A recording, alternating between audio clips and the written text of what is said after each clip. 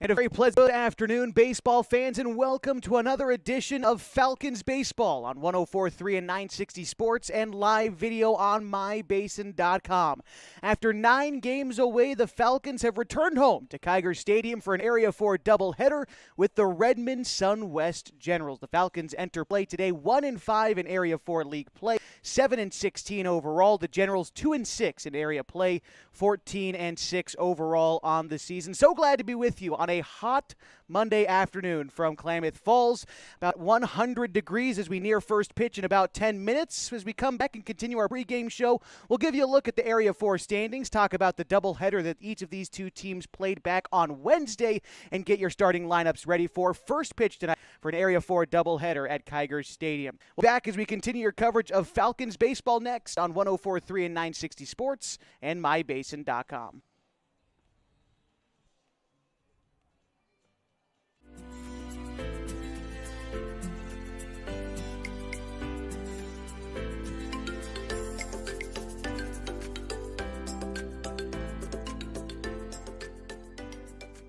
At mybasin.com, we bring you the power of local radio, the pace and reach of social media, and the excitement of local sports.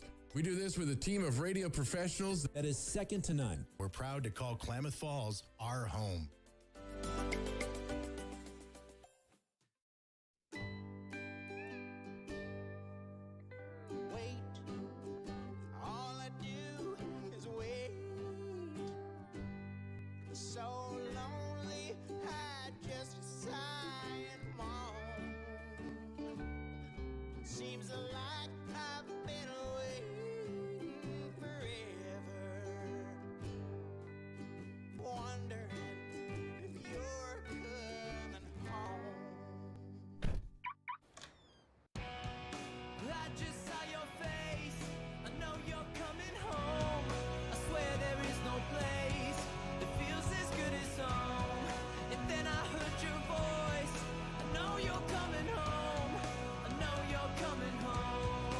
This is where unconditional love and immeasurable happiness reside.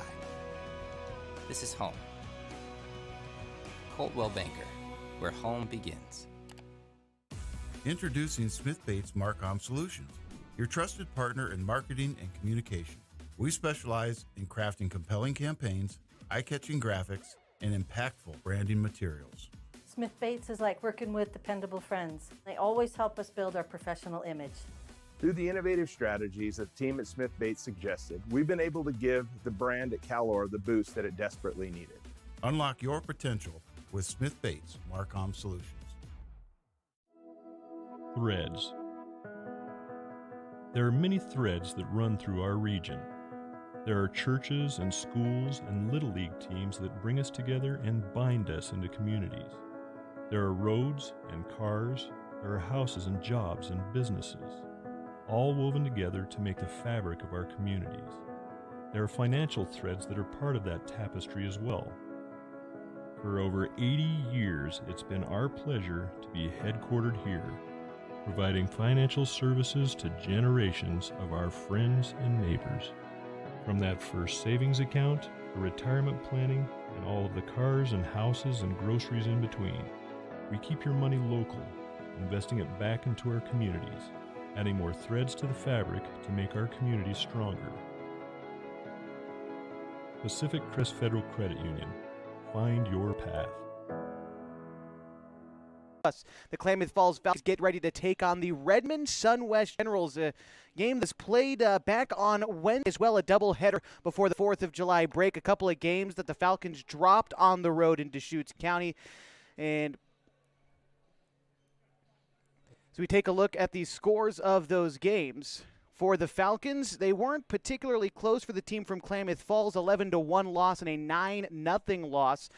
Team that was shorthanded then and will again be shorthanded today. A couple of key players missing in action for the Falcons. Mark Carpenter, one of them, and he was one of the bats that got the job done against Redmond during that stretch. An RBI for him and a couple of base hits as well. We'll be without him today. Klamath Falls is going to have to do it with Dylan DeJong on the mound. We'll take a look at him in a little while, but before we get into the nitty-gritty of this matchup, let's look at the Area 4 league as of this morning. Medford and Eugene pace the conference. Medford still technically in first place, but I would say Eugene has an edge on them right now. 6-0 for the Mustangs in league play.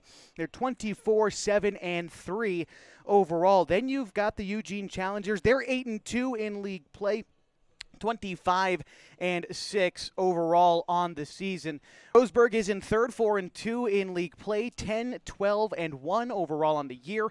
Redmond and Klamath, number 4 and 5 in the league. The Generals 2-6 in league play, 14-6 overall. Our Falcons are 1-5 and 7-16. The Grants Pass Nuggets round out the league, 1-7, 4-19 overall. Now, back on Wednesday, the Generals actually leapfrogged the Falcons in the standings by collecting their first 2 Area 4 wins of the season in those games I mentioned with the Falcons back on Wednesday. Falcons dropped to 1-5. Their one win, as a matter of fact, comes against the Challengers, and it was on this very field the last time the Falcons had a home game. Since then, though, the Falcons have dropped 8 of their 9 contests when they were on the road, including their last 4 in a row, looking to get off the skid and do it in front of a hometown crowd. Looking at the schedule that the Falcons have in front of them, after today, they are back in action on Wednesday on the road against Grants Pass. Then they host the Nuggets on Friday to end this week. They'll be taking on Medford twice next week before ending the week with a game against the Hillsdale Merchants. That will be on the road. They'll come and play Roseburg on their way back to the Basin and host the Doc Stewarts to close out the Legion season. A couple of minutes away from first pitch between the Falcons and the Generals. We're going to take one more break, and when we come back, we'll take a look at the starting lineup of both teams. This is Falcons Baseball on 104.3 and 960 Sports and MyBasin.com. Sports was kind of what defined me as a person. I loved to play every sport I could possibly play. The Abbeys was really the family stomping ground for all of our community. Saturday afternoon soccer tournaments, we'd head over to Abbeys afterwards. And then when we got up into middle school, on our way home, we'd stop at Abbeys after basketball games. When I go home, I want to see 2 things when I drive through Winston. I want to see my Abbeys and I want to see my high school. And those are the 2 memories that stick out the most to me. The innocence of youth. Is there anything any better? But soon they'll be in high school and facing all the same challenges you faced. How to make friends, how to fit in, how to be cool. We want our children to have everything they'll need to live fulfilling and productive lives. Make sure the kids in your family are among the more than 120,000 participants here in Oregon who take part in high school sports or activities. Comfortable and not corporate. At Klamath Subaru, we built our business on that simple promise. Well, that and some of the best people you're ever going to meet. Hi, I'm Rob Cedar, General Manager at Klamath Subaru. Our 62 employees make it easy for us to live up to our comfortable, not corporate philosophy. Friendly faces, easy answers, straight talk, fairness, and exceptional service. These are the things you expect. These are the things that all of our people deliver. Our management team, sales pros, certified service and body shop techs, lot attendants, and detail experts are all 100% focused on you. Local people putting their friends and neighbors first. At Klamath Subaru, that's the only way we do business. It's comfortable, not corporate. Our team members also spend hundreds of hours each year supporting local charities and events through the Subaru Love Promise. That's the kind of people they are. We're very proud of them. They're your friends, they're your neighbors, they're glad to know you, and they want you to be glad to know them too. I'm Rob, and this is what makes us comfortable, not corporate. Thanks to Les Schwab Tires, I'm a confident backseat driver, but Mom's a little stressed about spending. Remember, deep breaths and watch your speed. Even though we're watching our wallets, Les Schwab is still watching out for our safety. So turn here. Roll into summer. Save up to $200 instantly on a wide selection of tires and wheels. Les Schwab Tires, doing the right thing since 1952. Introducing Smith Bates Marcom Solutions, your trusted partner in marketing and communication. We specialize in crafting compelling campaigns, eye-catching graphics, and impactful branding materials. Smith Bates is like working with dependable friends. They always help us build our professional image. Through the innovative strategies that the team at Smith Bates suggested, we've been able to give the brand sports and on mybasin.com, getting ready for first pitch between the Falcons and the Generals. We have just a moment. Let's meet the starting lineup first for the Klamath Falls Falcons, and we'll introduce you to the Generals coming up on the other side. Leading off at third base is Max Price. Connor Shively bats second at his catching, followed by Marcos Uloa Ford, the shortstop, hitting third. Corbin Hamilton bats fourth at his in right field, followed by Colin Tacchini, batting fifth at second base. At first base, Jacoby Tacchini batting sixth. Batting seventh now is P.J. Safford in left. Carson Sims hits eighth in center field. And Dylan DeYoung is pitching and batting ninth. We'll take a look at the Generals coming up on the other side as we continue your coverage of Falcons baseball tonight on 104.3 and 960 Sports and mybasin.com.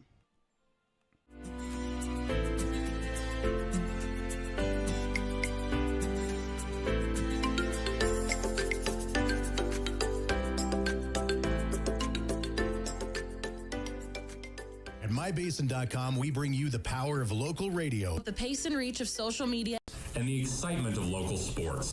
We do this with a team of radio professionals that is second to none. We're proud to call Klamath Falls our home.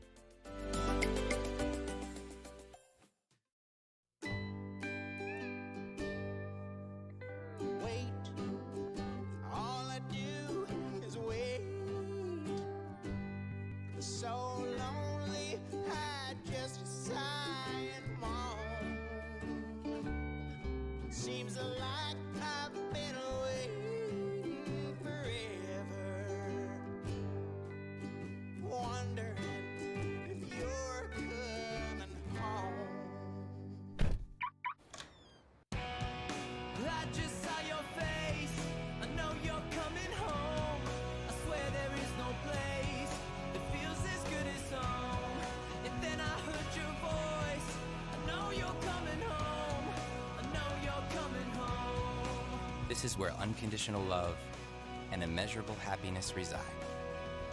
This is home. Coltwell Banker, where home begins. Introducing Smith Bates Marcom Solutions, your trusted partner in marketing and communication. We specialize in crafting compelling campaigns, eye-catching graphics, and impactful branding materials. Smith Bates is like working with dependable friends. They always help us build our professional image.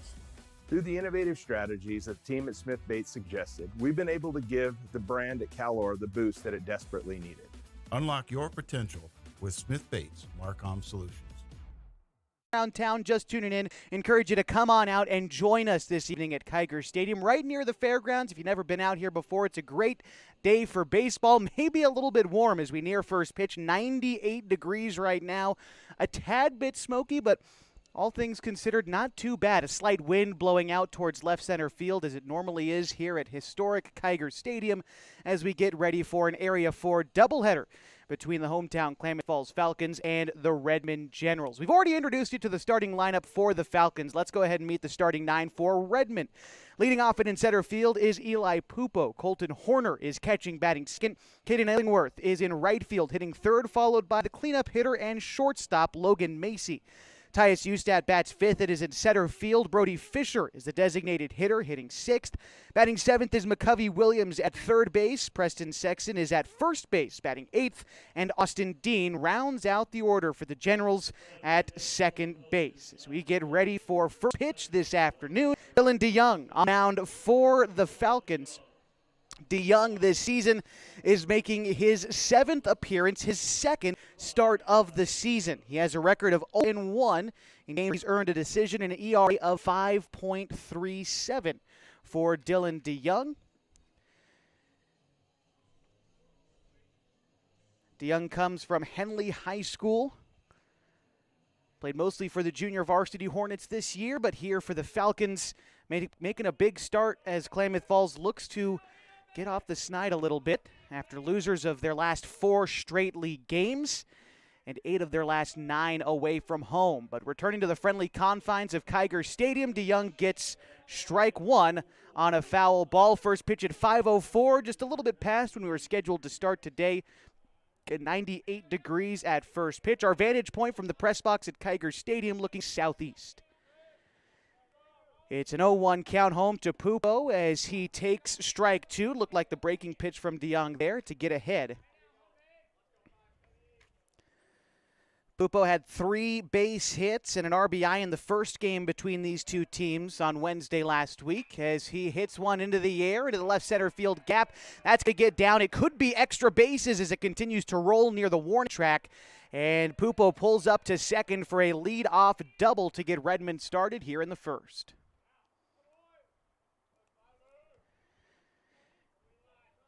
Go ahead and meet the defensive starters for the Falcons. DeYoung's half of the battery, and then you've got Connor Shively behind the dish. Max Price is at third. Marcos Ulloa Ford at short.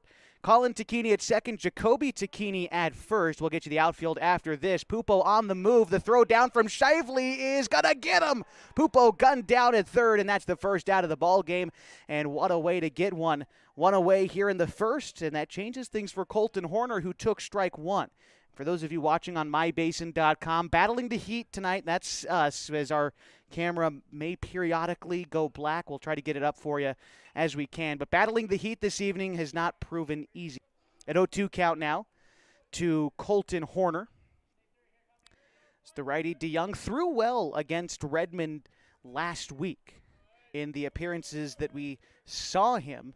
Didn't get the start in either game, but came in relief and, for the most part, kept the Generals at bay during his time on the Hill.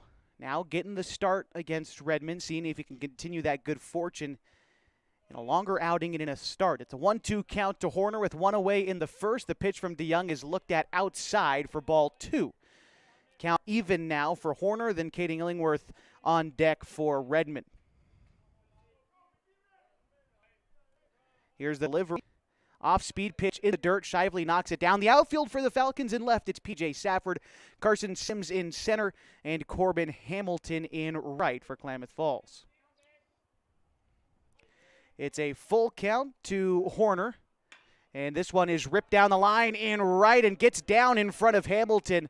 A one-out base knock for the Generals brings up Caden Illingworth.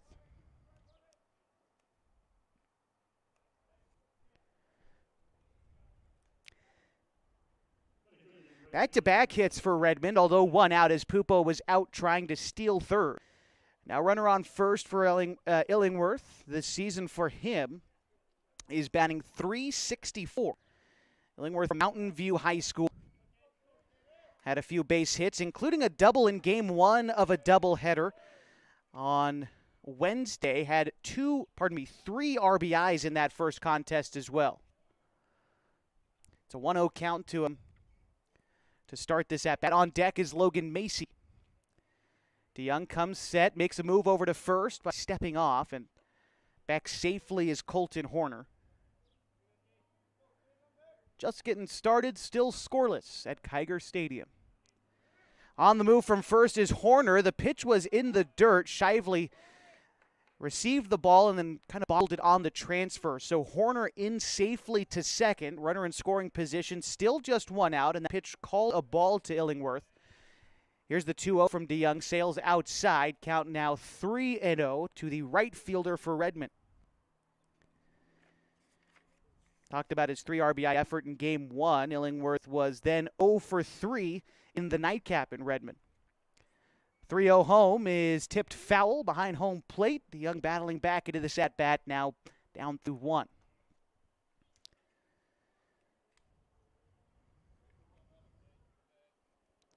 Generals playing their first season of AAA baseball, joining Area 4 this summer, and they've had a very good single-A program for a number of years, including back-to-back state championships.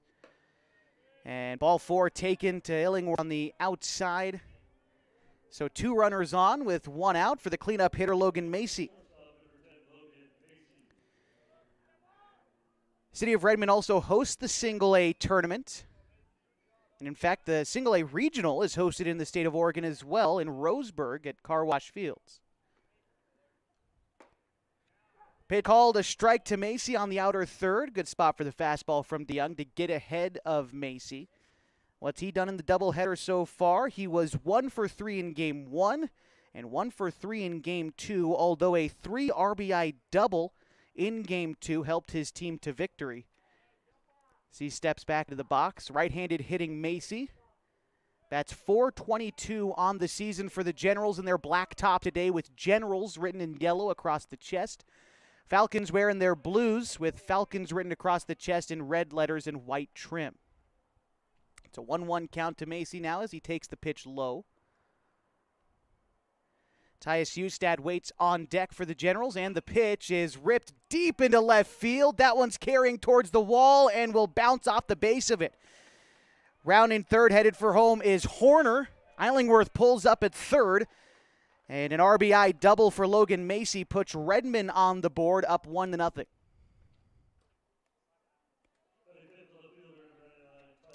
Brings up Tyus Hustad.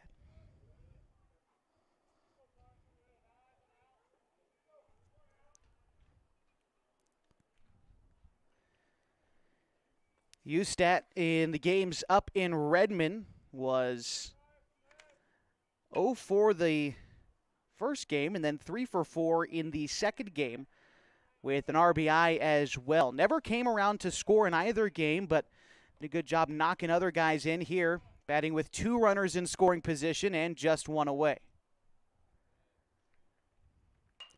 Hits one sky high behind first base, but foul. The count moved up to 0-2 to Hustad. From Crook County High School, the lone Cowboy on this Generals team. DeYoung comes set with the 0-2 and delivers an off-speed pitch that's also fouled off. Count remains no balls and 2 strikes. Aboard at third is Illingworth. Logan Macy at second with the RBI double to give his team a 1-0 lead. That's where we stand here, still in the top of the first inning. Pitch home from DeYoung is a breaking ball that came in the inside part of the plate. A nice pitch there from DeYoung to set down Hustad for second out here at first.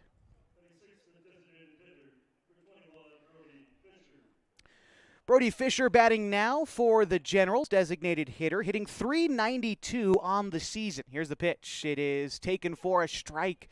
The outside portion of the dish open for DeYoung early as he finds it there for the first strike.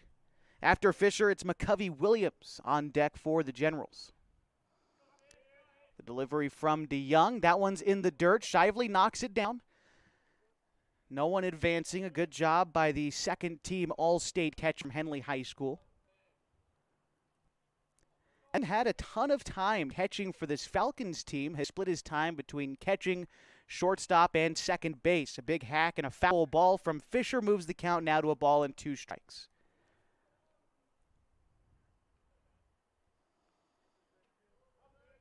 Two away in the first. DeYoung, if he can get out of this one, just surrendering 1 run, be huge. Here's the pitch. It is hit in the air behind second base. The shortstop, Uloa Ford, back a few steps to make the grab and end the inning. The Generals score 1 on 3 base hits. They leave 2 stranded. They lead 1-0. As we go to the bottom of the first inning, Falcons get their first chance.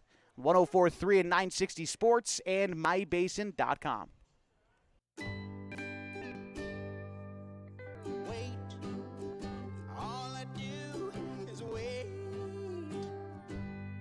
So lonely, I just sigh and moan. Seems like I've been away forever. Wondering if you're coming home. I just saw your face. I know you're coming home. I swear there is no place that feels as good as home. And then I heard your voice. I know you're coming home. I know you're coming home. This is where unconditional love and immeasurable happiness reside. This is home. Coldwell Banker, where home begins.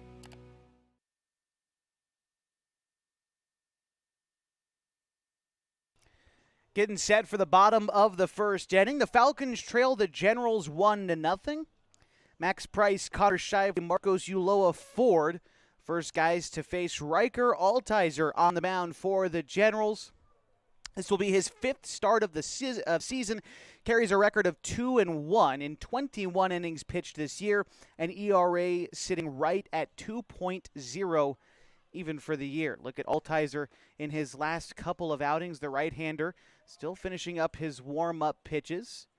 Altizer last threw on June 30th, where he worked 5 innings, gave up 5 hits, 5 runs against the post-20 Dirtbags. Also pitched against Eugene in the Area 4 doubleheader that they played the Challengers with. Pitched a complete game, giving up 4 runs against the Challengers. Now getting a second dose of Area 4 action against these Falcons as Max Price gets ready to step in the box.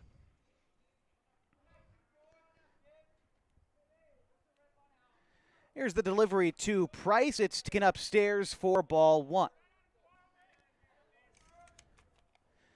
Price was quiet in the pair of losses for the Falcons, although he did have a couple of base hits in the nightcap. Here he hits one in the sky towards center field, and the catch is made by Eli Pupo for the first out.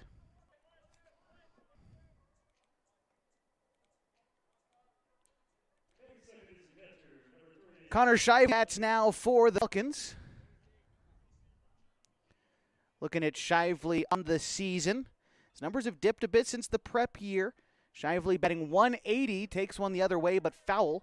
The count now 0-1 to Shively with 1 away. Bottom of the first, Falcons trail the Generals 1-0. Shively, the left-handed bat, mentioned second team All-State from Henley High School. Helped his team reach the state semifinals this year.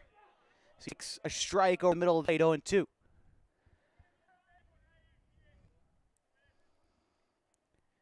Altizer working from the windup. Shakes off Horner on the first pitch. Now ready with the 0-2. Here it is. It misses outside. Count 1-2. Colton Horner, the other half of the battery for Redmond, will meet the defense after this 1-2 pitch to Shively. Setting up outside is Horner. Altizer delivers. The pitch misses outside. Count 2-2. At third base, it's McCovey Williams. Logan Macy at short. Austin Dean at second. And second at first will get you the outfield after this 2-2 pitch to Shively. Here it comes. Taken for strike 3. Shively down looking for the second out in the first inning. In the outfield for the Generals, Tyus Ustad left, Eli Pupo in center, and Caden Illingworth in right field. Batting now where Klamath Falls is Marcos Ulloa Ford. He was not able to make the trip with the team on Wednesday, so he's getting his first look at Redmond here in this doubleheader. Ulloa Ford on the season batting .333. He's ahead in the count here, 1-0. The pitch is taken low. Now Ulloa Ford up 2-0. The lone Mazama Viking and Oregon Tech Owl, for that matter, on this Falcons ball club. Just finished up his senior year for Mazama and will be attending Oregon Tech in the fall. The 2-0 to Ulloa Ford is taken inside for strike 1. Hard fastball in the inner third to the right-handed hitting Ulloa Ford. 2 away in the bottom of the first inning, and Redmond leads 1-0. The 2-1 home to Ulloa Ford is hit foul behind first base. Count even now at 2. After Ulloa Ford, it's Corbin Hamilton looking to get a crack at the Generals this half inning. Altizer readies the 2-2 pitch, kicks and fires. It is taken low and away for ball 3. Ulloa Ford working a full count in the bottom of the first inning.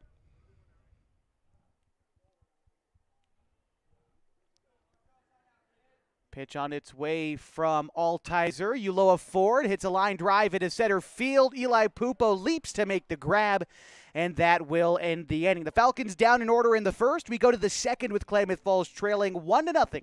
This is Falcons baseball on 104.3 and 960 Sports and MyBasin.com. Threads. There are many threads that run through our region. There are churches and schools and Little League teams that bring us together and bind us into communities. There are roads and cars, there are houses and jobs and businesses, all woven together to make the fabric of our communities. There are financial threads that are part of that tapestry as well. For over 80 years, it's been our pleasure to be headquartered here, providing financial services to generations of our friends and neighbors. From that first savings account to retirement planning and all of the cars and houses and groceries in between, we keep your money local, investing it back into our communities, adding more threads to the fabric to make our communities stronger. Pacific Crest Federal Credit Union. Find your path.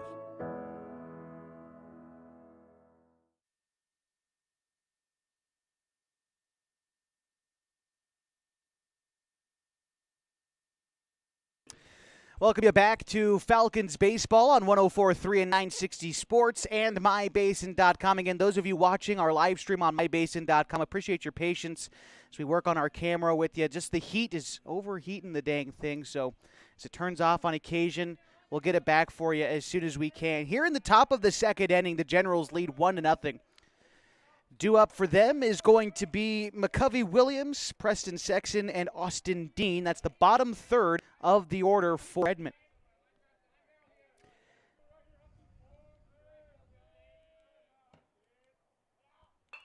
Ground ball foul down the third base side. The count now 0-2 to McCovey Williams.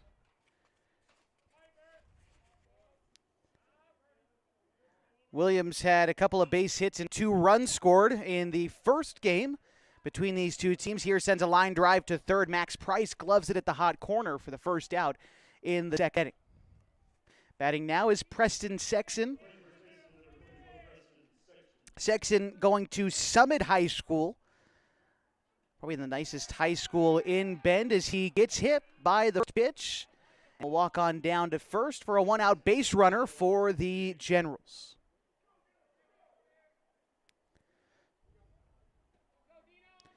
Austin Dean bats now for Redmond. As DeYoung works out of the stretch for the second time today. Looking at Dean on the season, bats .303 for the Generals in the 9-hole. Getting the start at second base in this game. Although he started as the catcher in game 1 of a doubleheader back on Wednesday. Today he takes strike 1. Next pitch ends up behind him. Now count even at 1 apiece to Austin Dean. Turns over next for Redmond with Lupo waiting on deck. Start to see the shadows a little bit here at Kiger Stadium take over home plate. Haven't quite yet reached the pitcher's mound as Dean lays a bunt down the first base line, kicks foul. Count moves out to a ball and 2 strikes to the Redmond second baseman.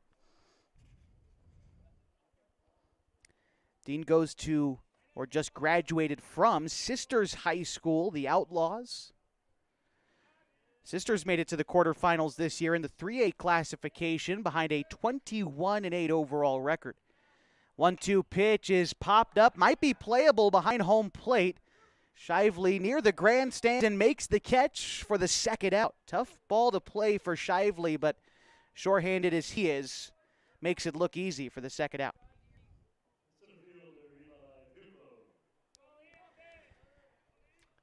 Pupo batting now for the Generals. 1 for 1 in this contest. He hit a double to lead off the ball game and then was out trying to steal third. First pitch to him is inside, called a ball. Had an incredible doubleheader back on Wednesday. 3 base hits in game 1, 2 more in game 2, and in total between those 2 games, he had 3 RBI. Also scored 4 runs. The 1-0 home to him is ripped foul down the first baseline, count even now for Pupo. On deck is Colton Horner. Pupo leads the team in batting average, hitting .562 this Legion season. Here's the 1-1 to the lefty. It's a line drive towards second. Colin Tacchini plays it on a hop, throws it over to Jacoby Tacchini at first to end the inning. No runs, no hits, 1 left for the Generals as they lead the Falcons 1-0 going to the bottom of the second inning. This is Falcons baseball on 104.3 and 960 Sports and MyBasin.com. Sports was kind of what defined me as a person. I love to play every sport I could possibly play. The Abbeys was really the family stomping ground for all of our community. Saturday afternoon soccer tournaments, we'd head over to Abbeys afterwards. And then when we got up into middle school, on our way home, we'd stop at Abbeys after basketball games. When I go home, I want to see two things when I drive through Winston. I want to see my Abbeys and I want to see my high school. And those are the two memories that stick out the most to me. Thanks to Les Schwab Tires, I'm a confident backseat driver, but Mom's a little stressed about spending. Remember, deep breaths and watch your speed. Even though we're watching our wallets, Les Schwab is still watching out for our safety. So turn here. Roll into summer. Save up to $200 instantly on a wide selection of tires and wheels. Les Schwab Tires, doing the right thing since 1952. And myBasin.com. Getting ready for the bottom of the second inning, a game that the Falcons trailed the Generals 1-0. It'll be the middle of the Klamath Falls order. Corbin Hamilton, Colin Tacchini, and Jacoby Tacchini to try to get a rally started and get the Falcons a tie or perhaps a lead in the second inning. Again, Corbin Hamilton going to lead things off. Right-handed batter from Henley School awaits the pitch from Riker Altizer. It's called a strike. Hamilton down 0-1 in the count. Hamilton batting 146 this Legion season. The right-hander awaits the 0-1. He swings through it for strike 2.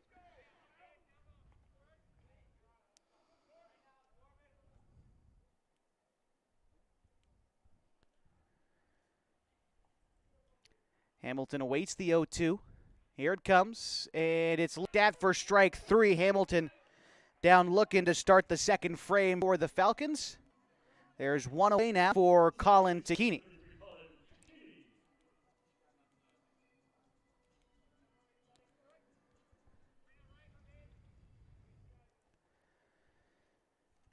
Colin this season for the Falcons, batting 162. Here he fouls one off, behind in the count 0-1.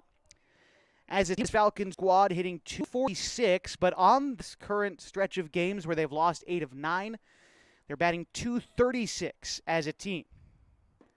Pitch is going to miss low there to Tacchini, evens the count at 1-1.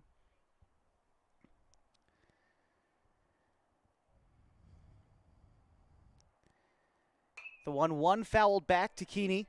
Now 1-2. And also on this stretch for the Falcons, they've struck out 38 times in the last 9 games to go along with 53 hits. The 1-2 on its way to Tacchini is taken for strike 3 called. Back-to-back Ks looking for the Falcons. 2 away here in the second for Jacoby Tacchini.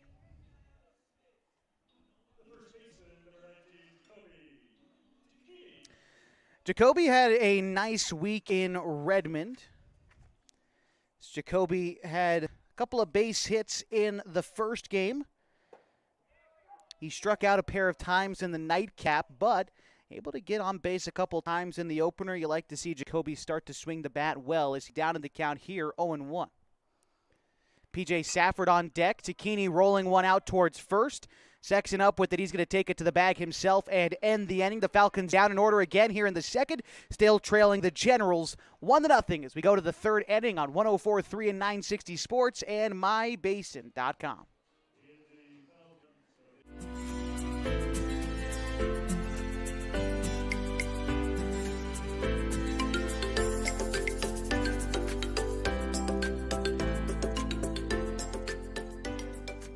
At mybasin.com, we bring you the power of local radio. The pace and reach of social media. And the excitement of local sports. We do this with a team of radio professionals that is second to none. We're proud to call Klamath Falls our home. Introducing Smith Bates Marcom Solutions, your trusted partner in marketing and communication. We specialize in crafting compelling campaigns, eye-catching graphics, and impactful branding materials. Smith Bates is like working with dependable friends. They always help us build our professional image. Through the innovative strategies that the team at Smith Bates suggested, we've been able to give the brand at Calor the boost that it desperately needed.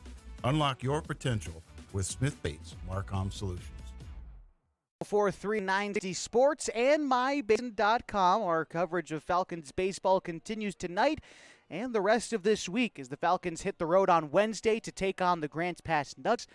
They'll be back at home on Friday to host those very same Nuggets, but still a doubleheader for the most part still in front of them tonight against the Generals, a game that they trailed the over 1-0 against Redmond. Leading off this half for Generals is Colton Horner and Caden Illingworth and Macy. That's 2-3-4 Redmond order. Still DeYoung gets ahead 0-1, 0-2 on a pitch that looked a couple of inches played from up here, but called a strike against Horner, who's 1 for 1 today, singled and scored in the first inning. Delivery on the way, and that is shoved out towards shortstop. Uloa Ford reaches out. It's just past his outstretched glove and in left field for a leadoff single for the Generals here in the third inning. Fourth hit of the day for Redmond. This brings up Caden Illingworth. Illingworth walked and was left stranded at third in the first inning. Now getting his second crack at DeYoung. Middle infield at double play depth for the Falcons. He rips one foul down the left field line towards the deck, the lounge area, the sunbathing spot. Although the fans that are down there have a tent pitched up, so they're not quite using the sun as intended, trying to avoid it as much as anyone else here in this warm day in the basin. Still 98 degrees. It's not going to get below 90 until about 8 o'clock tonight. I believe we've got a balk called against DeYoung, which advances Horner second, and that eliminates the possibility of a double play third. Illingworth bats now with nobody out, and are in scoring position. Pitch swung on and missed. Illingworth behind in the count 0-2, with Logan Macy waiting on deck. Illingworth 20 RBI on the season. That puts him tied for third most on the ball club. And he swings through strike three, a breaking pitch from DeYoung. And that's a big first out here in the third. Second strikeout for DeYoung on the afternoon, and it brings up Logan Macy. Macy doubled in a run in the first inning, an RBI for his credit as well. Bats 4-2 on the season, making a return trip to the Klamath Basin as he attended his freshman year at Oregon Tech last year. Here hits a towering fly ball to left. P.J. Safford gets underneath it to make the catch for the second out.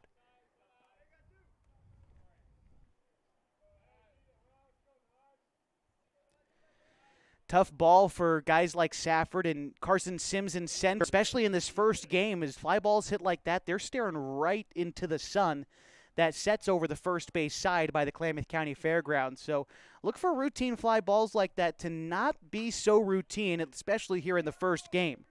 Ground ball to short. Ustat is going to ground out to Uloa Ford to end the third frame. One base hit, but no runs come across. The Generals strand one as they lead the Falcons 1-0. Headed to the bottom of the third on 104.3 Sports and Basin.com. Thanks to Les Schwab Tires. I'm a confident backseat driver, but Mom's a little stressed about spending. Remember, deep breaths and watch your speed.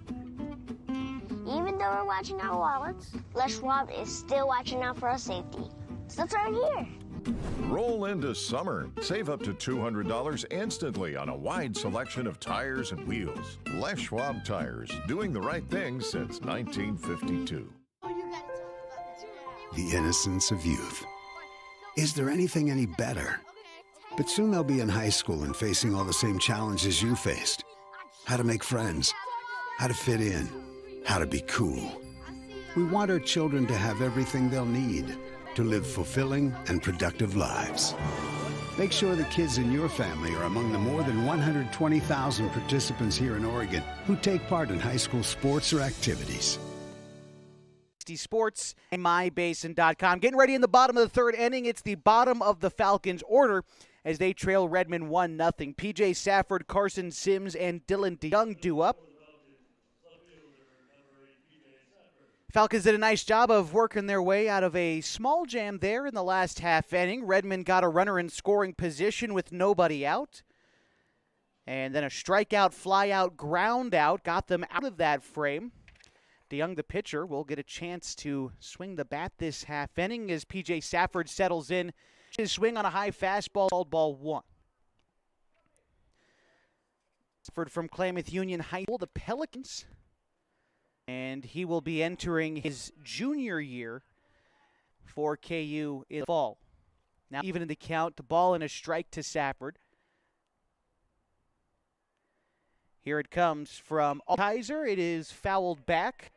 1-2. Learned this afternoon as well. Riker Altizer, the pitcher, will also be attending Oregon Tech in the fall. Just committed a few days ago, I believe, to play for Coach Garces and the Hustlin' Owls. Here's the 1-2 on the way to Safford. And taken high for ball 2.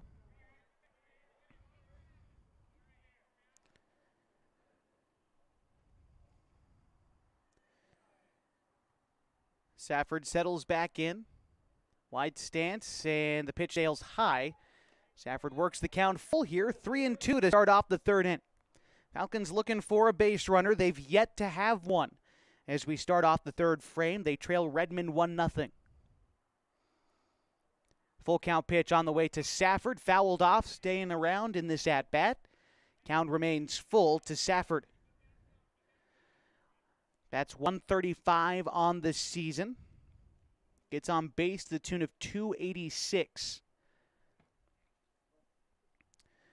Altizer now from the windup delivers the full count pitch. Upstairs fastball. Safford swings underneath it for strike 3. And that's the first out here in third inning. Fourth strikeout of the day for Altizer brings up Carson Sims.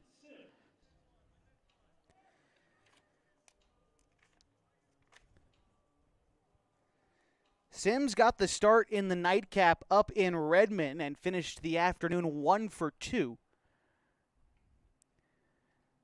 Here's the first pitch to Sims, is swung on and missed for strike 1.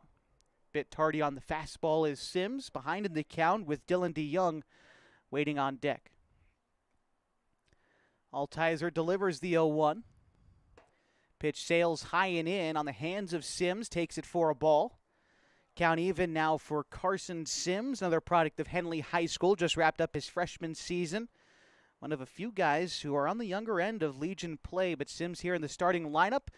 Swings underneath an elevated fastball, down 1-2 in the count. Altizer has gone to that high fastball and has placed it well throughout this contest.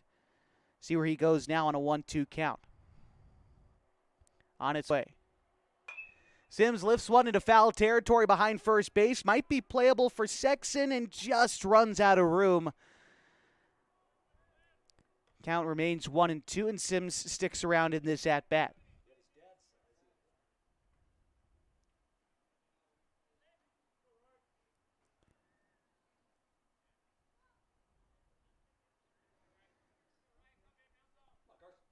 Back in the right-handed batter's box is the young Carson Sims, and awaits the 1-2 from Altizer. Here it comes. Taken for a ball. Looked over the plate. Might have been a touch low around the knees of Sims. The count even now at 2. Altizer still from the windup. Moves his glove around as he tries to find the pitch. Not sure if that's a tactic or if he's really going with the breaking ball. This one's lifted to second base. The shortstop, Macy, makes the grab for the second out. Brings up the pitcher, DeYoung, to swing the stick a bit in this game. For the season, DeYoung bats 182, although he doesn't have a ton of at-bats. 13 at-bats is the second fewest on the team next to Chase Connect, who only has 1 on the year. So, for all intents and purposes, DeYoung, some of the fewest at-bats on the team. He bats 182, 2 hits in 13 tries, 4 RBI, though. The 0-1 on the way to DeYoung is grounded and kicks off the grass in fair territory and is fair. A lucky hop and a 2-out single for the Falcons as DeYoung gets on base. As it was a rocket hit into foul territory, but it hit the cut of the grass near the foul line, bounced back fair, and by McCovey Williams for a 2-out base hit. The Falcons have a base runner in the third inning, back to the top of the order for Max Price. Good piece of hitting there. You'll take those base hits if you're Dylan DeYoung. Now Altizer works out of the stretch for the first time today. The pitch. Max Price grounds one over toward second. Dean comes up with it. Strong throw to first is in time, and that will retire the side. The Falcons get a base runner on one base hit. They do leave him stranded, and they still trail 1-0 as we go to the fourth from Kiger Stadium on 104.3 and 960 Sports and mybasin.com. Introducing Smith Bates Marcom Solutions, your trusted partner in marketing and communication. We specialize in crafting compelling campaigns, eye-catching graphics, and impactful branding materials. Smith Bates is like working with dependable friends. They always help us build our professional image. Through the innovative strategies that the team at Smith Bates suggested, we've been able to give the brand at Calor the boost that it desperately needed. Unlock your potential with Smith Bates Marcom Solutions. Sports was kind of what defined me as a person. I loved to play every sport I could possibly play. The Abbeys was really the family stomping ground for all of our community. Saturday afternoon soccer tournaments, we'd head over to Abbeys afterwards. And then when we got up into middle school, on our way home, we'd stop at Abbeys after basketball games. When I go home, I want to see two things when I drive through Winston. I want to see my Abbeys and I want to see my high school. And those are the two memories that stick out the most to me. Welcome back to Kiger Stadium on 104.3 and 960 Sports and mybasin.com. We're through 3 innings. Game 1 of a doubleheader between the Falcons and the Redmond Sunwest Generals. Point in the ball game, 1 run on 4 hits for Redmond, no errors. And they left 4 runners on base. For Klamath Falls, no runs on 1 hit, no errors. And they've left 1 runner on base as we get started in the 4th. For Redmond, it's going to be Brody Fisher, McCovey Williams, and Preston Sexton. That is 6, 7, 8 in the Redmond order. Is Dylan DeYoung still out there working for the Falcons? We talked about DeYoung a little bit, the outings that he had against Redmond up north on 97 back on Wednesday when we played Generals.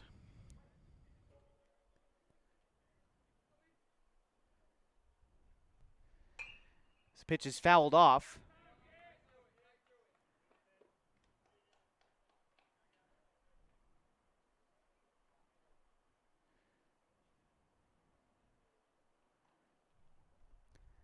And a line drive at a center field right at Sims makes the catch. That'll be the first out here in the 4th inning.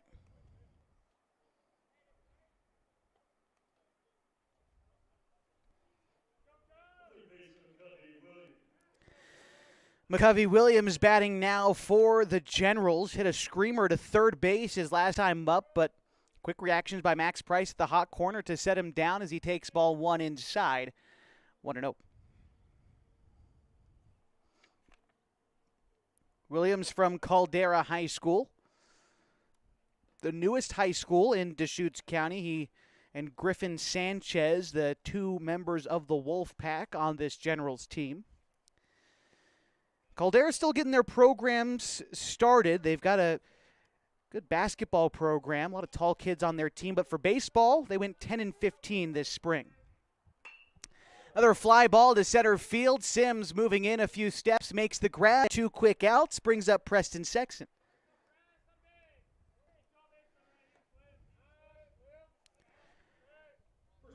Preston Sexton, you know the last name.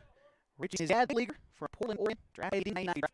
This season, familiar Pacific Northwest. Rich Sexton also an assistant coach for the Generals team. It's an 0-1 count to Preston Sexton through the next pitch, now 0-2. Sexton was hit by a pitch in his first at-bat, or his first plate appearance, rather, so this has a chance to be his first official at-bat of the game as DeYoung readies the 0-2 and fires. It's going to miss inside, count 1-2 to Preston Sexton. Dean waits on deck.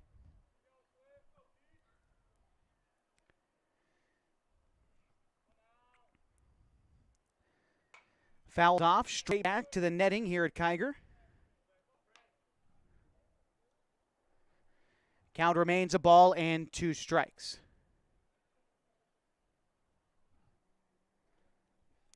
DeYoung delivers. That one misses in the dirt, bounces in the left-handed batter's box. Count now moves to 2 balls and 2 strikes to Sexton. Not the offensive statistics that Sexton is probably hoping for this summer. He bats 163. Here hits a bouncing ball out toward short. Ulloa Ford gloves it, makes the strong throw to first in time, and the Generals down in order in the fourth. They do lead the Falcons 1-0 as we go to the bottom half. This is Falcons baseball on 104.3 and 960 Sports and mybasin.com. Comfortable and not corporate. At Klamath Subaru, we built our business on that simple promise. Well, that and some of the best people you're ever going to meet. Hi, I'm Rob Cedar, General Manager at Klamath Subaru. Our 62 employees make it easy for us to live up to our comfortable, not corporate philosophy. Friendly faces, easy answers, straight talk, fairness, and exceptional service. These are the things you expect. These are the things that all of our people deliver. Our management team, sales pros, certified service and body shop techs, lot attendants, and detail experts are all 100% focused on you. Local people putting their friends and neighbors first. At Klamath Subaru, that's the only way we do business. It's comfortable, not corporate. Our team members also spend hundreds of hours each year supporting local charities and events through the Subaru Love Promise. That's the kind of people they are. We're very proud of them. They're your friends, they're your neighbors, they're glad to know you, and they want you to be glad to know them too. I'm Rob, and this is what makes us comfortable, not corporate. Getting ready for the bottom of the fourth inning as the Klamath Falls Falcons trail the Redmond Generals 1-0. Due up this half for the Falcons, Connor Shively, Marcos Ulloa Ford, and Corbin Hamilton. That is 2-3-4 in the order. As the Falcons try to respond, get a run on the board here as we move towards the middle part of Game 1 of a doubleheader tonight from Kiger Stadium. Shively settles into the left-handed batter's box, awaits the first pitch from Altizer, sends one into the air to left field. Tyus Ustad moving underneath it to make the grab, and that'll be the first out in the fourth inning.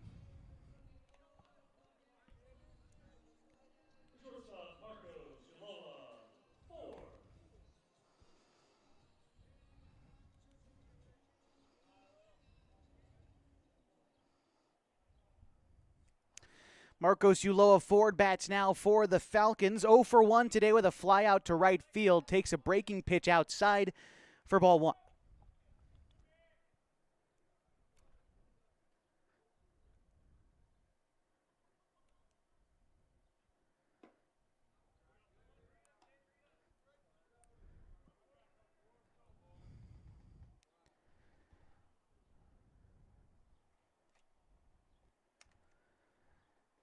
The 1-0 for ball. Now that pitch fouled back to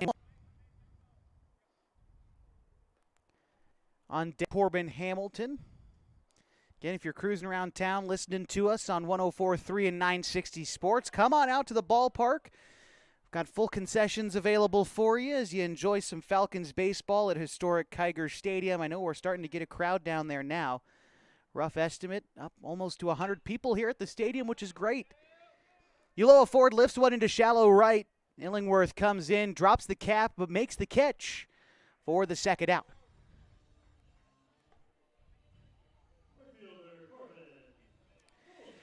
Corbin Hamilton batting now for the Falcons. 0 for 1 in this contest. Hamilton on the season batting 146.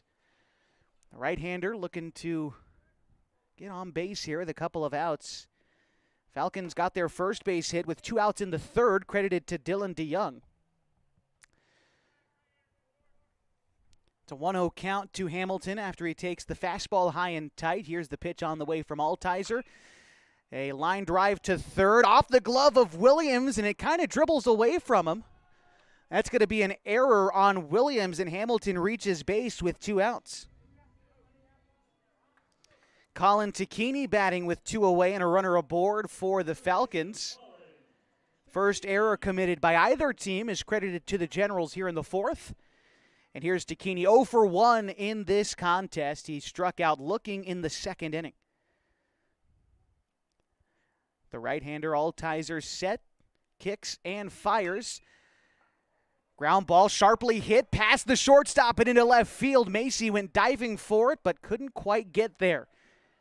A single for Colin Tacchini moves Hamilton to second. The Falcons have their first runner in scoring position, and that brings up Jacoby Tacchini. Jacoby Tacchini has swung the bat well as of late, trying to battle out of a slump. He's had 4 base hits in his last 3 games.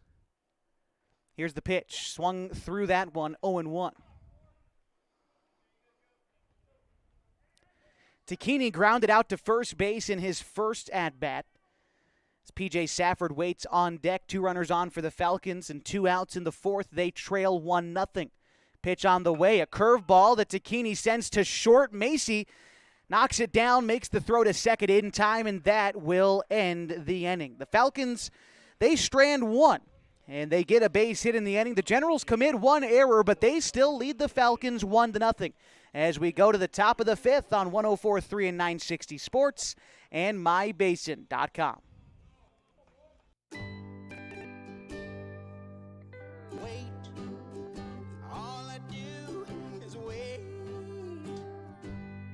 So lonely, I just sigh and moan.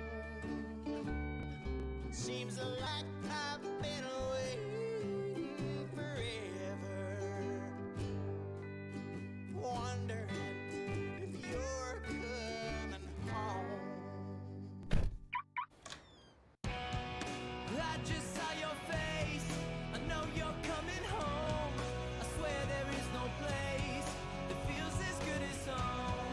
And then I heard your voice, I know you're coming home. I know you're coming home. This is where unconditional love and immeasurable happiness reside. This is home. Coltwell Banker, where home begins.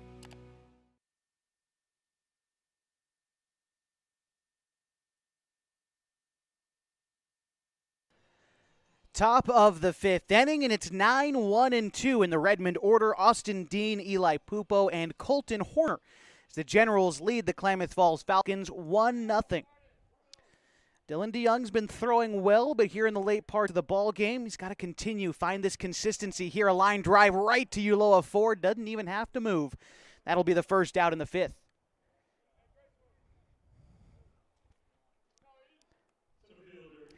This brings up Eli Pupo, who's 1 for 2 today. He doubled in the first inning and was caught stealing. Other than that, he grounded out in the second frame. Here he takes strike 1. A pitch again that's a little bit outside the plate, but in the zone. DeYoung has utilized those couple of inches off the plate in the strike zone to his advantage so far. Here on the 0-1, goes there again, but Pupo takes it the other way. A base hit into left field with 1 out. Puts him on first for Colton Horner to bat. 5th hit of the day for Redmond. 1 away in the 5th. Here's Colton Horner. Second hit of the day for Pupo. And here's Colton Horner, who has a pair of singles so far. He singled and scored in the first, was left stranded at second in the third. Here he rolls one off his ankles. Going to have to walk that one off. Never feels good. It's an 0-1 count to Horner. Horner, an all-state athlete, recent graduate of Redmond High School, has committed to continue his baseball career at Arizona Christian. Stands 5'9", bats from the left side, and settles back in an 0-1 count. The pitch, Pupo takes off for second. The pitch was inside. Shively didn't really have a chance to throw down, so in safely at second with 1 out is Pupo. And we'll see, he tried to swipe third already once today. We'll see if they've got him on the move again. A 1-1 count as DeYoung comes set. No movement on the base paths. The pitch misses inside. The count now 2-1 to Colton Horner with Caden Illingworth on deck.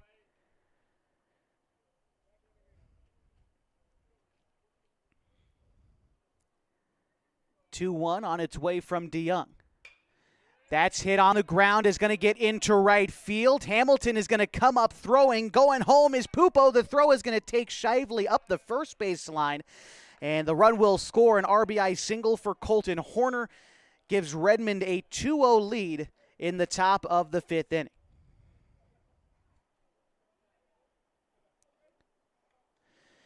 Caden Illingworth bats now with 1 away and a runner aboard at first. And for Horner, that gives him his 21st RBI of the season, separates him from Illingworth has now sole possession of third on the team in RBI. Illingworth still standing at 20 for the season, but a ball in the gap could score Horner as he takes strike one from DeYoung. After Illingworth, it's Logan Macy in the Redmond order as DeYoung comes set. Pitch on the way. Off-speed pitch, fouled off. DeYoung gets ahead of Illingworth 0-2. He's walked and struck out so far. He was left stranded at third in the first inning. No movement in the Falcons bullpen. Not that there would be. DeYoung's been throwing well. Checks the runner at first before coming set and delivers. Hit in the air to right field. Hamilton moving into the gap. Comes in to make the catch for the second out. Now Logan Macy bats for Redmond with two away. Runner at first is still Horner. And Logan Macy, the Oregon Tech Owl, former member of Culver High School. Macy doubled in a run in the first, flew out in the third. Here he bats with two outs. First pitch misses high and tight. 1-0 to Macy. After Macy in the order is Tyus Ustad.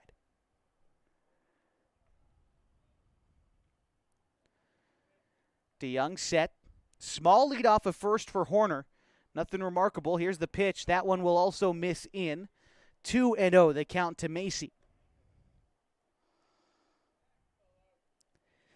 Macy this season bats .422 for Redmond.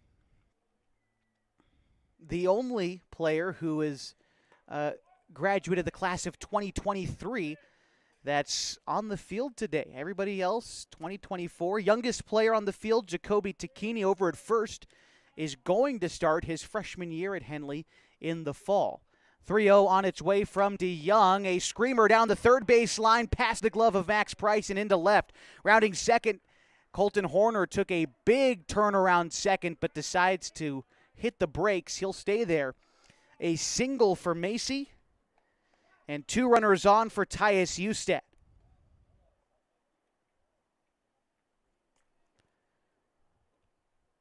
And we've got a meeting on the mound. It looks like Coach Whistler going to take the ball from DeYoung here in the fifth. We'll get a new Falcons pitcher when we come back on 104.3 and 960 Sports and mybasin.com. Threads. There are many threads that run through our region. There are churches and schools and Little League teams that bring us together and bind us into communities. There are roads and cars. There are houses and jobs and businesses, all woven together to make the fabric of our communities. There are financial threads that are part of that tapestry as well. For over 80 years, it's been our pleasure to be headquartered here, providing financial services to generations of our friends and neighbors. From that first savings account, to retirement planning, and all of the cars and houses and groceries in between, we keep your money local, investing it back into our communities, adding more threads to the fabric to make our communities stronger. Pacific Crest Federal Credit Union. Find your path.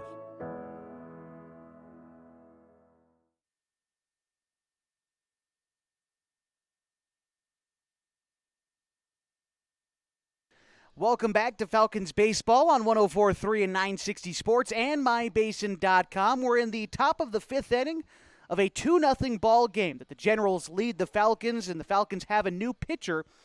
It is Carson Pimley. Pimley's pitched 6 innings this season. This will be his 4th appearance overall. In those 6 innings, an ERA of 10.5. Pimley's tasked with getting out of this inning. The Generals have 2 runners on. Horner at second. He had an RBI single to score the run that the Generals put up this half inning. Logan Macy followed it up with a single later on. He will be standing at first base as we bring you back in live to Kiger Stadium on mybasin.com. Again, I'll mention another time, thank you for your patience. If you're watching our live stream on mybasin.com, camera keeps shutting off due to the heat, but we get it back for you as soon as we can. And again, thank you for your patience. And thank you for joining us for another night of Falcons baseball. We'll be back on Wednesdays. The Falcons hit the road to Grants Pass at the All Sports Park at Agnew Lytle Field to take on the Nuggets. That'll be Wednesday. And the Falcons host the Nuggets on Friday. back here at home at Kiger. Here's Tyus Ustat getting ready to step in. The first task for Carson Pimley out of the bullpen. Now the runners on base are still the responsibility of Dylan DeYoung, so can't quite close the book on him yet. It's Pimley trying to get out of this jam and keep this game within striking distance in the 5th inning. First pitch on the way from Pimley as he checks the runner at second and delivers home. Fouled off. The count now 0-1 to Tyus Ustat. Ustat today 0 for 2. He struck out and grounded out in the 1st and 3rd innings. Pimley having to work out of the stretch right away. Here's the pitch. He looks the runner down, now delivers home on pitch that missed just outside. Count even now at 1 for Pimley.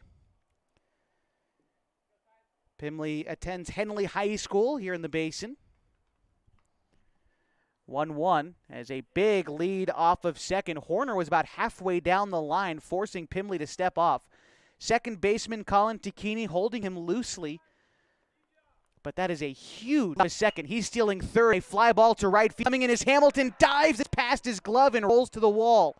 1 run will score. They're waving Macy around third. He will score from first. And a 2 RBI double gives Redmond a 4-0 lead.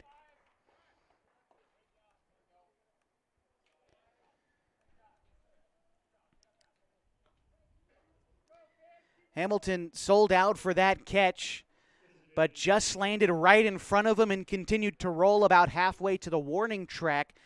Allowed 2 runs to score on the RBI double. 2 RBI double, rather, and we've got a 4-0 ball game in favor of the Redmond Generals. Here's Brody Fisher, who's 0 for 2 with a couple of flyouts so far. Pitch from Pimley is grounded hard down the third base line, but foul, and an 0-1 count.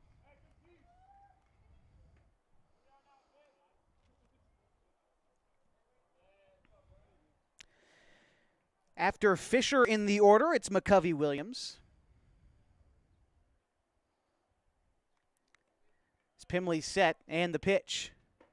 Taken for a strike. 0-2, a nice breaking pitch there from Pimley. Kind of floated over the zone. I think Fisher wishes he probably would have swung the bat on that pitch, but now down in the count 0-2, has to get defensive. Chokes up a bit, swings and misses at a ball in the dirt, and it kicks away from Shively. Tries to make the throw to first, and he does so in time. Got the drop third strike throw down to first to end the inning, but not before the Generals score 3 on 4 base hits, including a 2 RBI double from Tyus Ustat. They lead the Falcons 4-0 as we go to the bottom half of the 5th on 104.3 and 960 Sports and MyBasin.com. Sports was kind of what defined me as a person. I loved to play every sport I could possibly play. The Abbeys was really the family stomping ground for all of our community. Saturday afternoon soccer tournaments, we'd head over to Abbeys afterwards. And then when we got up into middle school, on our way home, we'd stop at Abbeys after basketball games. When I go home, I want to see 2 things when I drive through Winston. I want to see my Abbeys, and I want to see my high school. And those are the 2 memories that stick out the most to me. Thanks to Les Schwab Tires, I'm a confident backseat driver, but Mom's a little stressed about spending. Remember, deep breaths and watch your speed. Even though we're watching our wallets, Les Schwab is still watching out for our safety. So turn here.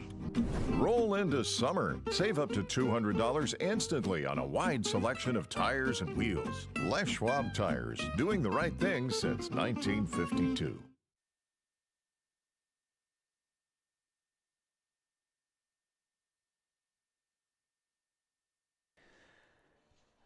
Bottom of the 5th inning, and the Falcons trail the Redmond Generals 4-0. Leading off this half for the Falcons is P.J. Safford, Carson Sims, and then Carson Pimley will bat in the spot of Dylan DeYoung.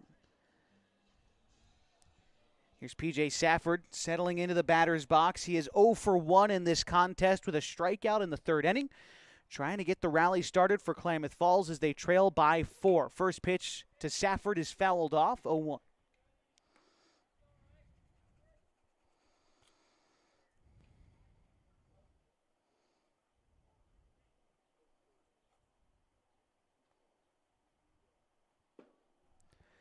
Pitch is called a ball to Safford. Looked low and maybe a touch away as well. A 1-1 count. Riker Altizer still working here in the 5th, and strike called. 1-2 count. All Redmond starters have gone the distance in this series so far. And had to go to the bullpen. Their starters have thrown extremely well. The 1-2 to Safford. Line back up the middle into center field, and a base knock for P.J. Safford to get us started in the 5th.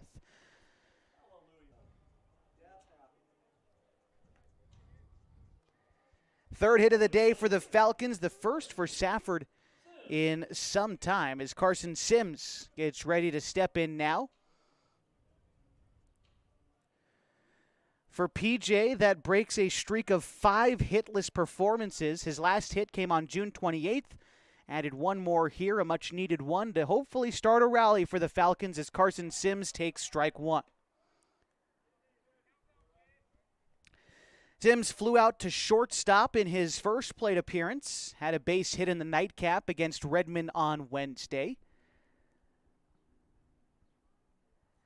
Altizer set, and the 0-1 to Sims. Hits that one into right center field. Could be trouble, and a diving catch from Eli Pupo. And throw to first to try to backdoor Safford. He's back, but my goodness. Eli Pupo has made some amazing plays this series. Back in Redmond, a couple diving catches. Adds another one here to steal a shore base hit from Carson Sims. The first out in the 5th inning to bring up Carson Pimley.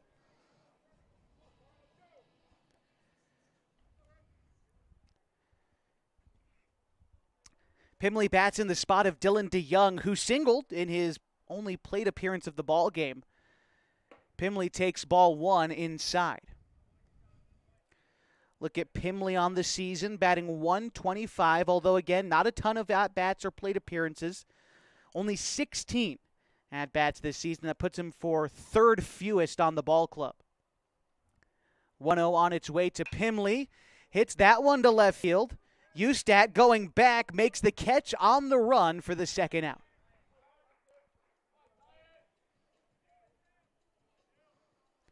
Top of the order now for the Falcons. It's Max Price, who's 0 for 2 in this ball game. A fly out and a ground out. P.J. Safford still at first base after the leadoff single.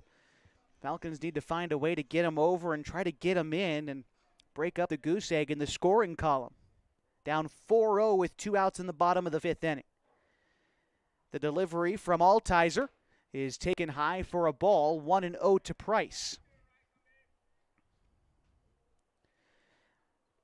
Max has been hitting the ball well for the Falcons, bats .377. In fact, he's been one of the lone Falcons who's produced during this stretch of 9 games that the Falcons have had trouble with. They've lost 8 of their last 9, but Max Price is batting .333 in that time with a couple of doubles, and he's scored 4 runs, which leads the team in that metric over the last 9 games. He's ahead in the count here, 2-0. Altizer set, and he delivers. High fly ball, shallow left field. Ustat calls off everybody, makes the catch in left, and that will end the inning. The Falcons leave one stranded after a single from Safford. They still trail 4-0 as we head to the top of inning number 6 on 104.3 and 960 Sports and MyBasin.com.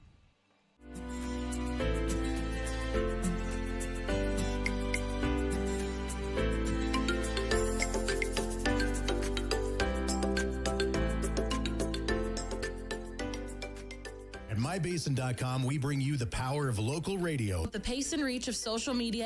And the excitement of local sports.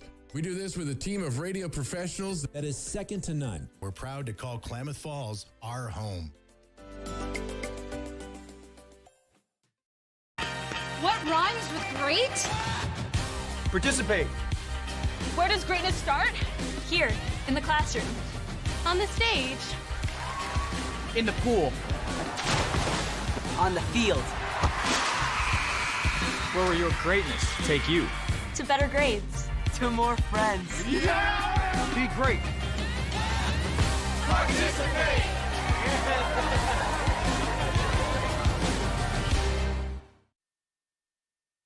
Top of the sixth inning as we continue your coverage of baseball from Kike Stadium on 104.3 and 960 Sports and MyBasin.com. Through 5 innings, the Generals lead the Falcons 4-0.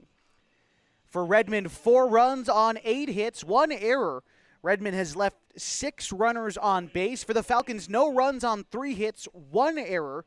The Falcons have left 3 runners on base. As we move into the late innings of this ball game, Carson Pimley on the hill for the Falcons, trying to keep things right where they are.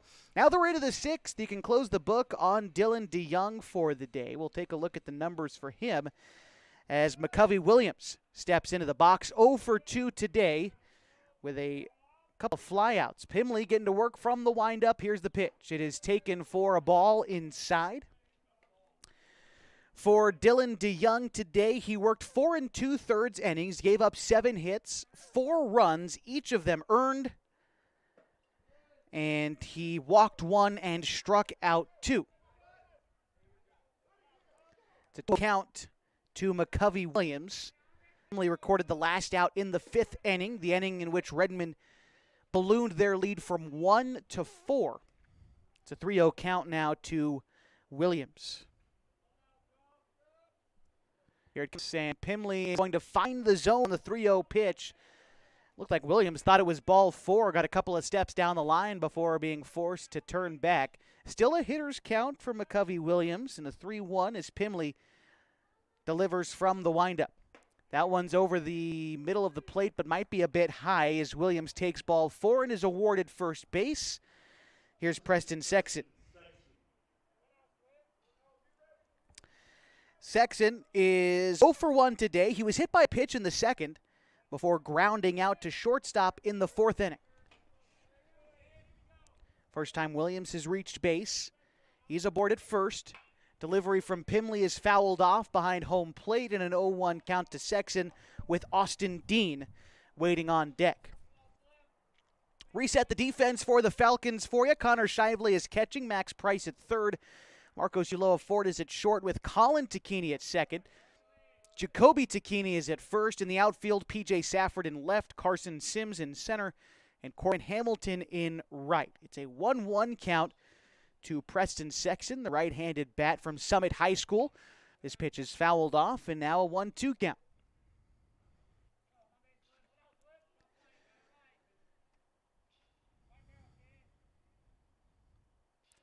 One run for Redmond in the 1st. They added 3 more in the 5th.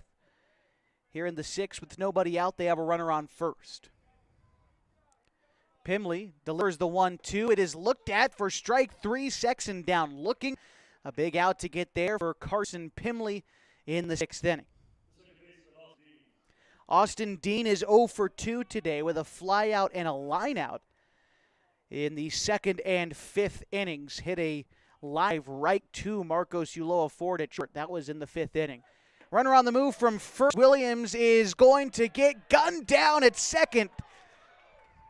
Connor Shively with a great throw to nail the runner. And now there are 2 outs in the 6th inning.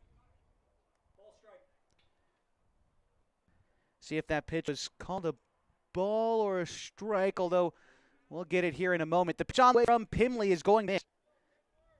Like that, 2 away, and a fantastic job by Shively. And doesn't get a lot of time to dish for this Falcons squad, but second team All-State and showing us why.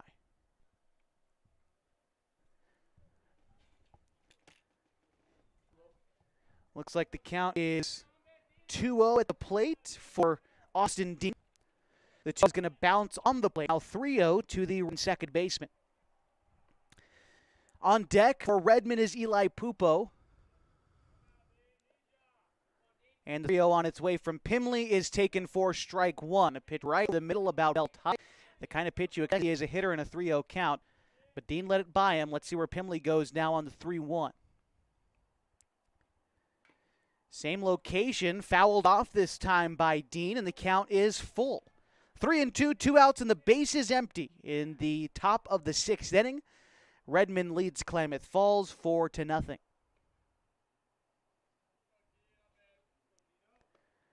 Pimley ready to go. Here's the pitch. Fouled off down the first base side. Count remains full, 3-2. Just game one of a doubleheader tonight. Stick with us as we'll be back right around 7 or so for game two of a doubleheader tonight on mybasin.com and 104.3 and 960 Sports. Full count pitch, sails high, and that is ball 4. Austin Dean is awarded first. The second walk this inning from Pimley brings up Eli Pupo.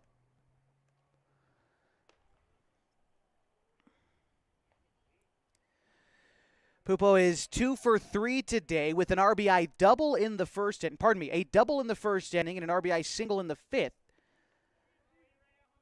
He also grounded out in the second. Pupo steps into the left-handed batter's box, leads his team in average, 562, leads the team in hits, 41 this year. And that pitch sails outside, 1-0. Just about every major statistical category Pupo leads the Generals in. Also has 8 triples, team lead. 1 homer, that's tied for the team lead. 27 RBIs, yep, that's the team lead as well. Here he sends a line drive into center field for his 42nd hit of the summer. Comes with 2 outs, so Dean moves to second. Pupo aboard at first with his third base hit in this contest. 2 outs for Colton Horner. Horner is 3 for 3 in this game. He singled all 3 trips, added an RBI in the 5th inning.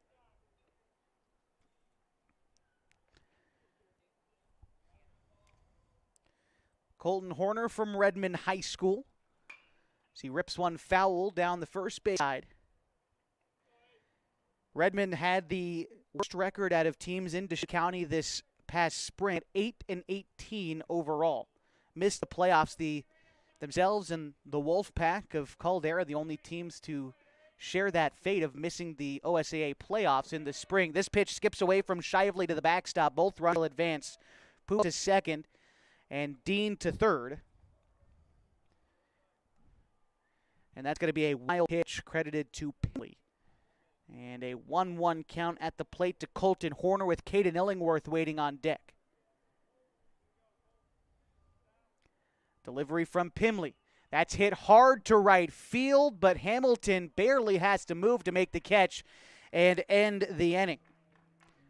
No runs, a base hit in the inning for Redmond as they leave a pair stranded. Going to the bottom of the 6th inning, they lead the Falcons 4-0 on 104.3 and 960 Sports and mybasin.com.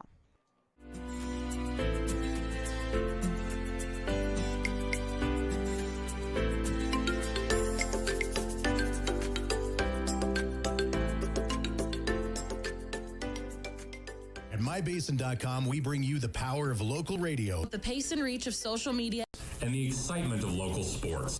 We do this with a team of radio professionals that is second to none. We're proud to call Klamath Falls our home. Introducing Smith Bates Marcom Solutions, your trusted partner in marketing and communication. We specialize in crafting compelling campaigns, eye-catching graphics, and impactful branding materials. Smith Bates is like working with dependable friends. They always help us build our professional image. Through the innovative strategies that the team at Smith Bates suggested, we've been able to give the brand at Calor the boost that it desperately needed. Unlock your potential with Smith Bates Marcom Solutions. To Falcons ball on 104.3 and 960 Sports and mybasin.com. Getting set for the bottom of the 6th inning. The Falcons trail the Generals 4-0 in game one of a doubleheader tonight at Kiger Stadium, but the Falcons a chance to battle back with Shively, Ulloa Ford, and Hamilton due up this 6th inning. That's 2, 3, and 4 in the Falcons lineup. Shively 0 for 2 today with a strikeout and a flyout. Here's his third look at Riker Altizer. It's called a ball. 1-0 to get us started in the bottom of the 6th inning. Falcons have gotten a base hit in each of the last 3 innings, but have been unable to get anything across. In fact, only one runner has reached second base all game, as Riker Altizer has quieted the bats from Klamath Falls, but Shively ahead 2-0 in this count. Pitch from Altizer, here it comes. Shively hits one sky high to right field. Illingworth going back to the warning track and can't make the catch. Shively winds up at second base, and that'll be a leadoff double for Shively. And the Falcons are in business in the 6th.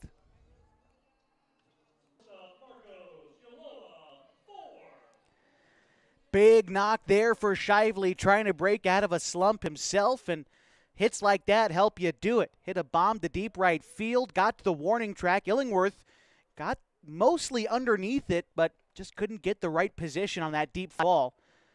So Shively winds up at second. The first pitch to Uloa Ford is taken outside for a ball.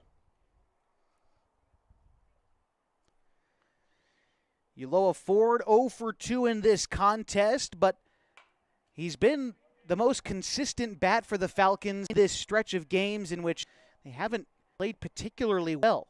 Last 9 games, the Falcons have lost 8 of them, but Marcos is hitting .412 in that stretch with a couple of doubles and a home run.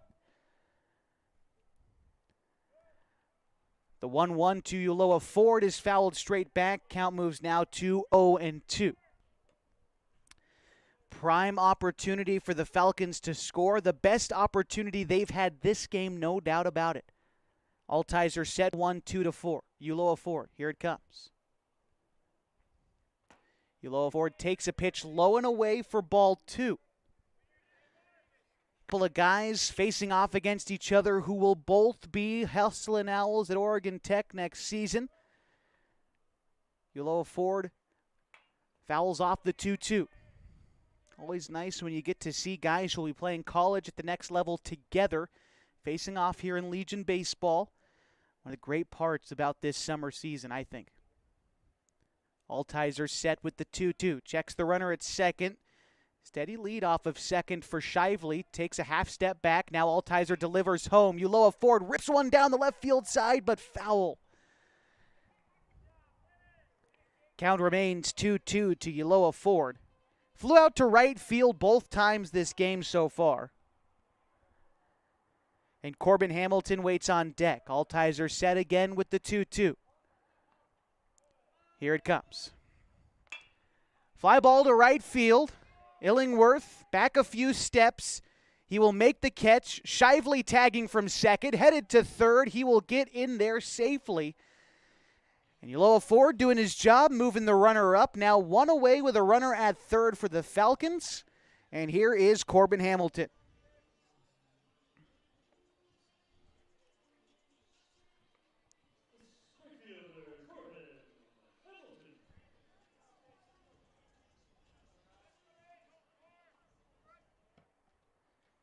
Hamilton is 0 for 2 today. He struck out and reached on an error.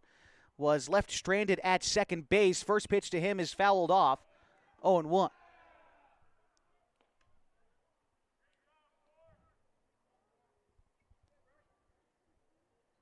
After Hamilton, it is Colin Tacchini in the order.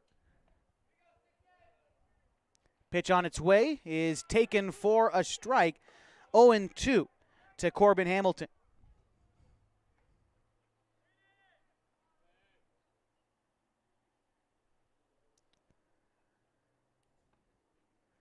Hamilton waves and misses at the 0-2.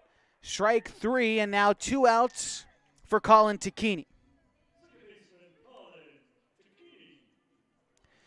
Tacchini 1 for 2 today. Struck out in the second, but singled in the fourth. Looking for another knock here as the Falcons try to get their first run across. Shively waits 90 feet away. The delivery from Altizer misses outside. 1-0.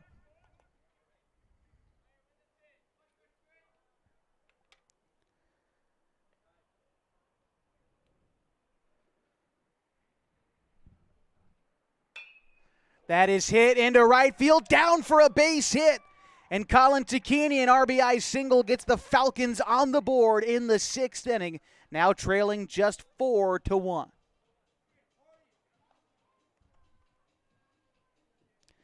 Second hit of the day for Colin Tacchini, his first RBI.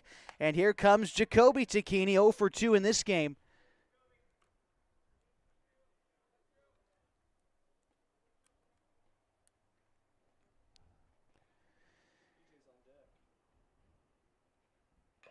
Foul ball into the glove of Horner for the first strike for Jacoby Tacchini at the plate.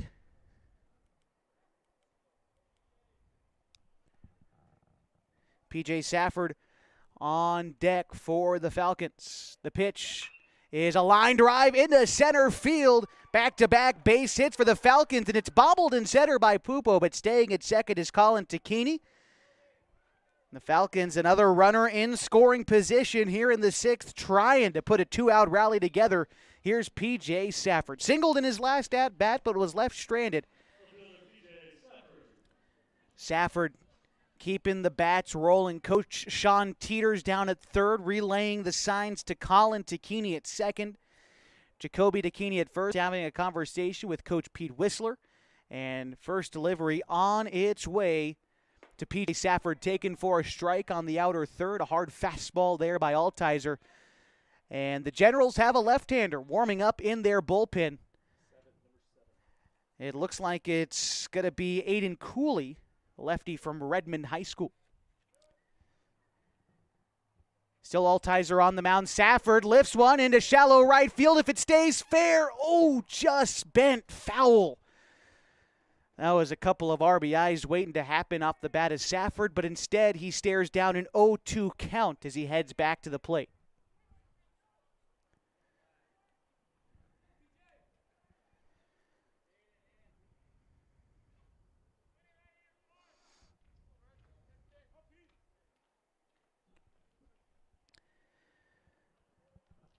Both Tacchini's on base in an 0-2 count to Safford. Pitch to PJ. Bouncing ball towards second. Dean plays it on a hop, throws to first in time. That will end the inning, but the Falcons do score one on 3 base hits in the inning. They leave 2 stranded. They do trail 4-1 as we head top 7 on 104.3 and 960 Sports and mybasin.com. Thanks to Les Schwab Tires. I'm a confident backseat driver, but Mom's a little stressed about spending. Remember, deep breaths and watch your speed. Even though we're watching our wallets, Les Schwab is still watching out for our safety. So that's right here. Roll into summer. Save up to $200 instantly on a wide selection of tires and wheels. Les Schwab Tires, doing the right thing since 1952. The innocence of youth. Is there anything any better? But soon they'll be in high school and facing all the same challenges you faced. How to make friends, how to fit in, how to be cool. We want our children to have everything they'll need to live fulfilling and productive lives. Make sure the kids in your family are among the more than 120,000 participants here in Oregon who take part in high school sports or activities.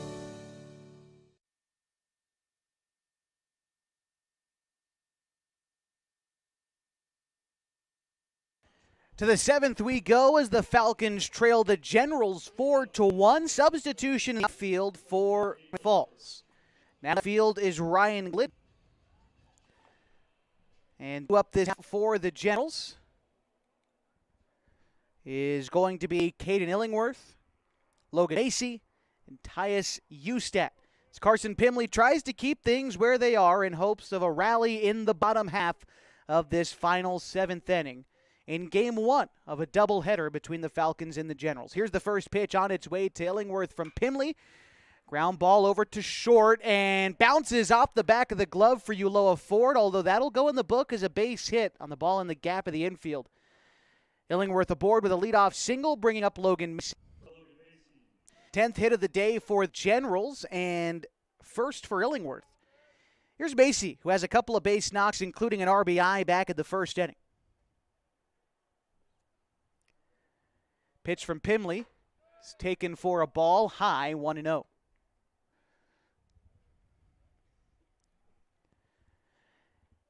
Macy doubled in the first. He singled and scored in the 5th. Pitch is in the dirt. Shively knocks it down, keeps it in front of him, but the count now 2-0 to Macy. Tyus Ustat on deck. The Generals have scored 1 in the first, and they added 3 more in the 5th. Falcons scored their lone run of the ball game last half inning in the 6th. Wild pitch is going to allow Illingworth to advance to second. Makes the possibility of a double play and moves down 3-0 to Macy.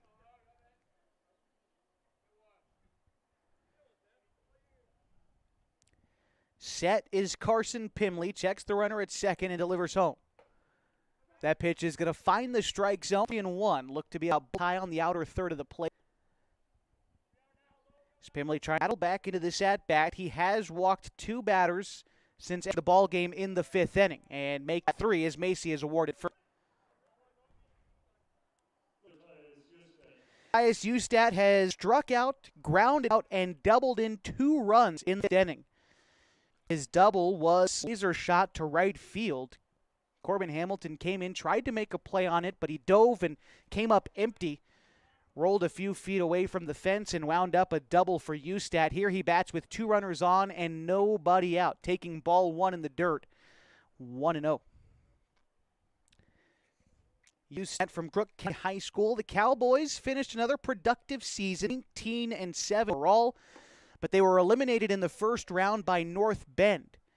And the Bulldogs of North Bend High School would travel to Henley and lose in the quarterfinal. But Crook County actually eliminated Henley from the playoffs 2 seasons ago as the 9 seed coming to Henley High School. Here a fly ball center field. Carson Sims gets underneath it, makes the catch. Tagging from second, heading to third is Illingworth. He'll get in there safely. So out runners at the corners now for Brody Fisher.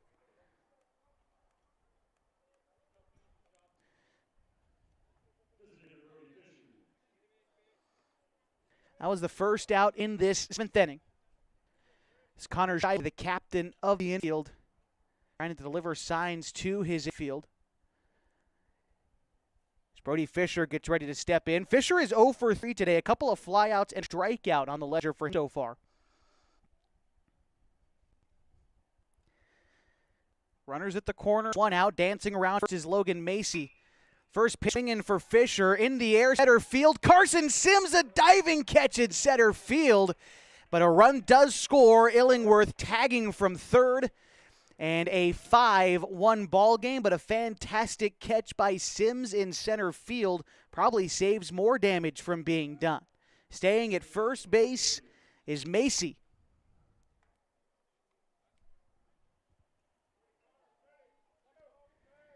Great play by Sims in the outfield. Here's McCovey Williams. Pitch is swung on and fouled off. And, they're going to actually call Williams out. I think he made contact the ball out of the batter's box. That will end the inning.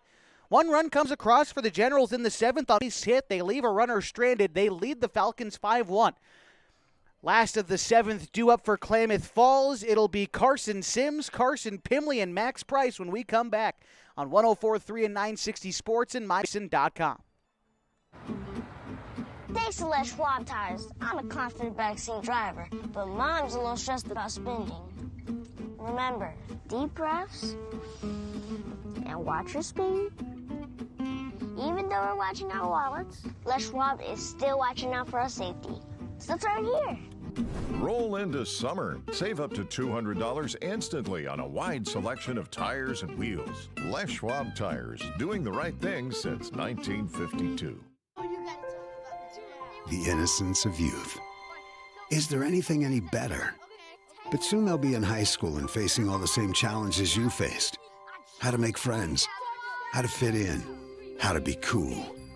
We want our children to have everything they'll need to live fulfilling and productive lives.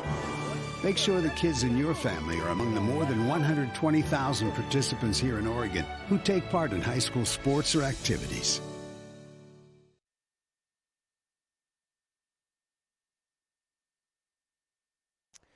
Falcons trail 4-1 to the bottom of the 7th inning, trying to stave off their 5th straight loss. It'll be Carson Sims, Carson Pimley, and Max Price due up against Riker Altizer, trying to go the distance for the Generals in Game 1 of a doubleheader tonight at Kiger Stadium. Sims fouls off the first pitch he sees. Behind in the count now 0-1.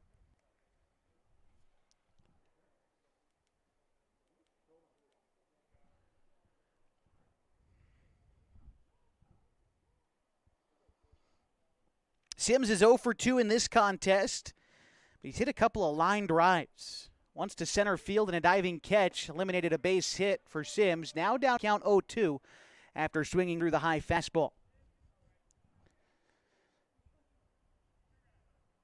Altizer shakes off Horner on the first pitch, now decides on the 0-2. Here it comes.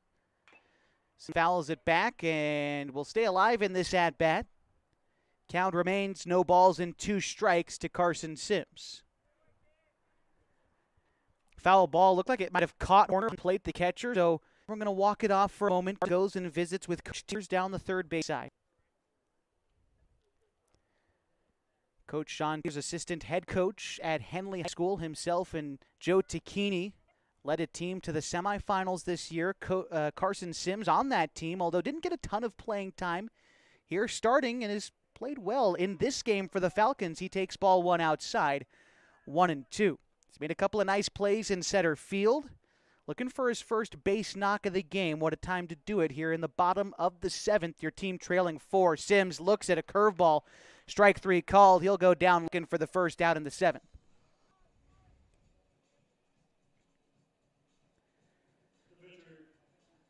Sixth strikeout of the day for Altizer as he gets the first one in the 7th. Here's Carson Pimley, who's 0 for 1 today. He flew out to left field in his first at-bat in the 5th inning, batting in place of Dylan DeYoung, who was the starting pitcher. Now Pimley on the mound for the Falcons, and he's kept things where they are for the most part in this ball game. So he swings and misses. It's an 0-1 count to Pimley. Here's the pitch. Swung through that one as well. 0-2 to Pimley as Max Price waits on deck.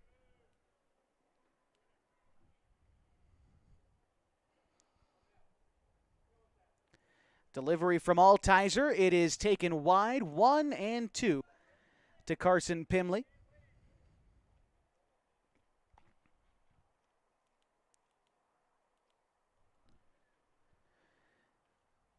That pitch misses high and tight to Pimley. 2-2. The count now to the pitcher, Klamath Falls.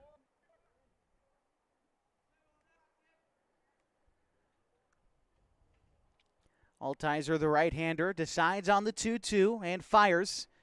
Misses down and in. The count is now full to Carson Pimley.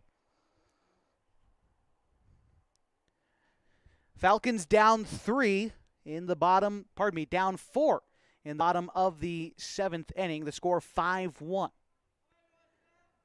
Full count pitch to Pimley. Bouncing ball to third. Playing it on a hop is Williams. Close play to first, but Sexton stretches to field the ball in the dirt for the second out in the 7th inning.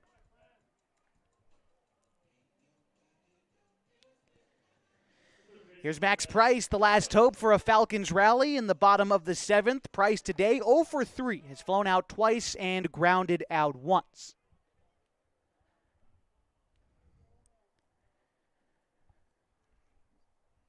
First pitch to Price is a breaking ball, called a ball on the outside. 1-1. Max. On deck is Connor Shively. Pitch on the way. Taken low for a ball. Price working this at-bat ahead 2-0 in the count.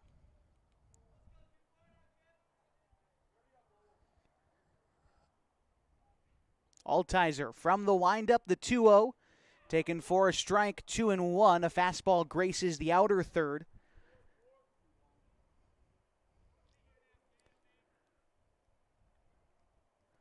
Price awaits the 2-1. Here it comes. Swung on and missed. A pitch that was high and in. And Price and the Falcons down to their final strike of Game 1 tonight. Here's the pitch. Rolling ball out towards short. Macy charging in. Strong throw and an athletic play to end the ball game. The Falcons drop Game 1 of a doubleheader tonight, 5-1. We'll be back to recap this one for you and get set for Game 2.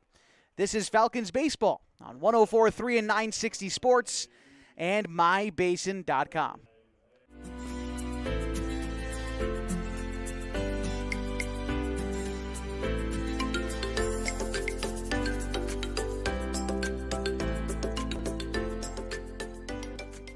At mybasin.com, we bring you the power of local radio. The pace and reach of social media. And the excitement of local sports. We do this with a team of radio professionals that is second to none. We're proud to call Klamath Falls our home.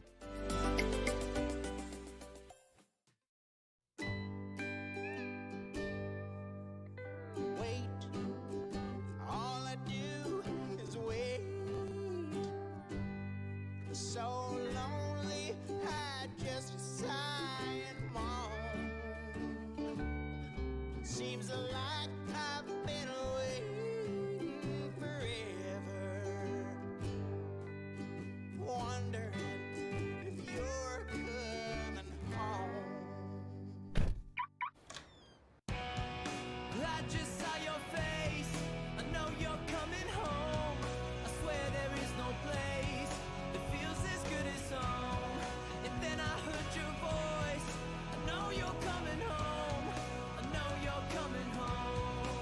This is where unconditional love and immeasurable happiness reside.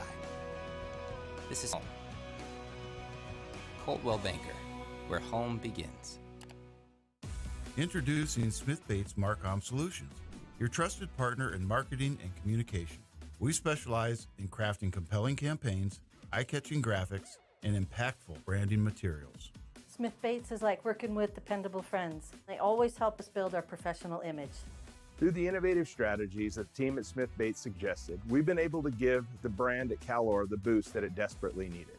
Unlock your potential with Smith Bates Marcom Solutions. Threads. There are many threads that run through our region.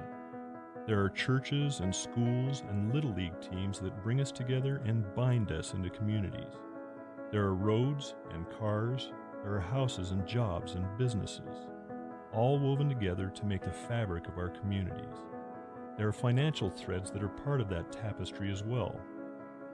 For over 80 years, it's been our pleasure to be headquartered here, providing financial services to generations of our friends and neighbors. From that first savings account to retirement planning and all of the cars and houses and groceries in between, we keep your money local, investing it back into our communities, adding more threads to the fabric to make our communities stronger. Pacific Crest Federal Credit Union. Find your path. 4-3 and 960 Sports and MyBasin.com. Final from Game 1. The Generals beat the Falcons 5-1. 5 on 10 hits, 1 for Redmond. They left 9 runners on base in the contest. For the Falcons, 1 run, 6 hits, no errors. They left 4 runners on base. Winning pitcher is going to be Baker Altizer for the Generals, working a complete game. 6 hits, 1 run. He struck out 6. The losing pitcher, Dylan DeYoung, worked 4 2/3 for the Falcons, gave up 7 hits, 4 runs, each of them earned. He walked 1 and struck out 2. Carson Pimley worked in relief for the Falcons, 2 1/3 innings of work. He hits 1 run, 3 walks, and 2 strikeouts. Let's get some offensive notables. We'll start with the Generals. A 3-for-4 day for Eli Pupo with a run scored. A 3-for-4 day for Cole Turner with an RBI and 2 runs scored. 2 RBIs and a 1-for-4 day for Tyus Ustat. Ustat hit that double to knock in those runs. And those are all the big notables for Redmond. Let's take a look for Klamath Falls. 1-for-3 for Connor Shively and a run scored.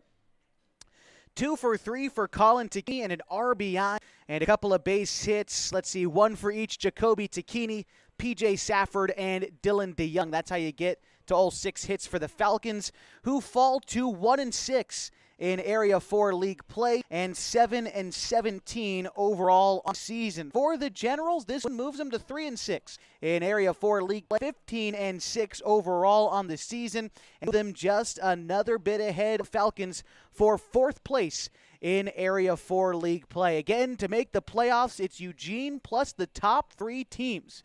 Right now with Eugene in a tie for first, that would put Roseburg, Medford, and Redmond in position to make the postseason. The Falcons need to battle back in the nightcap tonight, which is probably about 20 minutes away here at Kiger Stadium. We're going to take a break. If you're listening on the radio, we'll return you to Fox Sports Radio programming. If you're watching our live stream, just stay at this very same link at mybasin.com/Falcons. We'll be back for you in just about 15 minutes before first pitch of our nightcap this evening from Kiger Stadium. Once again, the final score in Game 1, the Generals steal one at Kiger Stadium, 5-1. My name is Josh Eldridge, hoping to see you soon, but for the meantime, so long from Kiger.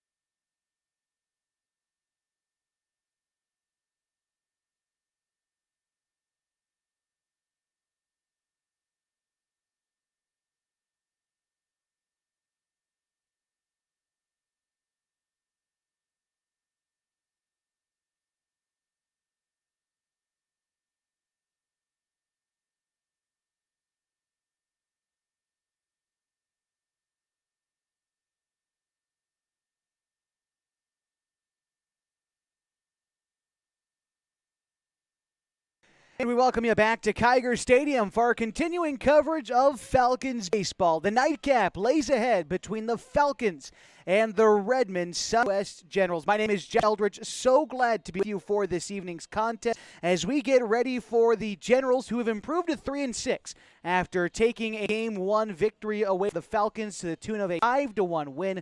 Falcons 1-6 in Legion play, 7-17 overall on the season.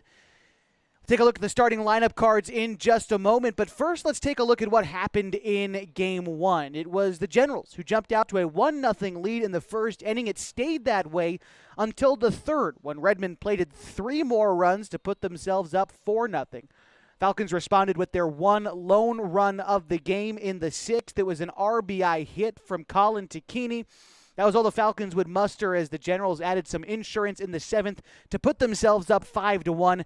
That is how that game would finish. But now the Falcons a chance to respond in the nightcap and try to break a streak of 5 losses in a row and get back into contention for a postseason spot out of Area 4. Right now, the Generals hold the 4th position in the standings, good enough to earn a play-in bid at Sweet Johnson Stadium in Eugene on July 22nd. So that is the goal for both of these teams. The Falcons looking to grab a win at home in front of a crowd of about 100 people here at Kiger Stadium. If you're cruising around town and you're looking to come out and join us, please do so. We've got some concessions rolling here at Kiger and some great baseball lies ahead. As the Falcons host the Generals, we're going to take a break. When we come back, we'll get to meet our starting lineups, get ready for first pitch. That's all on the way as we continue your coverage of Falcons baseball on 104.3 and 960 and mybasin.com.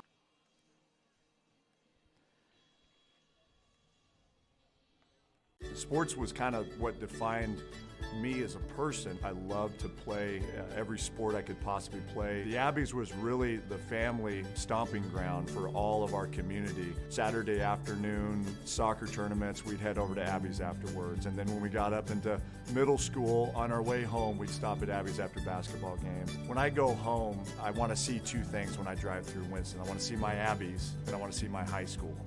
And those are the 2 memories that stick out the most to me. The innocence of youth. Is there anything any better?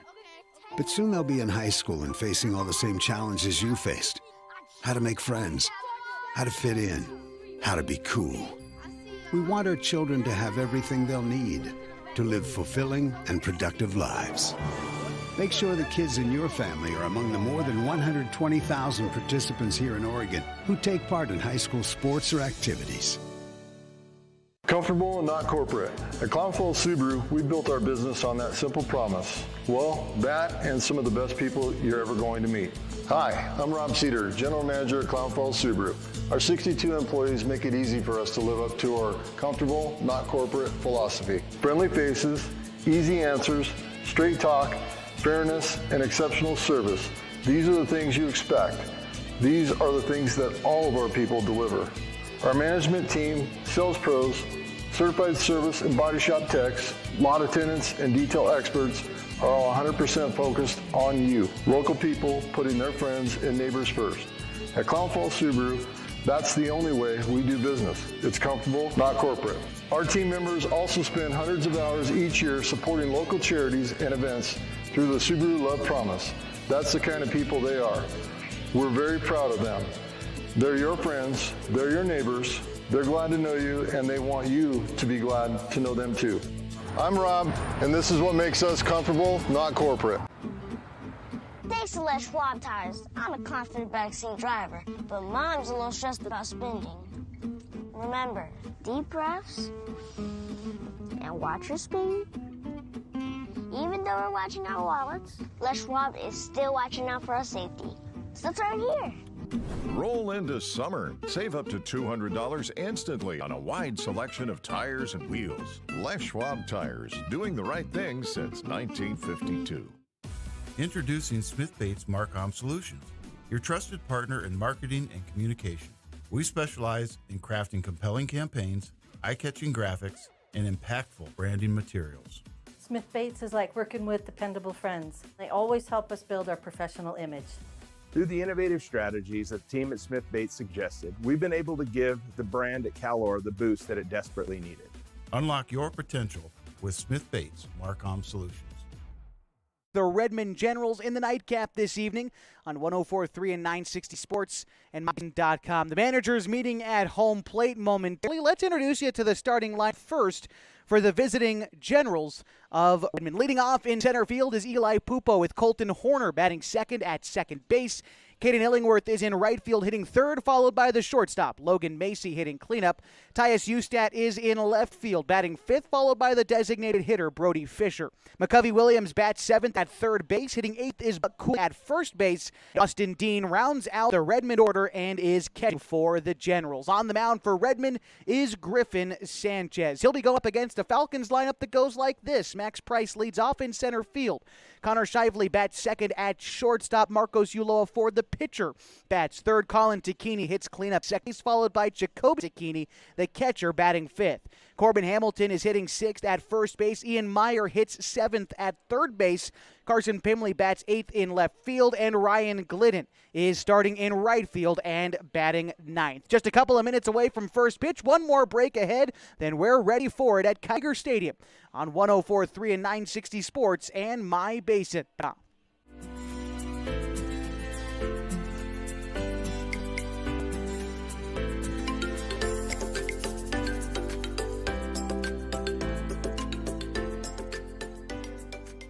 At MyBasin.com, we bring you the power of local radio. The pace and reach of social media and the excitement of local sports.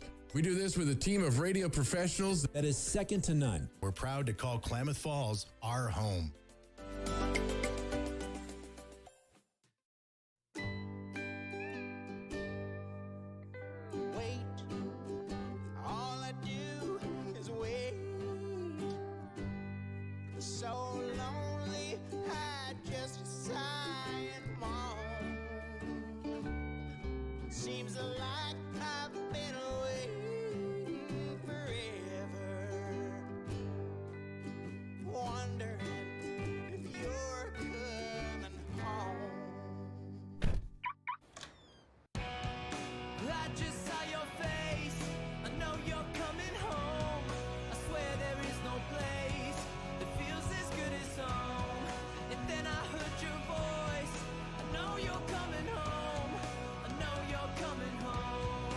This is where unconditional love and immeasurable happiness reside. This is home.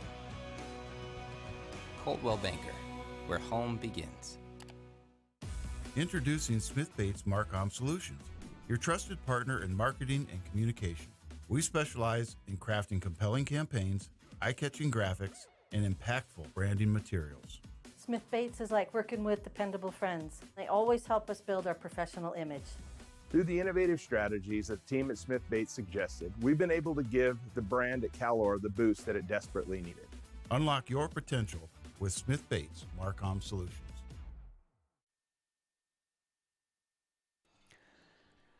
Moments away from first pitch as Marcos Ulloa Ford, the starting pitcher for the Falcons, finishes his warm-up tosses this season for the right-hander from Mazama High School. This will be his fourth start of the year. In 16 innings pitched, Ulloa Ford has a record of 2-0 and a sub-1 ERA of .43. ERA Ulloa Ford coming into tonight's contest. His last outing on June 26th was a complete game, a win, 6 hits. He gave up 2 runs. Neither of them earned. He struck out 7 in a 4-2 victory against the Eugene Challengers. Here on this very field, it was the first and only win of the season so far for the Falcons in Area 4 league play. Ulloa Ford hoping to lead his team to another victory here at home as Eli Pupo gets ready to step in. He takes ball 1 at 7:16 p.m. in the nightcap at Kiger Stadium. Still warm this evening, 95 degrees, although we've cooled down 3 degrees since the first game began. The 1-0 pitch finds the zone, a ball and a strike as we get our scoreboard up for you on the live stream on MyBasin.com. Thank you so much for being with us tonight as the 1-1 pitch finds the zone on the outer third. The count now 1-2. Eli Pupo. Pupo singled 3 times in the first game today. No, pardon me. Pupo singled twice and doubled once in the first game today. Came around to score a run as well as he takes the 1-2 pitch, makes the count even at 2. The leadoff hitter in this ball game. Pitch sails high. Count runs full to Eli Pupo. Then Colton Horner, then Caden Illingworth for the Generals. The pitch from Uloa Ford misses inside, and a walk delivered to Pupo to start the ball game. He's got wheels over there on first. Got to be careful about him as Colton Horner gets ready to bat now for the Generals. In the game earlier today, Horner had 3 singles, 2 runs scored, and an RBI. He was 3 for 4 in the opener today that Redmond won 5-1. Corner fielders protecting against the bunt for Horner. We'll get you the starting defense for the Falcons after this first pitch to Horner with a runner aboard at first and nobody out. Fly ball hit to the left center field gap. Pimley is going to get under it and make the play for the first out. Defense for the Falcons goes like this. Jacoby Takini is catching with Ian Meyer at third. Connor Shively plays shortstop with Colin Takini at second. And Corbin Hamilton at first. In the outfield from left to right, it's Carson Pimley, Max Price, and Ryan Glidden. One way in the first inning, here's Caden Illingworth. Illingworth had 1 base hit in the game earlier today. It was a single in the 7th inning. He would come around to score in that 7th to add Redmond 5th and final run of the contest. Illingworth right-handed bat with the first from Uloa Ford, fouled it off. Now 0-1.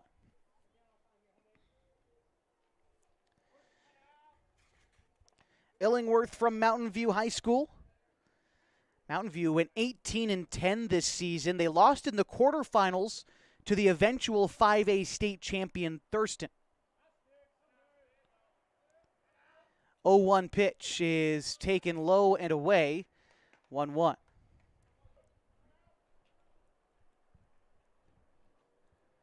Uloa Ford, the right-hander, looking in to Jacoby Takini, the young catcher for the Falcons. Fires in the 1-1, taken in the dirt. Takini blocks it. Throw down to second is in time, but the ball goes loose on the tag. It's going to be counted as a wild pitch as well against Uloa Ford, the pitch in the dirt. A good throw by Takini, but Shively, in the effort of applying the tag, dropped the baseball. So safe at second is Pupo in scoring position. 1 away still for Illingworth, and a 2-1 count. The pitch swung on and missed. Uloa Ford blows the fastball by the right fielder for Redmond, evens the count at 2. Good fastball changeup from Uloa Ford, mixes in the slider as well. The 2-2 in the dirt, and the count is full.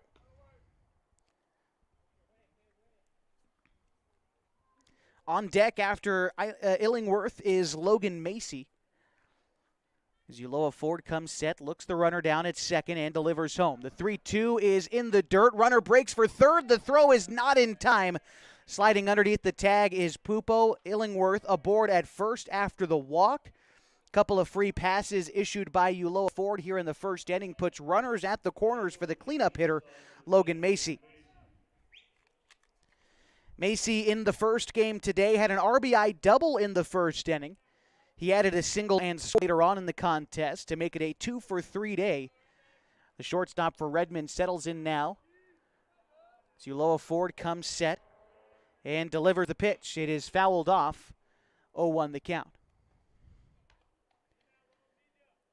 Macy second on his team in RBI with 26 on the season. He's also scored 23 runs. That's second most on the team. The 0-1 pitch is going to miss high and tight on a strike to Logan Macy with Tyus Ustad waiting on deck.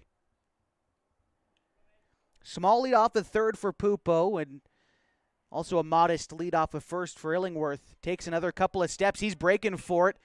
The pitch is grounded towards shortstop. Shively won't come up with it. An error for Shively, scores a run, and everybody is safe. The Generals up 1-0.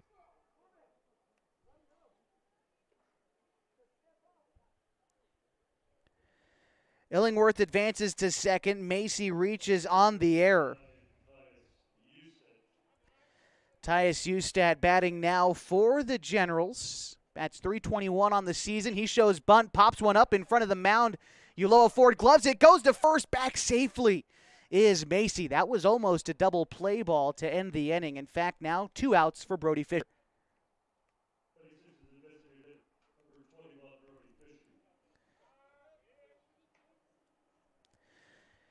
Fisher, the designated hitter, was 0 for 4 in the first game today, looking for his first base knock. Sends one up the middle, ranging into the gap is Taki. Throws to 1 for the out, and that will end the inning. Throws to second, rather, to end the inning. 1 run comes across for Redmond. No base hits required. They leave 2 stranded. We go to the bottom half of the first with the Generals up 1-0. This is Falcons baseball on mybasin.com and 104.3 and 960 Sports.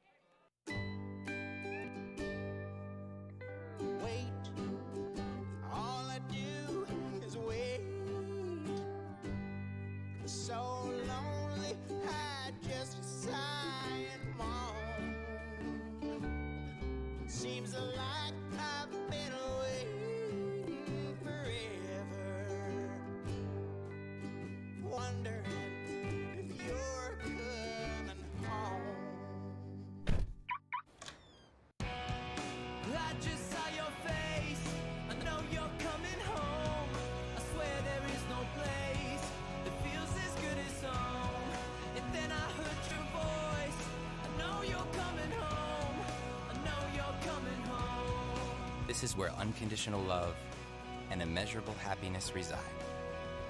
This is home. Coltwell Banker, where home begins.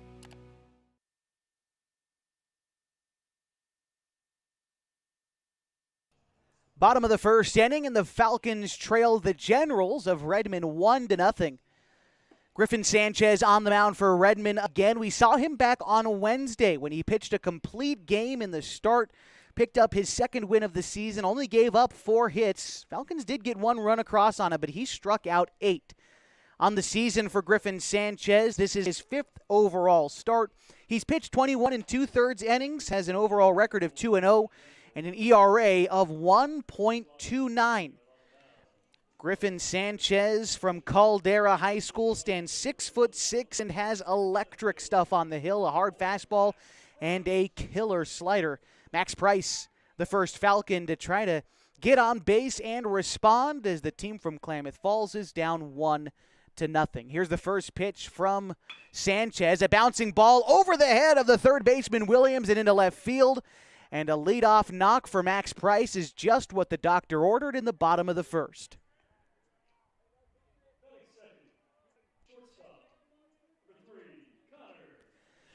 Connor Shively batting now for the Falcons. Shively with a double in the first game and a 1-for-3 performance, but he did come around to score. Shively looking to get on base here, keep a rally going in the first for the Falcons as they trail by 1. Sanchez, first pitch, Shively shows bunt, comes up empty, down 0-1 in the count. Shively bats now with Marcos Ulloa Ford waiting on deck. Shively batting 188 this summer after batting over 500 and leading his conference in the prep season. Shively showing bunt here on the 0-1 count. He's going to pull back on the outside pitch. Looked like it might have been a pitch out. And the count even at 1. Got to be a little bit worried about Price on first. He's only stolen 2 bases this season. He's been caught once. Throw over to first, back safely. Not a lot of opportunities for stolen bases at all this summer. 36 stolen bases as a team for the Falcons through their first 24 contests. Pitch is called a strike inside. A ball and 2 strikes for Shively.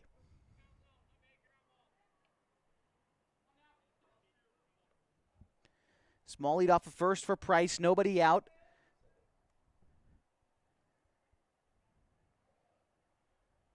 Sanchez looks down the runner. The 1-2 grounded down the first baseline, foul. Count remains a ball and 2 strikes. Connor Shively started behind the plate for the Falcons in Game 1 tonight, now out at shortstop. Committed an error in the top of the first inning, looking to redeem himself, potentially with a base knock or just moving Max Price over. He's in a 1-2 count. Steps back in as Sanchez comes set. Here's the pitch. Price on the move. Ground ball towards second. The only option for Horner is to go to first, so Max Price advances on the fielder's choice. And that will bring up Marcos Ulloa Ford with one out and a runner aboard at second. Let's go ahead and meet the defense for the Redmond Sunwest Generals. Austin Dean is the catcher with McCovey Williams at third. Logan Macy plays short with Colton Horner at second. And Buck Cooley at first. We'll get you the outfield after the first pitch on the way to Ulloa Ford. Sanchez set for a while before delivering. The off-speed pitch misses outside 1-0. In the outfield for Redmond in left field, it's Tyus Ustat. Eli Pupo patrols center, and Caden Illingworth in right. Set is Sanchez with the 1-0. Move over to second, and they got Price. A perfect throw from Sanchez. Landed almost right on the helmet of Price, and Macy, all he had to do was control the catch, applied the tag, and there goes your runner in scoring position. Now 2 outs for Marcos Ulloa Ford. Pitch on the way. Curveball misses in. Looked like it might have been the slider. Maybe over the plate, but a touch low. Ulloa Ford, who's ahead now in the count 2-0. Takini waits on deck. The pitch from Sanchez. Swung on and missed. 2-1 now to Ulloa Ford. A little bit late on the high heat from Sanchez. He really reaches back for that fastball. Here's the 2-1. Another fastball. That one again finds the outer third. Now the count even at 2 for Ulloa Ford.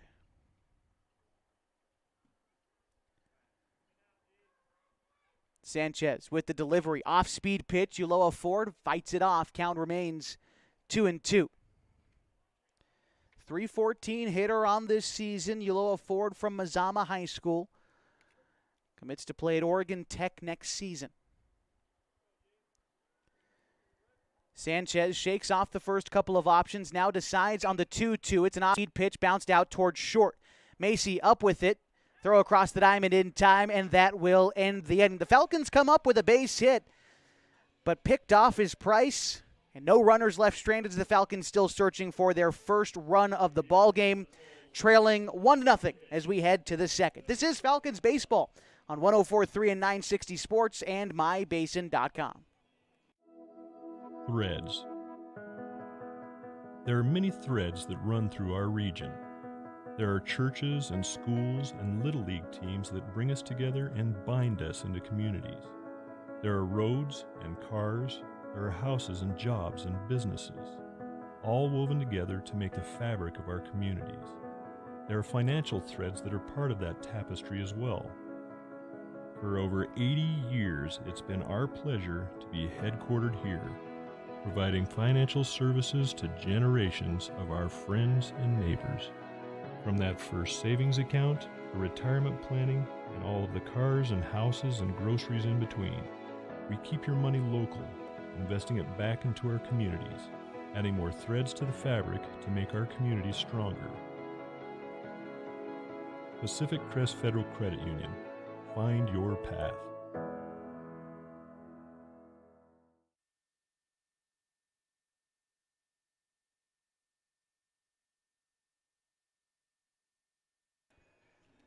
Top of the second inning and the bottom of the Generals' order as they lead the Falcons 1-0. It'll be McCovey Williams, Buck Cooley, and Austin Dean as Marcos Ulloa Ford into his second inning of work. One run came across for the Generals in the top half of the first off the bat of Logan Macy. It was an error that scored Eli Pupo as the first pitch is a ball to McCovey Williams.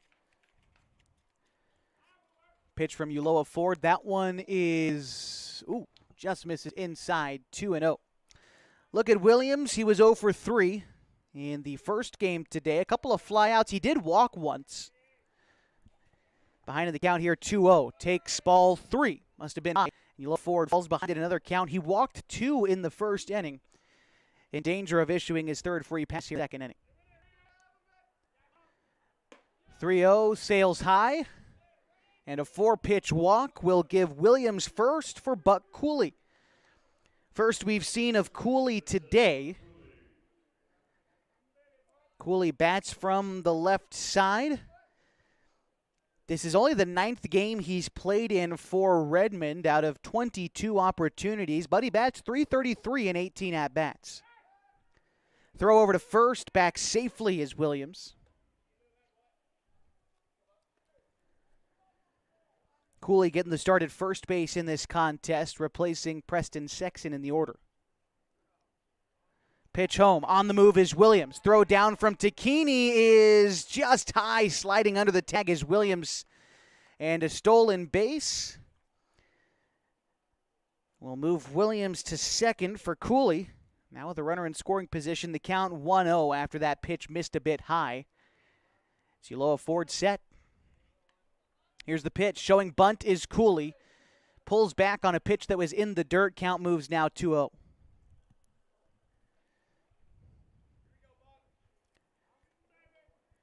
Cooley is, well, let's see, not listed on the official roster for the Generals, but let's see. Oh, Aiden Cooley.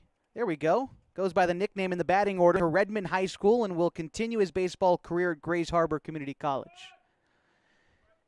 2-1 in the count. Pitch wide, 3-1. After Cooley is Austin Dean in the Generals order. Ulloa Ford trying to find the zone on the 3-1 pitch. That one lifted in foul territory behind third, and it will drop in between Pimley and Meyer. And the count runs full. 3-2 runner on second base, nobody out in the top of the second inning. Leads Klamath Falls 1-0.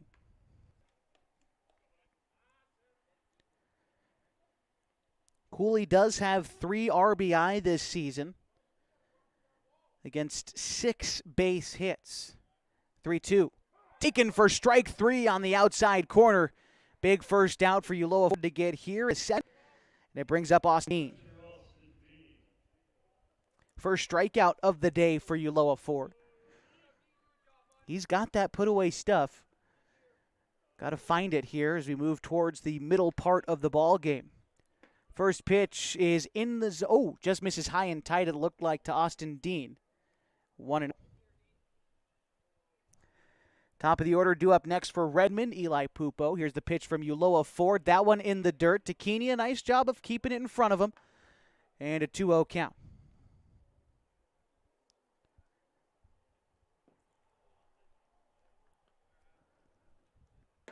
That one sails high and in. Now 3-0. Ulloa Ford struggling to find zone in the early going of this ball game.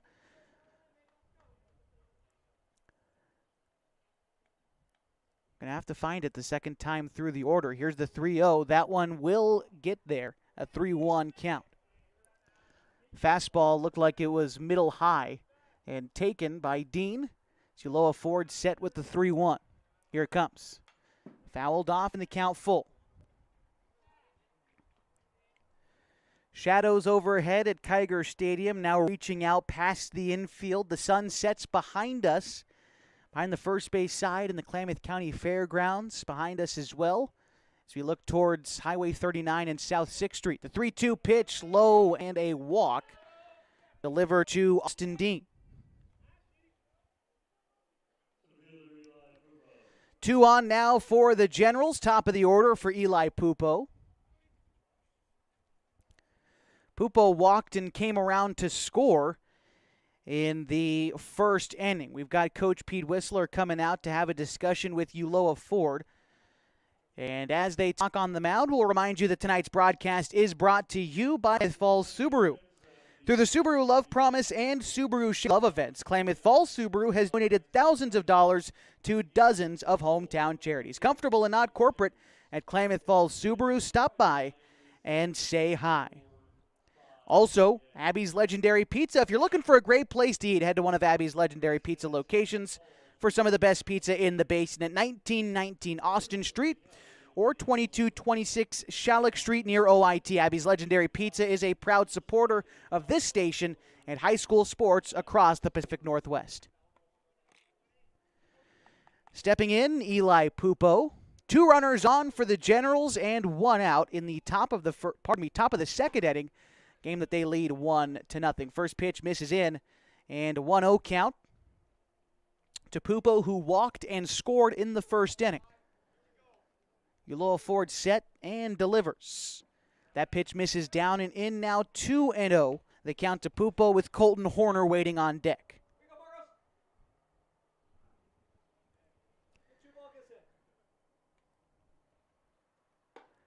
Pitch finds the outside part of the zone.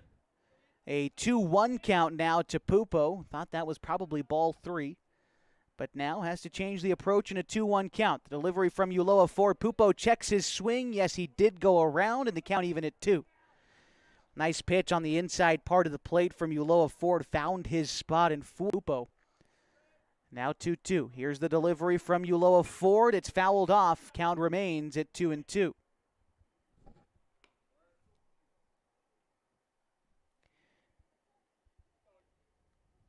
McCovey Williams, who stand at second, got there on a walk. Austin Dean also reached on a walk. He stands at first. The 2-2 pitch misses outside, and now the count is full to Eli Pupo. Although Redmond has a run, they've still yet to record a base hit. Full count pitch, fouled off. Count stays full. Falcons did commit 1 error in the first. Otherwise, it's been all walks. 4 total for Ulloa Ford and another full count here.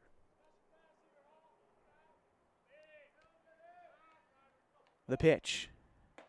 That one is called strike 3. Late rung him up. Pupo's shocked on the inside high fastball, but that is strike 3 and the second out in second inning. Colton Horner bats now. 2 away and 2 runners on. Ulloa Ford trying to escape this jam that he got himself with those pair of walks I mentioned. First pitch, called a ball. Looked like a fairly identical location to the pitch that just rung up Pupo, although this time missed the zone. 1-0. Swung on and missed. Looked like Ulloa Ford might have pulled the string on Horner there. Count even at 1 apiece. Decent lead off his second by Williams. Shively behind him at shortstop. The 1-1 called a strike on the inner third. Now 1-2. After Horner in the order, it's Illingworth hoping for an opportunity for Redmond. Ulloa Ford with the 1-2. That pitch missed down and in. Count 2-2.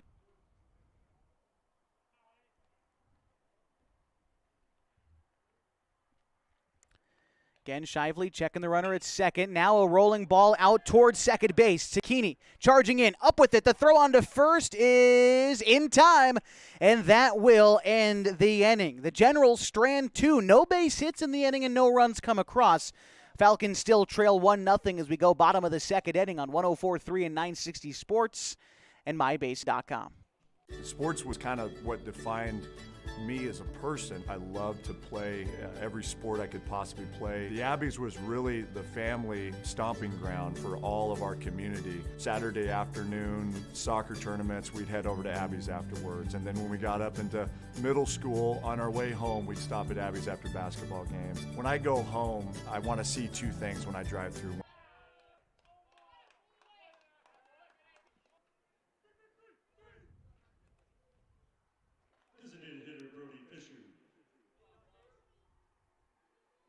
Back with you on MyBasin.com. Appreciate your patience. Back with you after missing a couple innings. We'll catch you up on what you might have missed. Still a 1-0 ball game here in the third inning. But the Generals are flirting with adding more as they've got the bases loaded with nobody out.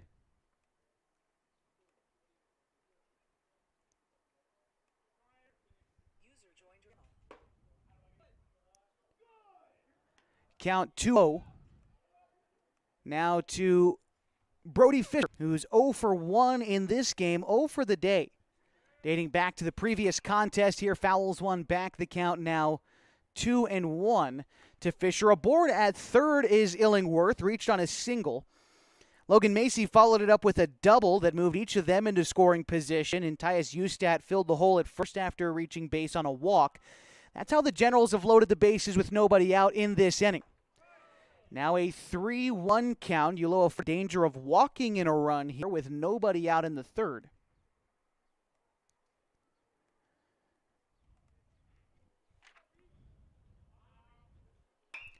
Ground ball down the third base side is fair, and that's going to score multiple runs. Rounding third, headed for home is Macy, and the Generals lead now 3-0 after a 2 RBI single from Brody Fisher. Advancing to third was Tyus Ustat. It'll keep runners at the corners. Still nobody out in the inning.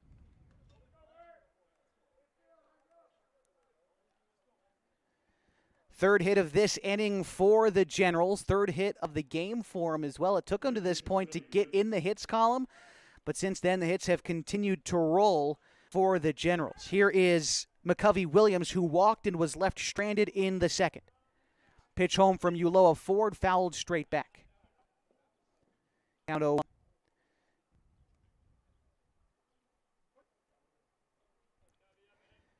Ulloa Ford set now with the 0-1. That is popped up. Might be playable behind first base for Corbin Hamilton, and he just runs out by the fence out there near what would be the dirt track in foul territory. Ball falls harmlessly to the ground. 0-2 count to McCovey Williams.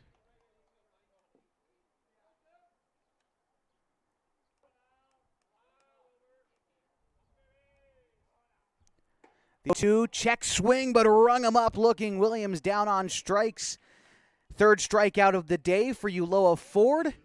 Needs a couple more of those to get out of it and keeping things where they are. The Falcons down 3 in the third inning.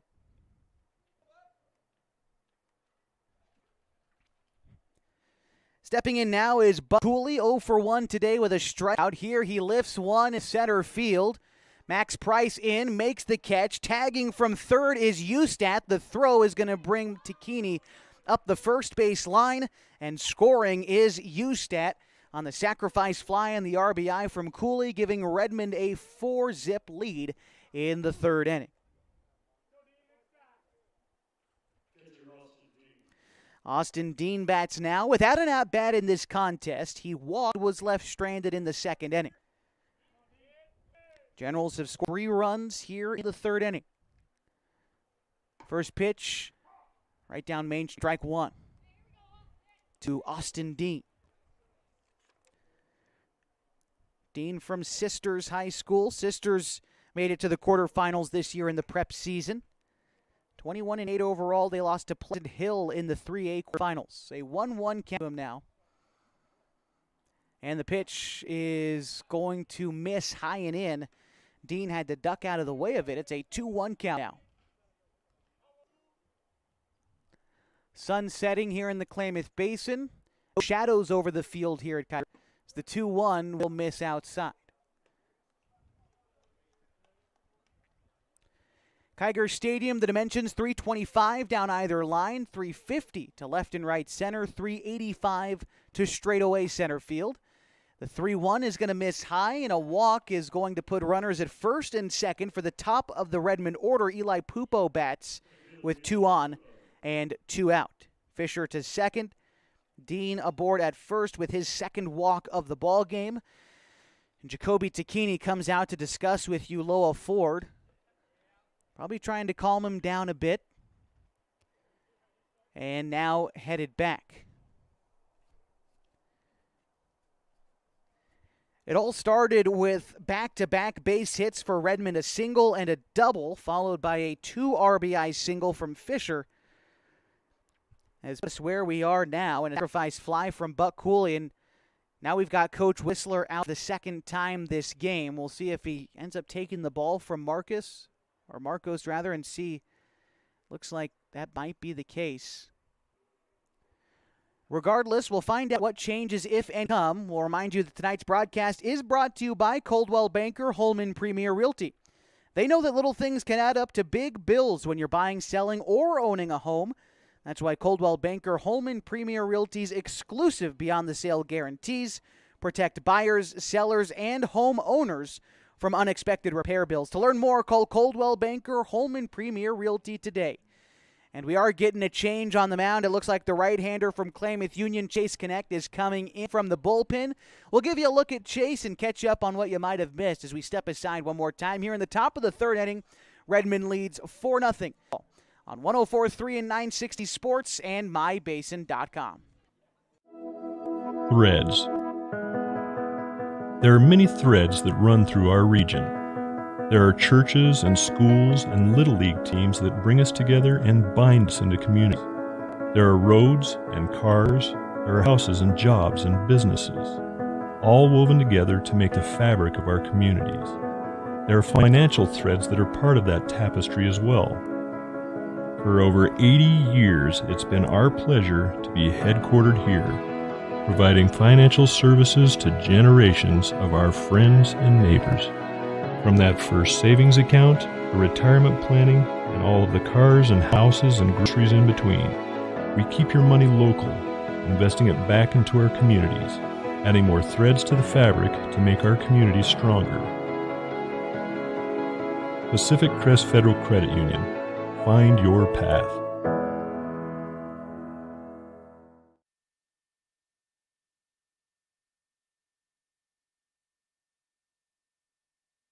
Chase Connect out of the bullpen for the Falcons in the top of the third inning, a game that the Falcons trailed the Redmond Sunwest Generals 4-0.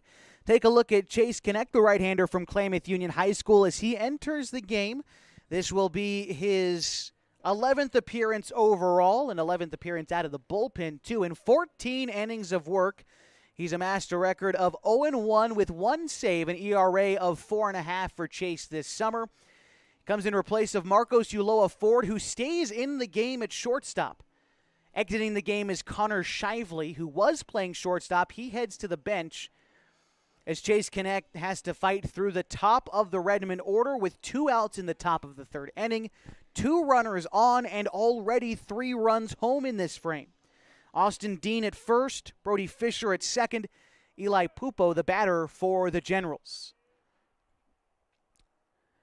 And Chase Connect going to step off, trying to keep tabs on the runner Fisher at second. Redmond has been dancing around the base paths all afternoon and into this evening. Chase Connect delivers the first pitch ball outside. Connect amassed a lot of innings for the Klamath Union Pelicans this past spring. 1-0 coming up. Now, Chase played baseball for Klamath Union, and I say he's from Klamath Union High School, and really that's sort of a mistake on my end when really he attends Cross Point Christian School, but played baseball for Klamath Union in the Cross Point KU Co-op they put together just this past spring.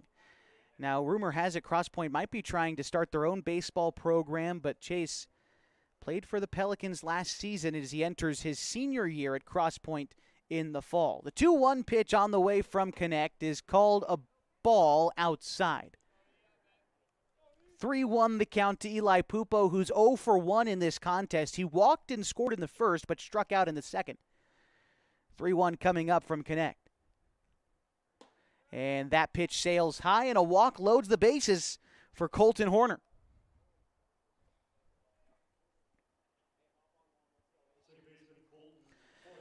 Horner 0 for 2 in the contest. He's flown out and grounded out in the first and second innings, getting his first taste here in the third. He's the 9th batter this inning, so the Generals bat around in the third, and Horner takes ball 1 high. Can't quite close the book on Ulloa Ford as he's responsible for the 2 runners in scoring position. Fisher at third, Dean at second. And that pitch also misses, and a 2-0 count to Colton Horner.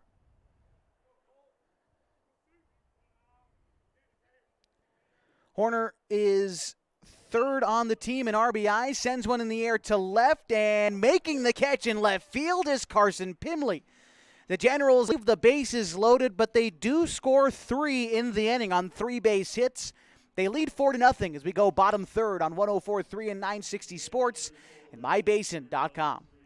Sports was kind of what defined me as a person. I love to play every sport I could possibly play. The Abbeys was really the family stomping ground for all of our community. Saturday afternoon soccer tournaments, we'd head over to Abbeys afterwards. And then when we got up into middle school, on our way home, we'd stop at Abbeys after basketball games. When I go home, I want to see two things when I drive through Winston. I want to see my Abbeys and I want to see my high school. And those are the two memories that stick out the most to me. Thanks to Les Schwab Tires, I'm a confident backseat driver, but Mom's a little stressed about spending. Remember, deep breaths and watch your speed. Even though we're watching our wallets, Les Schwab is still watching out for our safety. So turn here. Roll into summer. Save up to $200 instantly on a wide selection of tires and wheels. Les Schwab Tires, doing the right thing since 1952.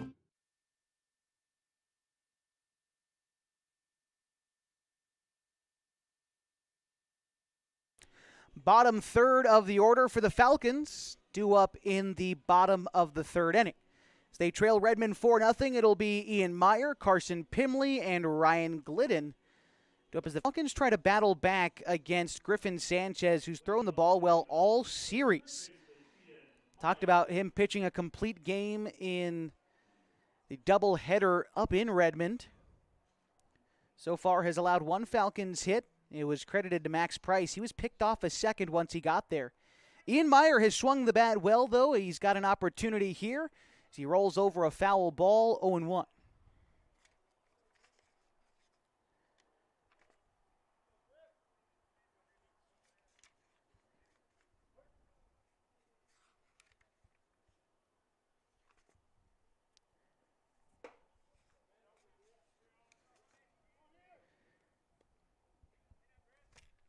A 1-1 count now to Ian Meyer.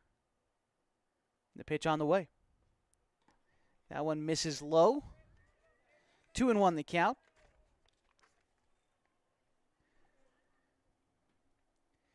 Ian Meyer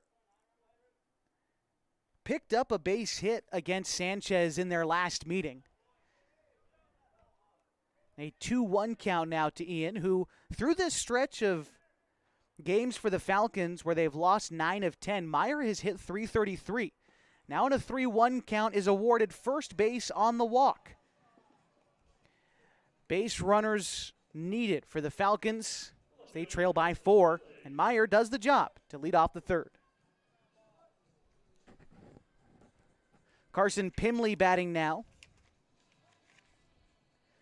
Pimley was 0 for 2 in the game earlier today. Came in the 5th inning and flew out and grounded out after appearing as a relief pitcher in that game. Today in this contest, getting the start in left field as he takes ball 1 outside.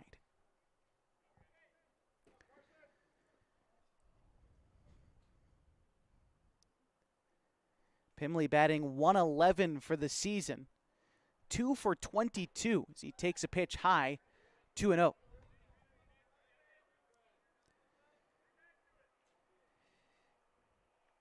Pimley does have 3 walks, and it looks like, by my count, every time he's gotten on base, he's come around to score. He's reached base 5 times this season, has 5 runs scored, and is still ahead in the count, 2-1 after the fastball found the outer third. Ryan Glidden waits on deck as the number 9 hitter in the Falcons order. Infield ready for a double play for Redmond. Here's the 2-1. That pitch misses inside. Count now 3-1 as Griffin Sanchez, now it's his turn. Have a little bit of struggle finding the strike zone in this inning so far. Although at the command he has of his fastball, we'll see where he goes with the 3-1.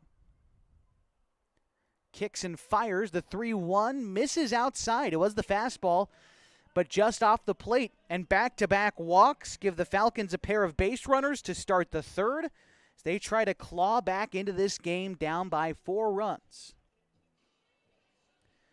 Here's Ryan Glidden. Glidden bats .241 on the season, and a couple of extra base hits for him, too, including an inside-the-park home run. In the Coach K tournament in Medford, Glidden took a trip around the pillows, and that was his first and only home run of the season. Big spot for Glidden here with a runner in scoring position and nobody out. Top of the order due up next for the Falcons as well. Falcons searching for their first run of the ball game.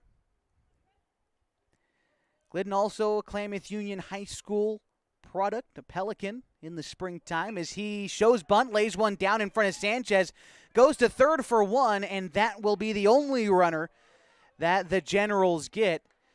They get the lead runner, so we'll stay with first and second, though this time with 2 outs for Max Price.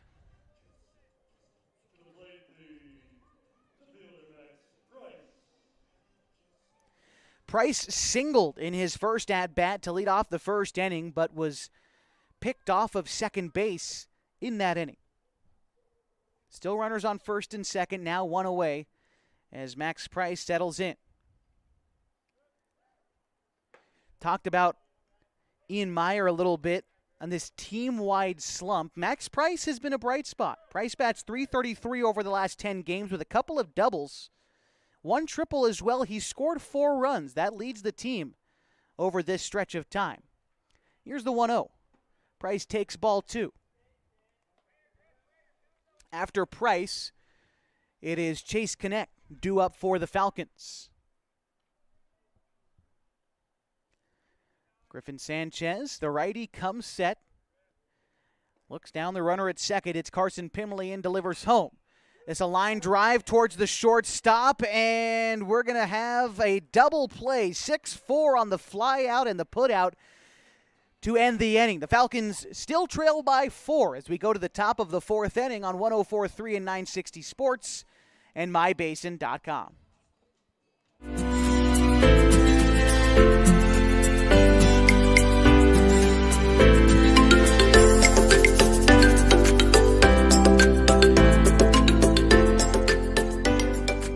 At mybasin.com, we bring you the power of local radio, The pace and reach of social media, and the excitement of local sports. We do this with a team of radio professionals that is second to none. We're proud to call Klamath Falls our home. What rhymes with great? Participate. Where does greatness start? Here, in the classroom. On the stage. In the pool. On the field. Where will your greatness take you? To better grades. To more friends. Yeah! Be great.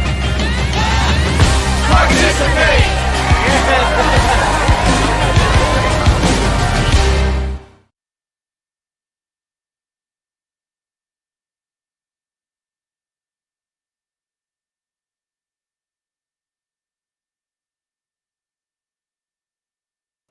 Back with you for the top of the 4th inning on 104.3 and 960 Sports and mybasin.com with free live video. 4th inning, and the Redmond Sunwest Generals lead 4-0. 4 runs on 3 hits, no errors for Redmond. They've left 7 runners on base. The Falcons, no runs, 1 hit, 1 error. Falcons have left 1 runner on base. Chase Connect gets ready for his 2nd inning of work. Means we can officially close the book on Marcos Ulloa Ford. Ulloa Ford was relieved by Chase in the last inning. He pitched 2 2/3, gave up 3 hits, 4 runs, 3 of them earned. He walked 6 and struck out 3. Chase got the final out of the 3rd inning, now is tasked with getting through the middle of the Redmond order. It's Caden Illingworth, Logan Macy, and Tyus Ustad. That's 3, 4, and 5 in the order. Pitch from Chase Connect is going to miss outside, and a 1-0 count to Illingworth, who's 1 for 1 in this contest. He walked in the first, but then singled and scored in the 3rd. Here swings underneath the fastball from Chase Connect, the count even at 1.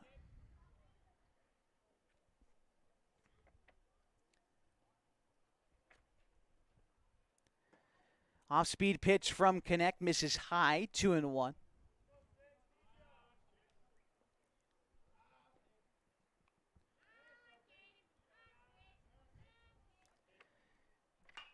Illingworth sends one high to left field. Pimley racing to get there and makes the catch on the run. Made it look harder than it was. That ball bounced out of Pimley's glove, and then he caught it with his bare hand for the first out in the 4th inning.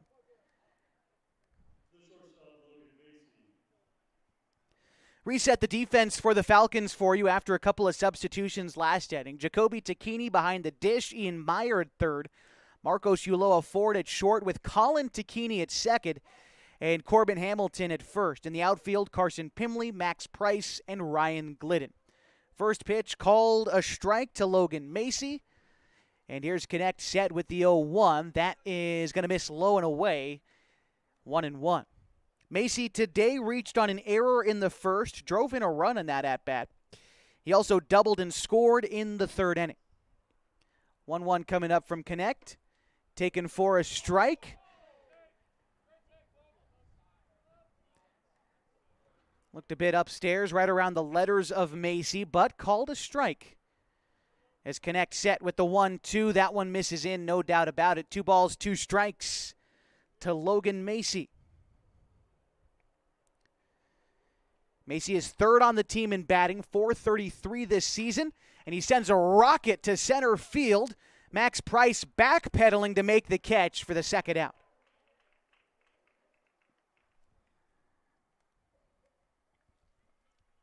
Tyus Ustat bats now for the Generals. 0 for 1 in this contest, popped out to the pitcher, walked and scored in the 3rd. 2 quick outs, couple of flyouts, once to left, once to center in this inning for Redmond. First pitch to Ustat is drilled foul. 0-1.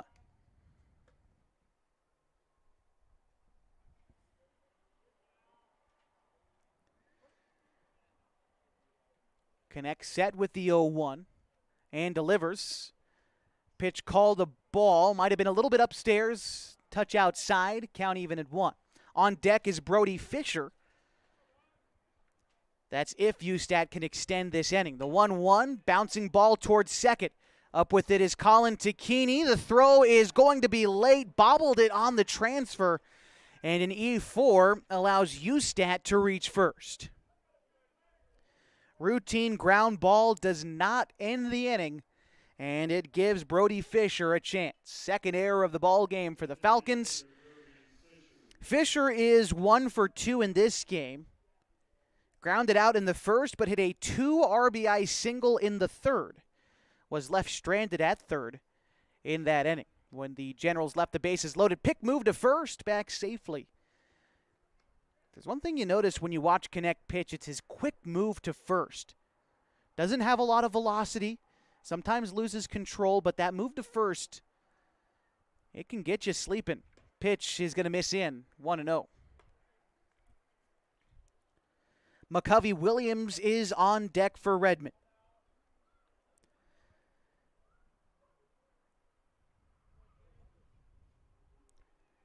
Here's the pitch as Chase Connect stays set for a while. The batter, Fisher, is going to call time before Connect can deliver. So even though he moves home, it doesn't count. The count remains at 1-0. That pitch misses to Fisher, 2-0. Brody Fisher this season bats .364. Has 5 doubles and a triple on the season. Connect steps off before the 2-0 pitch. Another move over to first. Big gap on the right side of the infield as Colin Takini playing just a couple of steps away from second base. And with Corbin Hamilton holding the runner, like I said, huge gap on the right side of the infield. Runner takes off from first but has to head back after the foul ball. Count 2-1. Marcos Ulloa forward and Colin Takini talking about who's going to hold the runner if the steal comes again. This situation, right-handed batter, we'll see. Fouled back, count now 2-2.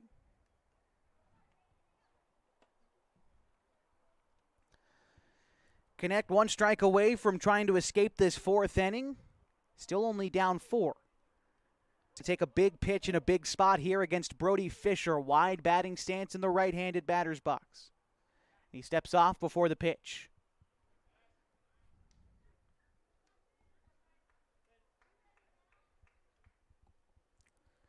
Connect with the 2-2. Here it comes. Runner on the move from first. That is flared out into left field and a single. Rounding second, headed for third is Ustat, and he will get in standing. And a single from Fisher puts runners at the corners with 2 outs in the 4th inning. Here comes McCovey Williams.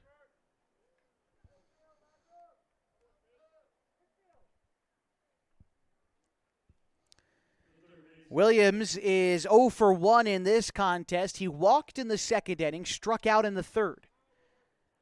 Getting his first look at Chase Connect. And a right-hander warming up in the Falcons bullpen. That pitch misses in. 1-0 the count to Williams.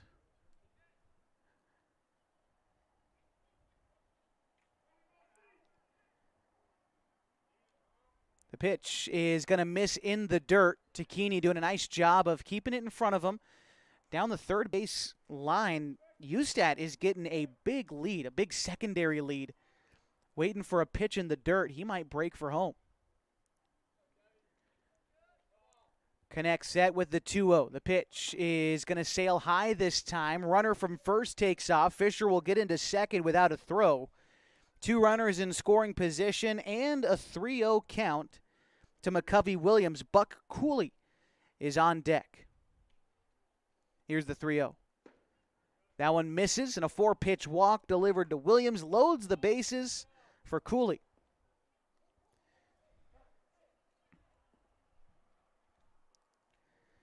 Coach Whistler emerges from the dugout once more. And Safford, I believe that's P.J. Safford, coming in from the bullpen, and Coach Whistler going to make a move here in the 4th. We'll get you all the changes when we come back and continue your coverage of Falcons baseball as they trail 4-0 to Redmond in the top of the 4th inning. We'll be back on 104.3 and 960 Sports and MyBasin.com.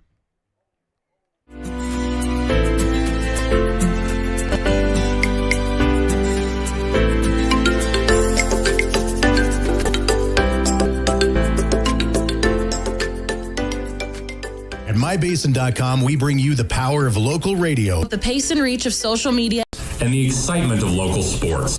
We do this with a team of radio professionals that is second to none. We're proud to call Klamath Falls our home.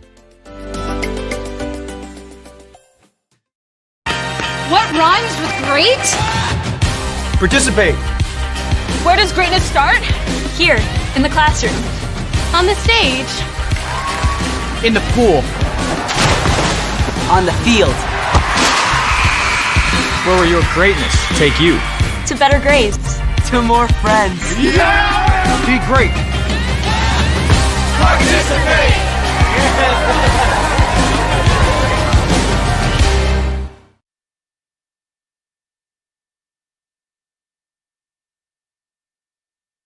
New arm on the mound for the Klamath Falls Falcons. In the top of the 4th inning, they trail Redmond 4-0.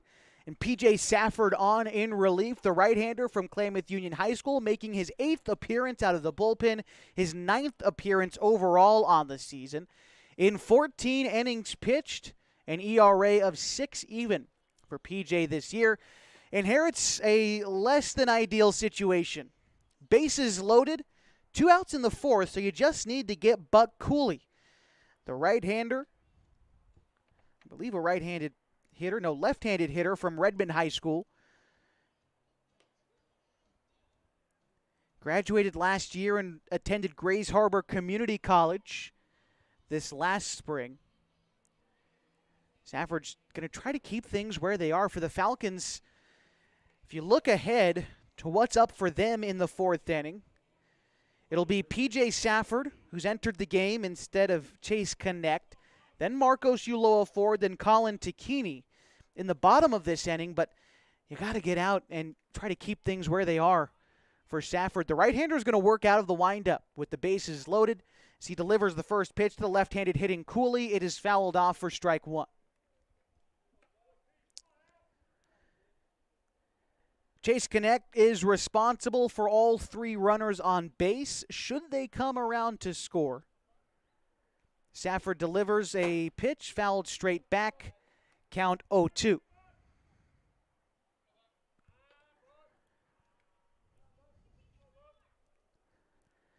One more needed for Safford to try to escape this inning without allowing a run. Big one on the way. Safford agrees with Tacchini and delivers from the windup. Strike. Oh! A pitch that was over the plate about letter high, called ball 1. And Safford's going to have to dig for strike 3. Here it comes. High fly ball hit deep to right field. Glidden going back, and that one is off the wall. That is going to clear the bases, and a 3 RBI double for Buck Cooley.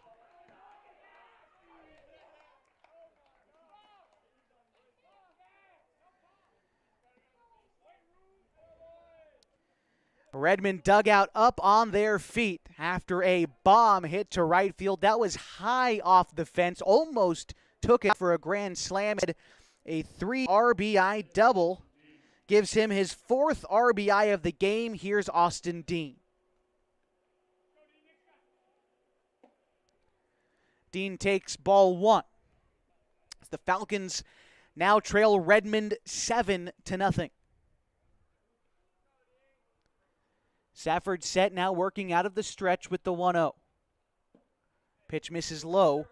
2-0 the count to Austin Dean. He's walked twice in this game, hasn't come around to score.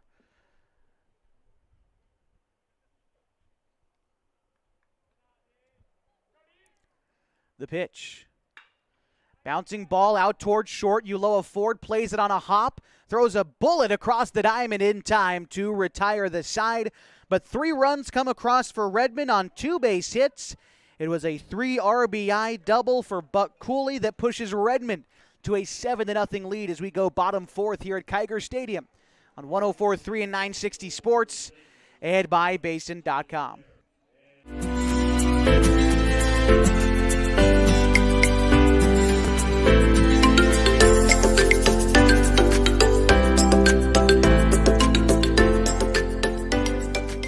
At mybasin.com, we bring you the power of local radio, The pace and reach of social media, and the excitement of local sports.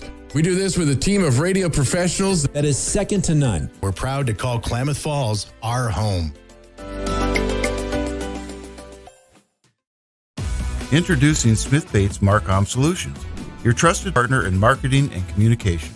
We specialize in crafting compelling campaigns, eye-catching graphics, and impactful branding materials. Smith Bates is like working with dependable friends. They always help us build our professional image.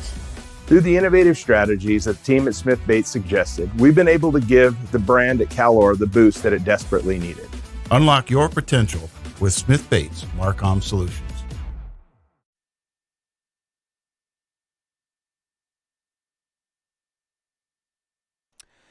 Bottom of the 4th inning, and the Falcons trailed the Redmond Generals 7-0 as we go bottom 4.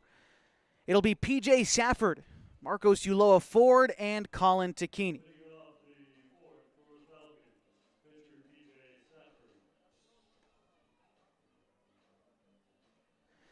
Safford getting his first at-bat in this game. He was 1 for 2 in the first game today. 1 for 3 in the first game today. Getting a look at Griffin Sanchez, who fires in strike 1. Safford with that hit earlier today broke a string of 5 hitless contests. Now looking for possibly a hitting streak as he hits a fly ball shallow center field. Coming in as Pupo makes the catch on the run for the first out.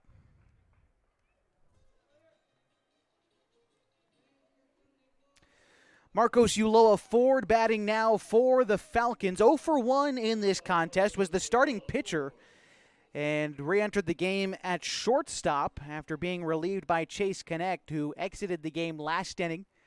P.J. Safford came in relief. We'll take a look at the final line score for Chase Connect here in just a moment as ball 1 crosses for Marcos Ulloa Ford. He steps back in, and the delivery from Sanchez. Hard fastball through the zone, 1-1.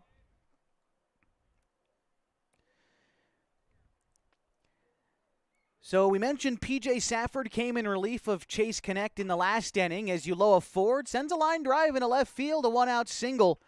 Gets the Falcons a base runner in the fourth inning.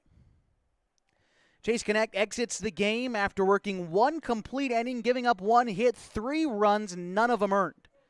He walked 2, did not record a strikeout. P.J. Safford wrapped up that inning. And runner aboard at first. Second hit of this game for the Falcons. Here's Colin Tacchini, who's 0 for 1 in this game with a strikeout.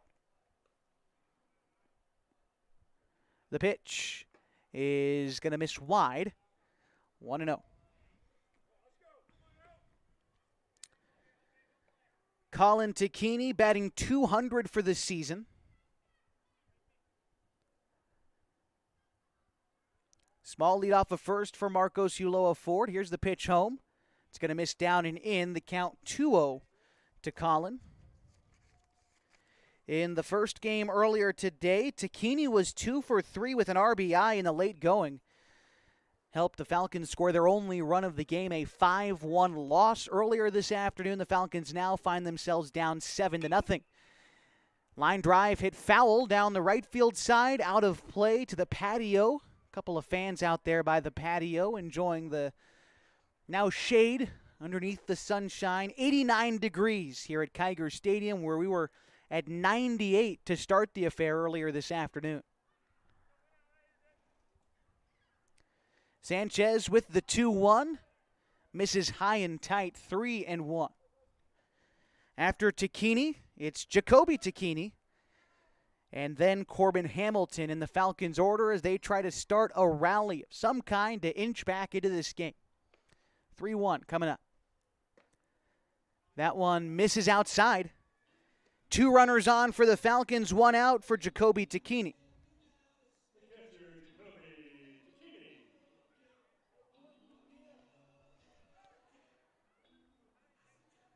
Jacoby Tacchini hitting .193 this season. Although, as of late, he's been swinging the bat well. He's got 5 hits in the previous 4 games for the Falcons. Here he pops one foul out of play. 0-1. Had a couple of base hits against Redmond back on Wednesday in a 2-for-2 performance. Also went 1-for-1 earlier today. Now behind in the count, 0-1. Tacchini takes strike 2 on a fastball middle in. Gonna have to get defensive. Middle infield ready for a double play. As Corbin Hamilton waits on deck in an 0-2 count to Jacoby Tacchini. Sanchez stares down the runner. Ulloa Ford at second before moving home. Line drive into center field. That's down for a base hit. They're going to keep Ulloa Ford at third, and the bases are loaded for Corbin Hamilton. Ulloa Ford to third, Colin Tacchini to second, Jacoby Tacchini aboard at first.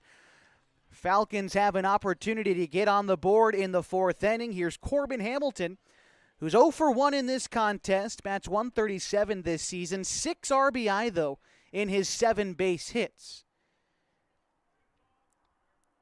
Pitch here to Corbin is fouled off, 0-1. Corbin had a big hit against Eugene in their home series a couple of weeks ago.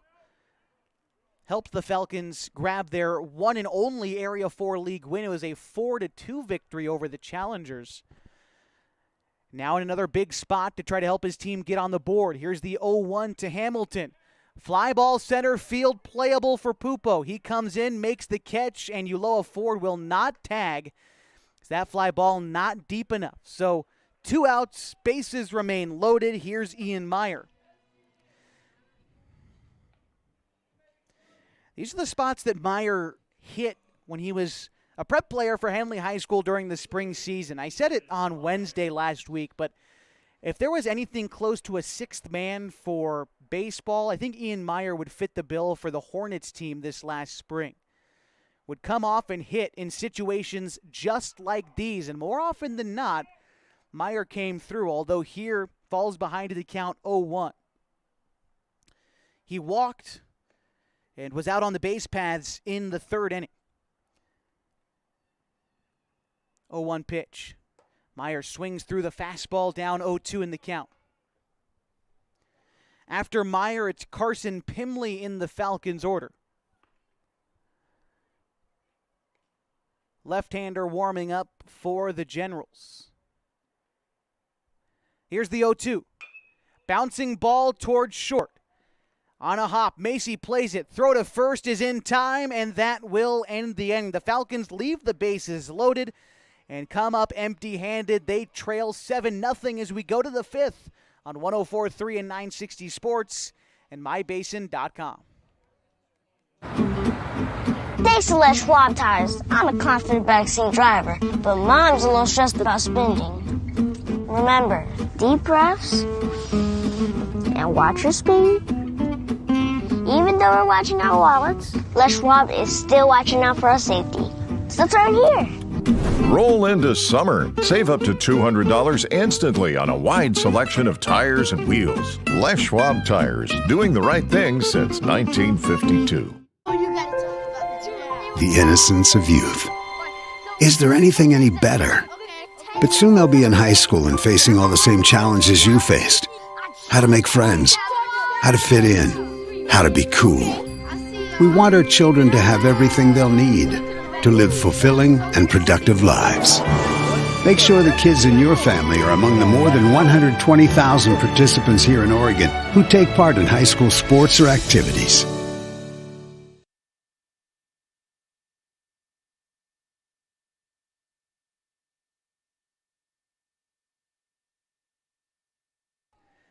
Top of the fifth inning, and the Redmond Generals lead the Klamath Falls Falcons 7-0. Top of the order due up for Redmond in the fifth. It's Eli Pupo, Colton Horner, and Caden Illingworth. The Generals have scored 3 runs in each of the last 2 innings. It's up to P.J. Safford to try to keep things where they are. Entering his second inning of relief, although he only needed 1 out to get out of the last half inning. Came in relief of Chase Connect, who himself was a relief pitcher for Marcos Ulloa Ford. Safford gets the top of the order as Eli Pupo gets ready to step in. The left-handed batter is 0 for 1 today. Although he's walked twice and scored a run, he struck out in his only official at-bat of the evening. First pitch from Safford is going to miss low for a ball, 1-0.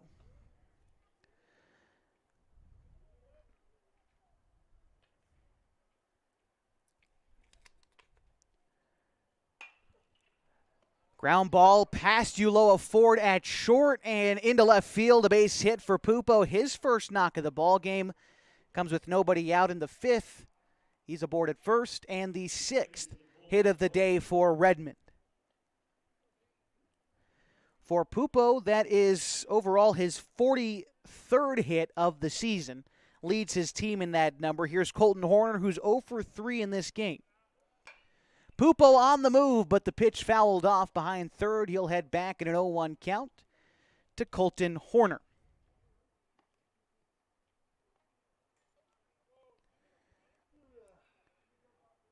Colton Horner, the son of the coach Mark Horner for Redmond. Mark Horner, former Red High School coach, coached all around shoots 20 years. Played college ball at Azusa Pacific University. Fouled back at an 0-2 count is Colton Horner. Veteran coaching staff for Redmond. You could say the same thing about the Falcons with their head coach Pete Whistler coaching in the Basin for over 40 years. 1996 Prep State champion, 96 Coach of the Year for Prep Sports, 96 state champions in Legion Baseball. He's coached at every high school in the Basin and at Oregon Tech. He's coached in the minor leagues, too.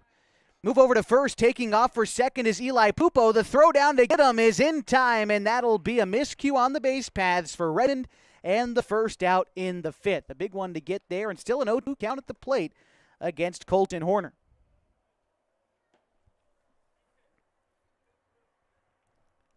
So move over to first. Pupo broke for second. Hamilton made the routine throw and tag apply to record the out. Here's the 0-2 home. It's popped foul once more. Horner putting up a good ball at the plate, but still behind 0-2. After Horner, it's Caden Illingworth on deck for Redmond. Sanford ready to go again with the 0-2. Check swing. He held up in time on the outside two-seam fastball. Horner trying to even things up. 1-2 the count to the left-handed hitting second baseman for Redmond. And that pitch will also miss outside. 2-2. Horner's flown out twice, grounded out once. The pitch. 2-2 sails high. And a good job by Colton Horner to lay off a few close fastballs to run the count full 3-2 after putting up a hard battle 0-2 to get here. The full count pitch, line shot to right field, but Glidden, it's going to get over his head and roll to the fence. Rounding second and headed for third is Colton Horner. The throw not in time. And that'll be a hit for Horner and a triple with one out in the fifth inning. That was a line drive to Glidden, and he just sort of let it glide over his head in right, and it bounced around against the wall and wound up as a triple for Horner. A good at-bat for Horner as he began the count 0-2, ran it full, and found a pitch he could handle. First pitch to Illingworth is going to miss outside 1-0.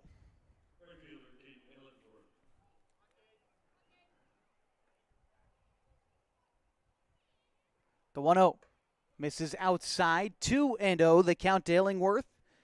He's 1 for 2 in this game. He singled and scored in the third, also flew out in the fourth, walked in the first inning, and was left stranded at second base. 2-0. Line drive foul down the third base side. 2-1 the count. Redmond leads 7-0 here in the fifth. They've got a runner at third after the triple with one out from Horner. Damage could have been worse after Pupo got himself out on the base paths. Here's a fly ball, center field, could be trouble, and that's going to drop down in front of Max Price. And an RBI single will score a run. Redmond leads now 8-0.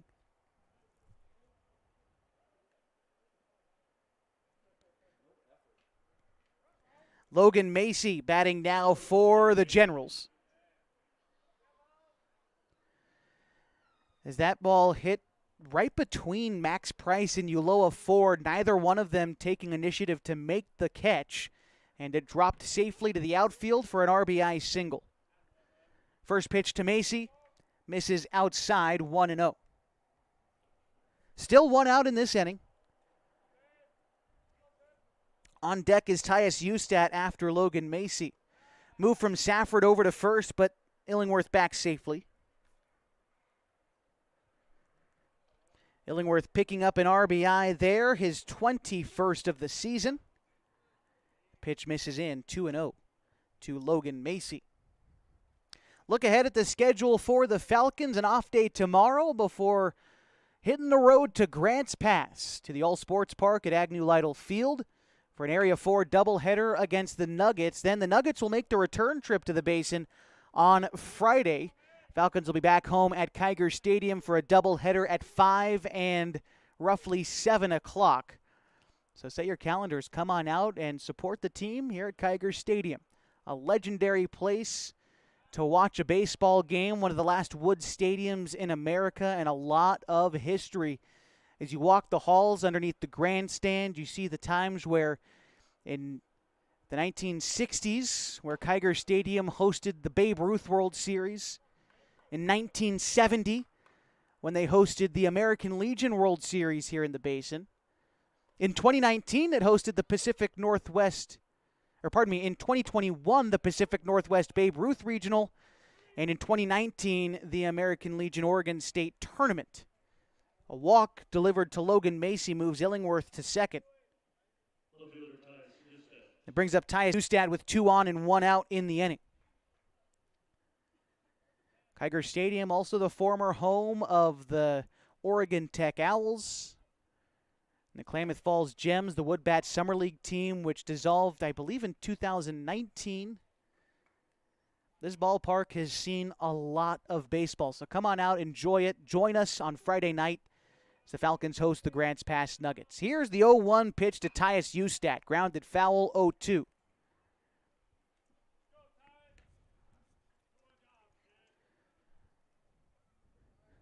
Got some action in the Falcons bullpen as Safford set with the 0-2. Here it comes. Both runners on the move. Pitch hit into the infield. That'll be an infield fly.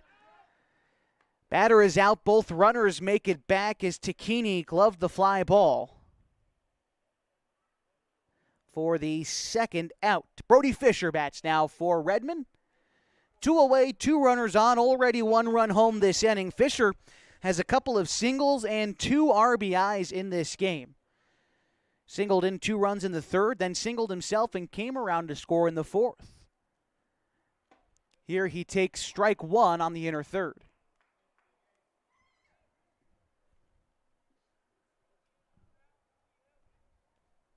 Safford set, working out of the stretch, and it's popped up right in front of the mound. Takini will make the catch and end the inning. It popped out of his glove. He caught it barehanded. The Falcons making a habit of that this game as they end this inning. Still trailing 8-0. We go bottom 5 on 104.3 and 960 Sports and mybasin.com. Introducing Smith Marcom Solutions, your trusted partner in marketing and communication. We specialize in crafting compelling campaigns, eye-catching graphics, and impactful branding materials. Smith Bates is like working with dependable friends. They always help us build our professional image. Through the innovative strategies that the team at Smith Bates suggested, we've been able to give the brand at Calor the boost that it desperately needed. Unlock your potential with Smith Bates Marcom Solutions. Sports was kind of what defined me as a person. I loved to play every sport I could possibly play. The Abbeys was really the family stomping ground for all of our community. Saturday afternoon soccer tournaments, we'd head over to Abbeys afterwards. And then when we got up into middle school, on our way home, we'd stop at Abbeys after basketball games. When I go home, I want to see 2 things when I drive through Winston. I want to see my Abbeys and I want to see my high school. And those are the 2 memories that stick out the most to me.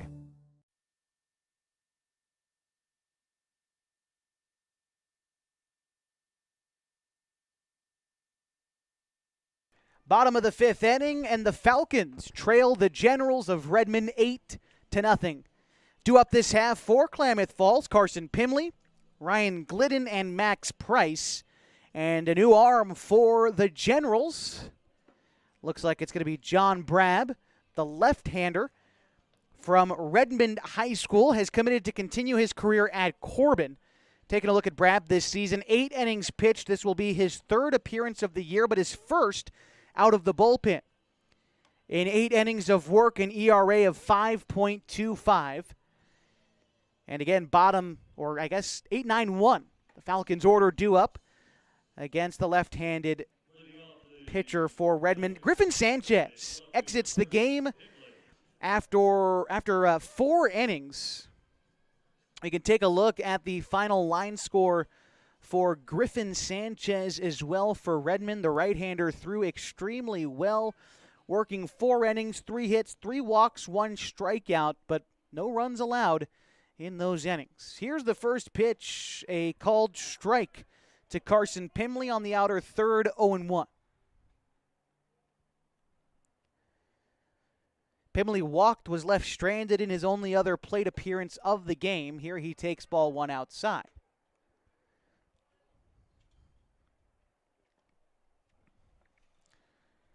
Ryan Glidden waits on deck for the Falcons. The 1-1 pitch swung through for strike 2 for Carson Pimley.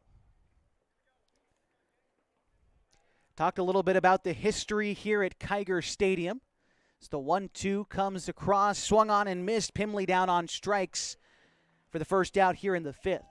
How about the history of this Falcons baseball team, though? In Oregon Legion history, one of the prestigious programs Fourth most state titles in history. They've got 9 total. They only trail Portland, which, by the way, used to be a single team through the 90s, I believe. So Portland is a single post, won't be able to improve upon that. Medford and Roseburg are also in front of Klamath Falls as the first pitch misses to Ryan Glidden. Here's the 1-0.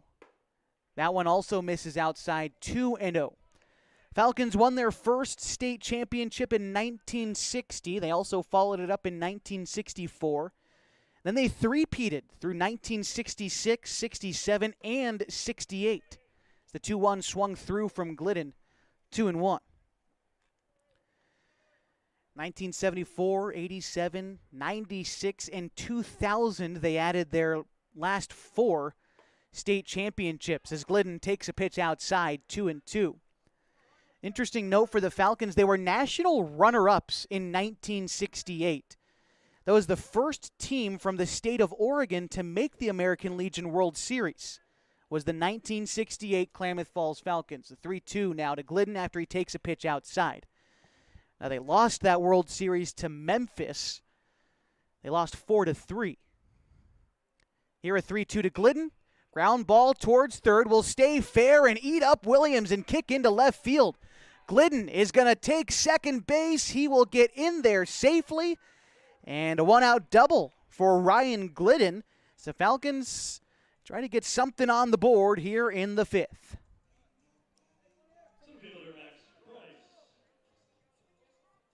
Here's Max Price, who's 1 for 2 in the contest. Singled in the first, flew into a double play in the third. Pitch to Price is going to miss inside, almost got him. But now ahead in the count, 1-0. By the way, for the Falcons, that double from Glidden, their 4th hit of the night. Set is Brab, and the 1-0. Misses outside, 2-0.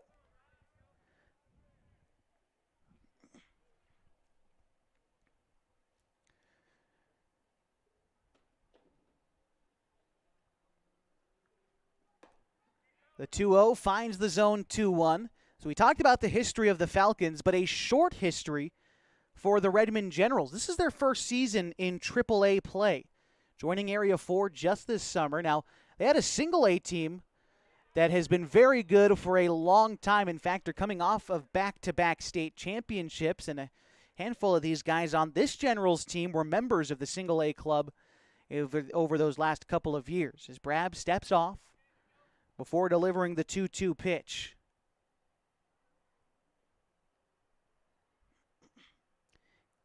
The lefty delivers, and it's fouled off by Price.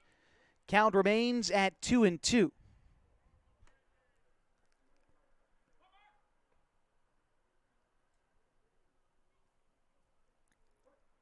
Runner at second is Ryan Glidden. Aboard after a one-out double. The 2-2 home.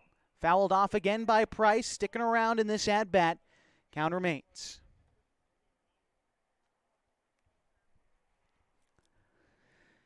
After Price, it's P.J. Safford in the order. 2-2 coming up. Pitch misses in the dirt, skips away from Dean. Glidden is going to advance to third. 90 feet away from scoring.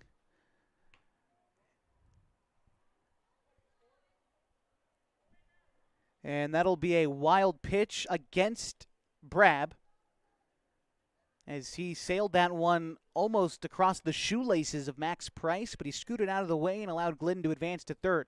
Full count pitch home is taken for ball 4. Runners at the corners, 1 out for P.J. Safford.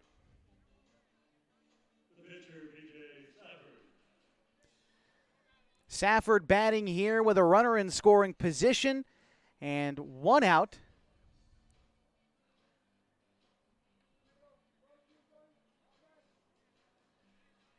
P.J. Safford with runners in scoring position this season is batting .056, looking to come up in a spot here. Runner on the move, throw down to second, is going to skip away from the second baseman Horner. Glidden's going to stay put at third, won't be able to take advantage of the throw, but now 2 runners in scoring position, and importantly, eliminating the double play opportunity to where a ground ball here probably, depending on where it goes, scores 1. Now, Redmond is up 8-0. They could just decide to go to first on a ground ball in the infield anyway, which is likely what they'll do. The 1-0 pitch to Safford is taken for a ball outside, 2-0. Safford flew out in his first at-bat to center field.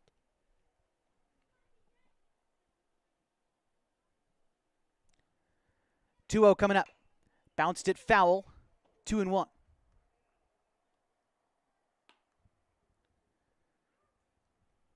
Aboard at second is Max Price. He reached on a walk and stole second.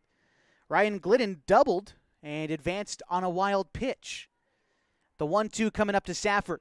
Fouled off towards the Redmond dugout. Look out. All right, everybody's safe over there. And Coach Whistler fielding the ball in foul territory. And we'll stay with a 2-1 count. Pardon me, a 1-2 count to Safford. Here it comes. Safford bounces one back up the middle, and that will get through into center field, a base hit. Glidden scores. They're waving Price around. No, he puts on the brakes halfway down the line. But an RBI single for P.J. Safford puts the Falcons on the board. They trail 8-1. Glidden crosses home. Price to third. Safford aboard at first with an RBI. And for P.J. this season, that is RBI number 5. Batting now for the Falcons, Marcos Ulloa Ford in a spot as the Falcons try to put up a crooked number here in the 5th. Ulloa Ford 1 for 2 in this ball game. Pops one foul out of play. Count 0-1. Ulloa Ford grounded out in the first, singled, and was left out there in the 4th when the Falcons had the bases loaded. Here's the 0-1. Fouls it off, 0-2. Ulloa Ford a touch out in front of that pitch, swung over the top of it. See how he approaches this at-bat in an 0-2 count. Already 1 run home in the inning for the Falcons as the lefty Brab comes set, stares down Safford at first, and moves home. Hit out towards right field, bending, and it will be foul just by a couple of feet down the right field line. A loud foul ball. Ulloa Ford heads back to do it again in an 0-2 count.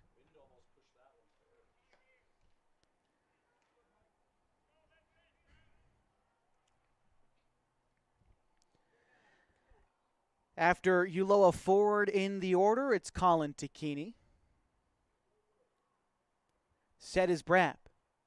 The 0-2 home. Bouncing ball back to Brab. He's going to go to second for 1, and the Generals will only get that out. So a run scores, and an RBI for Marcos Ulloa Ford as Price comes home. Safford is out trying to advance to second. Ulloa Ford reaches on the fielder's choice and the RBI. The Falcons trail 8-2. 2 outs in the inning. Here's Colin Tacchini.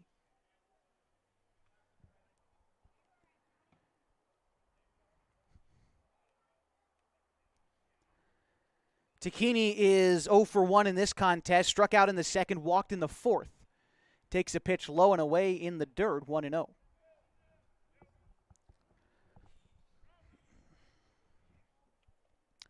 Jacoby Tacchini waits on deck for the Falcons. The 1-0 home. Sails high, 2-0.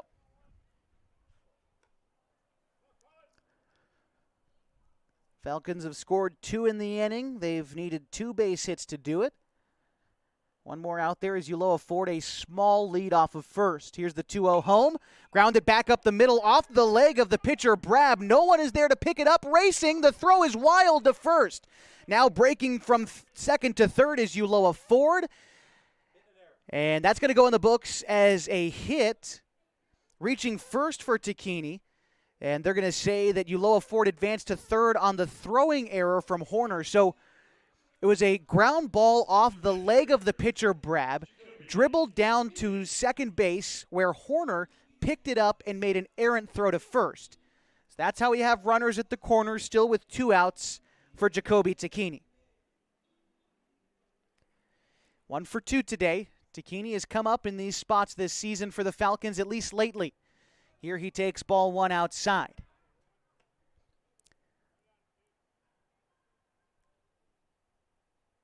Six hits in the last 5 games for Tacchini.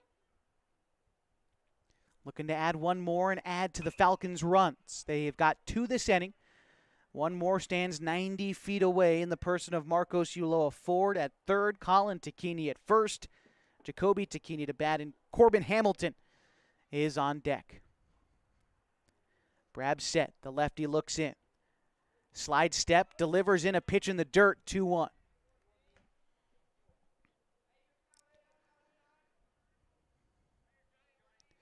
Tacchini with 5 RBI this season. Hoping to add to his total in the late going of this ball game. The pitch. Taken again in the dirt. Count moves now 3-1. You'd love to give Corbin Hamilton another crack with the bases loaded, but it's going to take getting on base for Jacoby here. The 3-1. Swung through, the count's full now, 3-2. Going to be some movement in the infield as Colin Tacchini at first is going to be going to second here, trying to get a head start, potentially on a ball in the gap, could score. 3-2 coming up. Here it is. That pitch misses in, and the bases are loaded for Corbin Hamilton.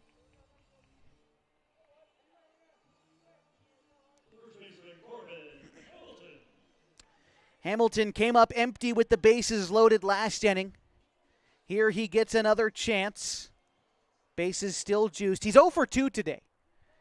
He's flown out twice, trying to find some green. The pitch. Hamilton bounces 1 towards third. Up with it, and the force is made at third, and that will end. No, that's the second out? Foul ball. Okay. Looked close.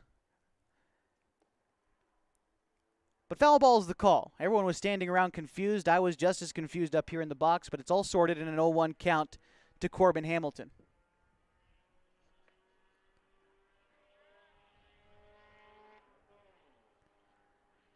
So he gets another crack at it. Brab was working out of the windup now, the lefty with the 0-1. Sails outside, count even now, 1 apiece. Falcons have scored 2 in this inning. 1 off a fielder's choice from Ulloa Ford, who stands now at third. P.J. Safford also singled in a run this inning. The 1-1. Bouncing ball, that one foul, 1-2.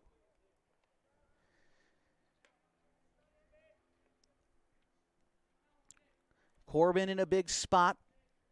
Chokes up a bit in a 2-strike count. The delivery from Brab. Looked at, ball 2. Fastball misses outside, was almost in the left-handed batter's box. Just got word, 40 pitches this inning for Brab. The Falcons making him labor out there, but could strand the bases loaded. The 2-2. Looked at for ball 3. Now a ton of movement in the infield as everybody's going to be getting a head start on the 3-2 pitch to Corbin Hamilton with Ian Meyer waiting on deck. Boy, he'd love a shot this inning too. Full count on the way. Runners on the move. The pitch is bouncing towards Shirt. Charging in is Macy. Makes the play to end the inning. But the Falcons do score 2. On 3 base hits, they do leave the bases loaded. They trail 8-2. We go to the 6th inning on 104.3 and 960 Sports and MyBasin.com. Come corporate. At Klamath Subaru, we built our business on that simple promise. Well, that and some of the best people you're ever going to meet. Hi, I'm Rob Cedar, General Manager at Klamath Subaru. Our 62 employees make it easy for us to live up to our comfortable, not corporate philosophy. Friendly faces, easy answers, straight talk, fairness, and exceptional service. These are the things you expect. These are the things that all of our people deliver. Our management team, sales pros, certified service and body shop techs, lot attendants, and detail experts are all 100% focused on you. Local people putting their friends and neighbors first. At Klamath Subaru, That's the only way we do business. It's comfortable, not corporate. Our team members also spend hundreds of hours each year supporting local charities and events through the Subaru Love Promise. That's the kind of people they are. We're very proud of them. They're your friends, they're your neighbors, they're glad to know you, and they want you to be glad to know them too. I'm Rob, and this is what makes us comfortable, not corporate. Top of the 6th inning, and the Redmond Sunwest Generals lead the Klamath Falls Falcons 8-2. Due up this half for Redmond, the bottom half of their order. Bottom third, rather. McCovey Williams, Buck Cooley, and Austin Dean against P.J. Safford, entering in his 3rd inning of work. Falcons scored 2 in the bottom half of the 5th inning. Still trail by 6 in the late going. They try to escape 4 straight conference losses and 6 overall losses.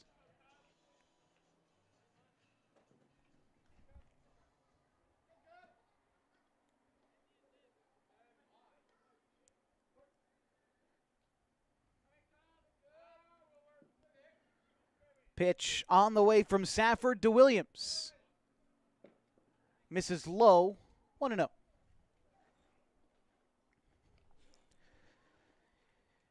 Jacoby Tacchini coming out to discuss with Safford after just 1 pitch here in the 6th. We'll remind you that tonight's broadcast is brought to you by Les Schwab Tires. Having the right set of tires and wheels on your vehicle is just part of an essential safety checklist. That's why Les Schwab does more than install just tires and wheels. Come on in. Free pre-chip safety check. They're going to make sure that everything is in working order at Les Schwab Tires. All right, 1-0 count. Lifted into shallow right field. And the catch is made by the second baseman, Colin Tacchini, for the first out.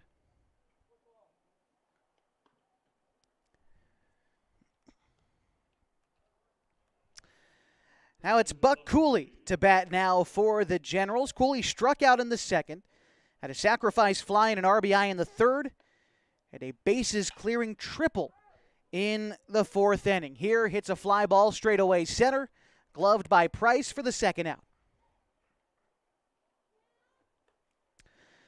Austin Dean due up now for the Generals. 0 for 1 in this contest, but a couple of walks to go along with his ground out. Hasn't come around to score, but again, he has walked twice. Safford working from the windup with 2 outs and nobody on in the 6th. He steps off and back on, ready to go. Here it comes. That pitch in the turf, 1-0.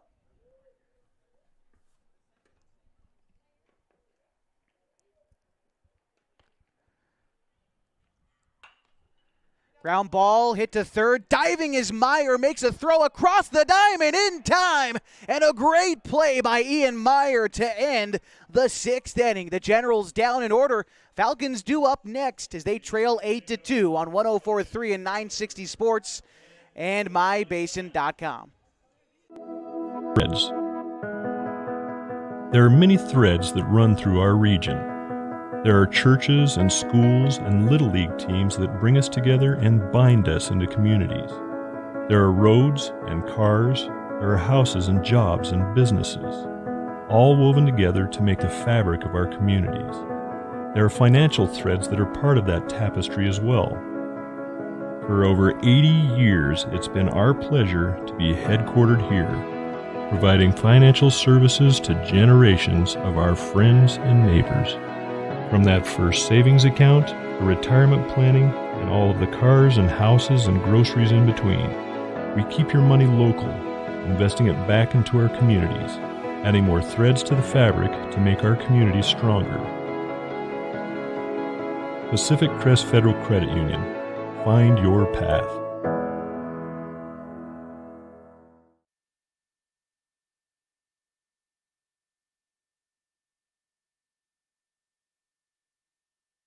Bottom of the 6th inning, and the Falcons trail the Generals 8-2 as we go leading off with Ian Meyer, Carson Pimley, then Ryan Glidden. That's the bottom third of the Falcons' order.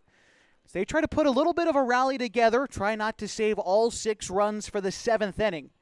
They scored 2 in the 5th, and looking to add on to it in this inning. Ian Meyer going to lead things off. He's walked and grounded out to this point in the ball game. John Brabb still pitching for the Generals. The Falcons made him work in that last inning, threw almost 50 pitches in just the 5th inning. Falcons hoping to make him work a little bit again and maybe get 2 more runs. I think the sweet spot is if you can leave it or try to get 4 runs this inning, leave yourself down by 2. Give yourself a chance in the 7th. It all starts with Ian Meyer, who takes strike 1.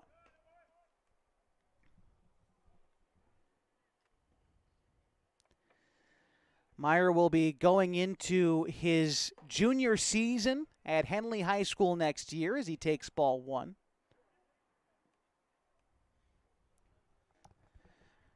1-1 coming up. That pitch misses in. The count now 2-1. Remember how young this Falcons team is. A lot of guys just coming off their sophomore year, some off their freshman season as well.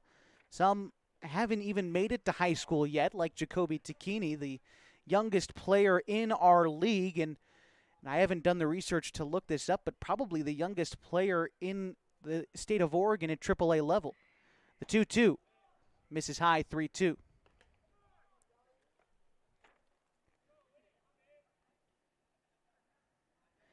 Six total players for the Falcons will be juniors in high school next year as the 3-2 swung through from Meyer, down on strikes for the first out in the 6th.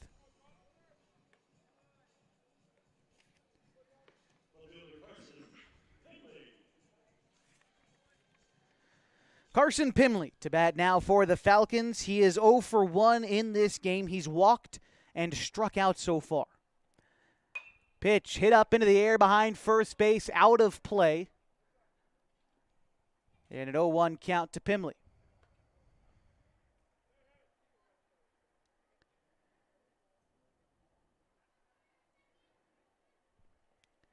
Pimley 2 hits in 23 tries this season. Here's the 0-1. Pitch misses wide. 1-1. Ryan Glidden waits on deck. The 1-1 home. It's going to miss in the dirt. 2-1. Talked about it a bit, but want to remind you our next broadcast after tonight is going to be on the road at the All Sports Park in Grants Pass. The Falcons travel to take on the Nuggets. That'll be a big series, as one of those teams is going to wind up in last place after that 4-game set.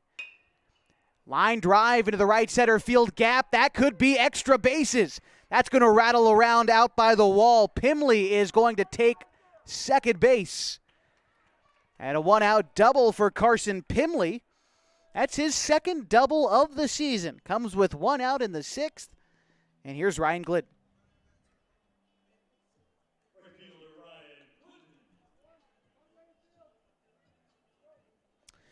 Glidden doubled in his last at-bat. Hit a ball down the third base side that gave the third baseman Williams trouble. Was able to stretch it into a double. The pitch to Glidden. Misses outside. 1-0. Glidden would come around to score in that 5th inning. Marked the first run of the game for the Falcons tonight. Now looking to drive in the 3rd run of the game. Here's the 1-0. Swung through and missed. 1-1.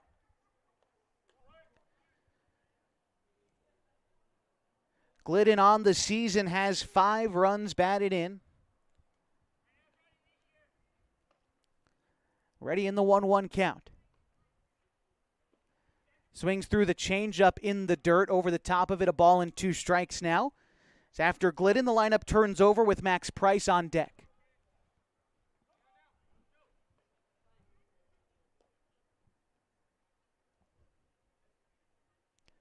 Brabb looking in. Gathers the sign from Austin Dean and is ready to go. Here's the pitch. 1-2, swung on and missed. Glidden down on strikes for the second out in the 6th. And that'll bring up the top of the order in Max Price. Second strikeout this inning for Brab, third overall in the game. Here's Max Price, who is 1 for 2 today. He singled in the first, flew out in the third, and walked and scored in the fifth. Pitch in the dirt, knocked down by Austin Dean, and a 1-0 count. Dean has done good work behind the plate. An all-state athlete, will play at Blue Mountain Community College next season. The 1-0. Fly ball center field. Pupo ranges over and makes the catch to end the inning. No runs on one hit for the Falcons. They leave one stranded. No Redmond errors. They lead 8-2 as we go to the 7th from Kiger Stadium on 104.3 and 960 Sports and MyBasin.com.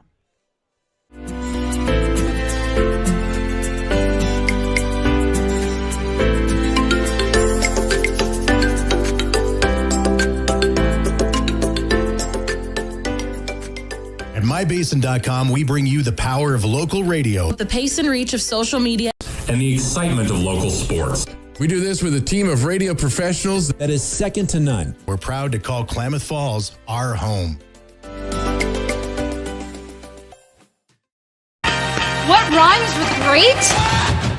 Participate. Where does greatness start? Here, in the classroom. On the stage. In the pool.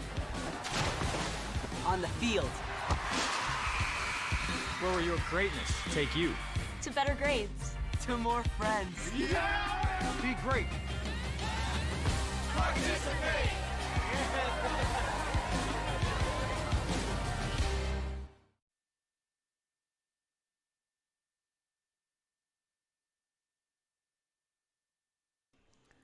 Top of the 7th inning, and the Falcons trail the Generals 8-2. Due up this half for Redmond is the top of their order. Eli Pupo, Colton Horner, and Caden Illingworth. Is P.J. Safford still out there on the mound for the Falcons? P.J. Safford took over in the 4th inning and has pitched well since then. 2 1/3, 4 hits, 1 run. It's earned. He's walked 1. Hasn't recorded a strikeout yet. But he's kept things pretty much where he found them.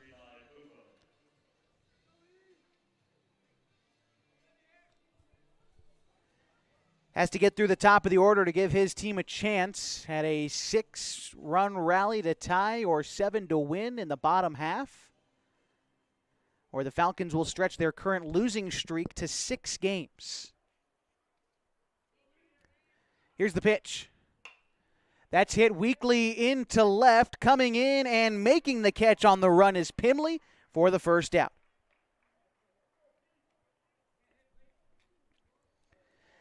Now Colton Horner bats 1 for 4 today. He hit a triple in the 5th inning. Other than that, he's flown out twice and grounded out once. The pitch to Horner. Called a strike on the outer third, 0-1. Horner bats .403 for the season for Redmond. The pitch. Misses outside, 1-1.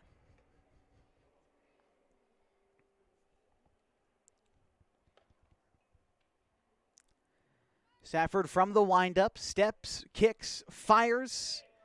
Pitch bounces to the plate, 2-1. After Horner, it's Illingworth in the order for Redmond.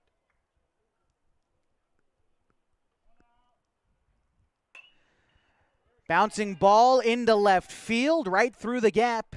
And a 1-out single for Colton Horner brings up Caden Illingworth. And for Redmond, that marks their 9th base hit of the night. Falcons have 7 so far in this ballgame. Second hit of the night for Horner makes him 2 for 5. Here's Illingworth, who's 2 for 3 so far with an RBI. Sends a screamer down the third base line into left. Big turnaround first, headed for third is Horner. The throw is high, and Safford there to back up the throw. But advancing on the throw is Illingworth. So a single plus advancing. So 2 runners in scoring position for the Redmond cleanup hitter in Logan Macy.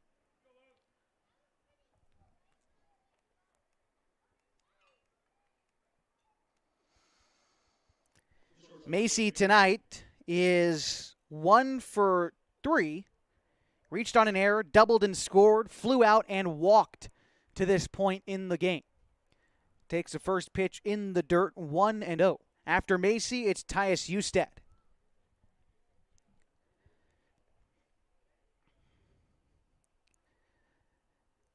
Pitch to Macy is taken for a ball high. It must have been high. 2-0 the count.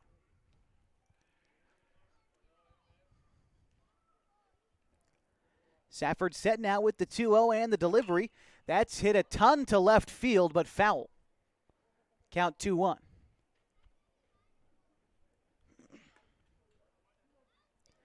Aboard at second is Illingworth. Horner at third. Macy at the plate in a 2-1 count. Falcons trail the Generals 8-2. The 2-1 home. Checks his swing. That misses low and away. Count 3-1.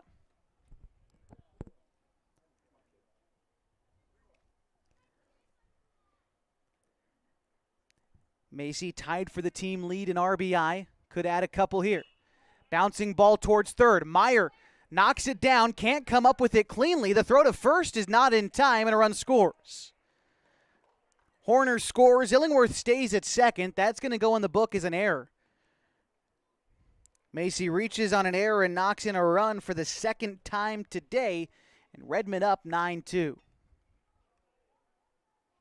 Third error of the night for the Falcons. And Tyus Ustad bats now for Redmond. Ustad also reached on an error. That was back in the fourth inning. And he would come around to score on that trip around the base paths. Otherwise, he's walked and scored. He's flown out twice. Safford with the pitch. Both runners on the move. No throw down to Jacoby Tacchini. Can't pull it out cleanly out of the glove. And I believe that pitch missed high. The count 2-0 to Ustad with Brody Fisher on deck.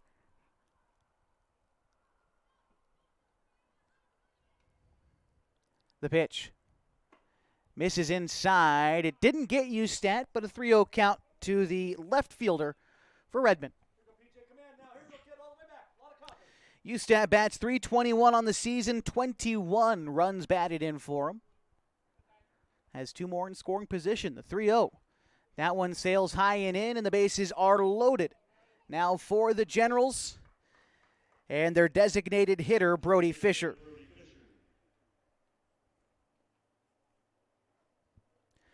Fisher is 2 for 4 tonight. He has 2 RBIs as well. Those came back in the third inning. Safford with the delivery. It's flared foul behind first in an 0-1 count.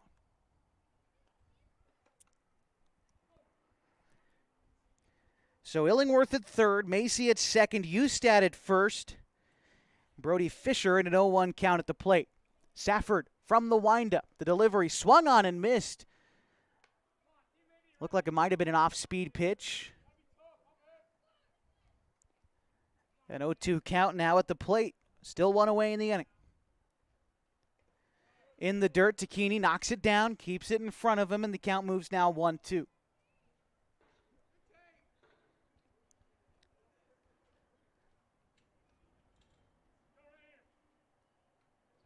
Safford looking in, gets the sign from Tacchini, now fires again from the windup. Line drive into center field. That's dipping. It's going to get down in front of Price. And an RBI runner trying to advance to third, and he's in there safely. So an RBI base hit for Fisher gives Redmond a 10-2 lead. Playing a bit of station to station as the bases remain loaded, still with one out. Ustad to second. Macy to third. Fisher aboard at first after the single. And the RBI to bring up McCovey Williams. Williams without a base hit in this ball game, but he's walked twice. First pitch drills him, and that'll bring in a run. Redmond up 11-2. Macy scores. Ustad to third. Fisher to second, and Williams aboard after taking one to the back. Brings up Buck Cooley. Cooley, a 3 RBI double in the 4th inning. He also hit a sacrifice fly in the 3rd. Otherwise, he struck out and flown out. And I believe Safford stepped off, or time was called at the plate, I think, is what happened. But we're ready from the windup. Safford with one away, and the bases loaded. First pitch, bouncing to first. Playing it on a hop is Hamilton. It kicks off the grass and into right field. 1 run is going to score. 2 runs are going to score. And the Generals now lead 13-2. A bounce characteristic of how the night has gone for the Falcons. A routine ground ball to first, kicked off the edge of the grass and squirted into right field. And a base hit. 2 runs come in off the bat of Buck Cooley. And here's Austin Dean.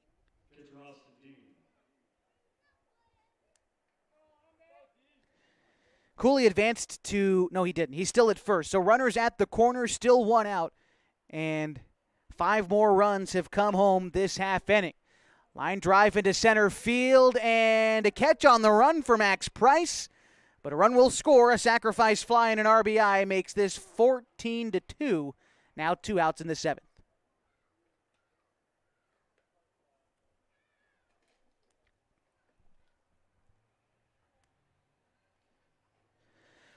Back to Eli Pupo at the top of the order for the Generals.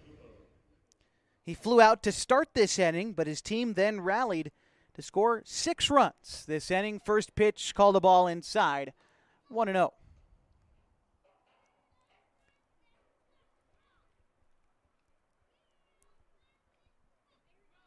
Safford delivers.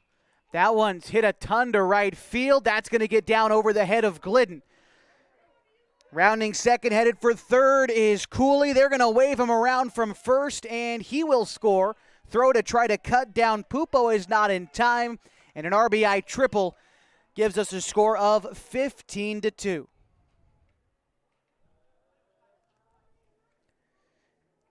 First RBI of this ball game for Pupo. Scores Cooley. And here's Colton Horner, who singled and scored earlier this inning. Pitch is going to miss outside, 1-0.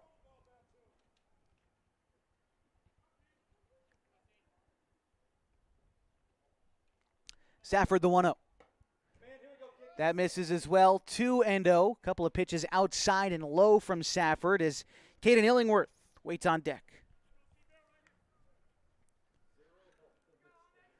7 runs on the board for the Generals in the 7th. The 2-0 fouled back 2-1.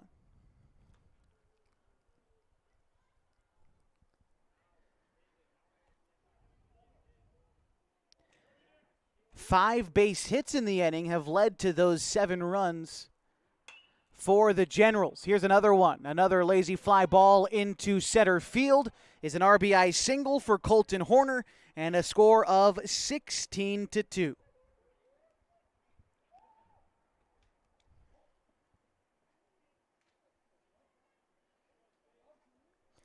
Here's Caden Illingworth. Singled and scored earlier this inning. He also singled in a run in the 5th.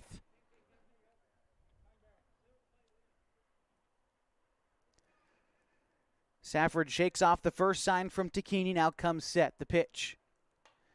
Fouled off straight to the netting, and an 0-1 count to Illingworth. 8 runs have come across for the Generals here in the 7th inning. They've doubled their scoring output in this inning alone. Now an 0-2 count after the foul ball from Illingworth.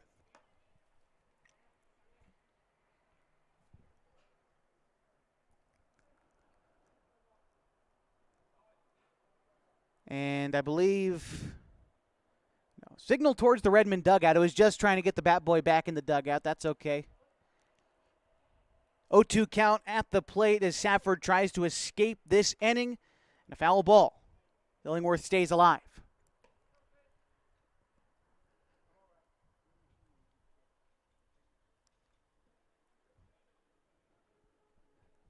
Runner aboard at first is Horner.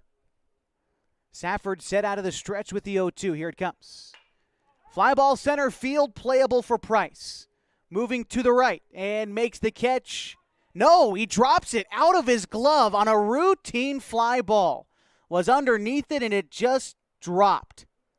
Another error in this inning puts runners at the corners. And we remain with 2 outs.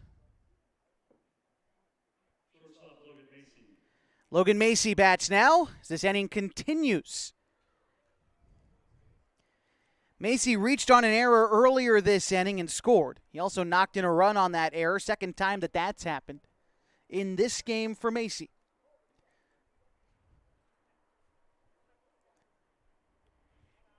Pitch from Safford.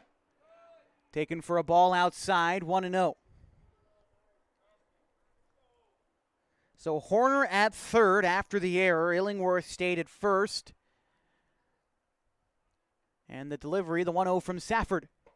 Taken for a strike on the inner third. A good location for the fastball from PJ, 1-1. I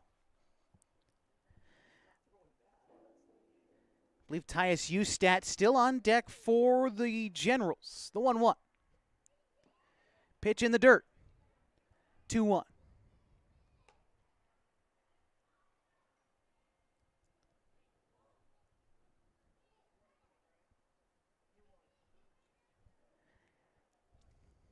Safford set now with the 2-1. Here it comes. Taken outside 3-1. Had some good zip on that fastball, but just sailed a bit outside.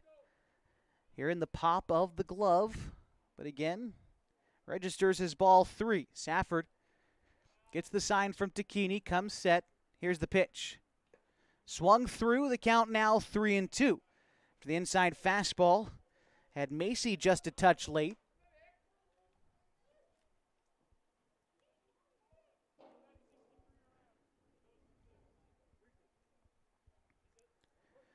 Count is full. Runner on first. Illingworth. We'll see if they send him after the big lead this inning. Only makes sense, and he goes. 3-2. Fly ball center field. Price, another chance to end the inning. And he does that time. Almost dropped it, but secured it to end the 7th inning. 8 runs come across on too many hits to count. The Generals leave 2 stranded. They lead 16-2. So we finish this game up in the bottom of the 7th. You've got foul ball on 104.3 and 960 Sports.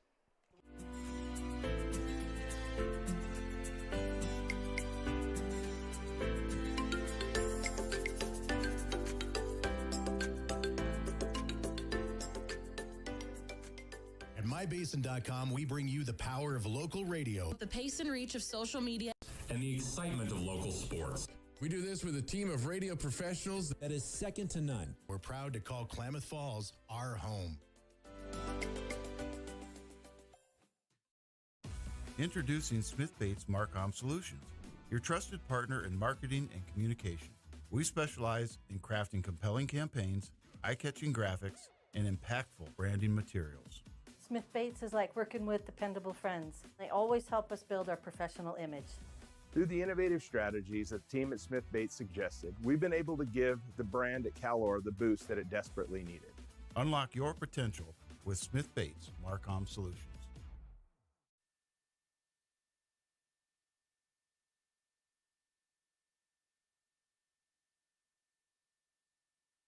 New pitcher on the mound for Redmond as we start the bottom of the 7th inning. The Generals lead the Falcons 16-2. It's Brody Fisher on the mound for the Generals. This is his 5th appearance overall in the season.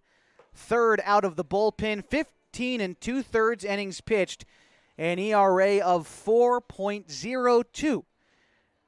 He'll try to close the door on another Generals win as the Falcons look to avoid 6 straight league losses. It'll be P.J. Safford, Marcos Ulloa, Ford, Colin Tacchini due up this half as the Falcons have Mount Everest to climb in front of them, down by 14. First pitch of ball to Safford.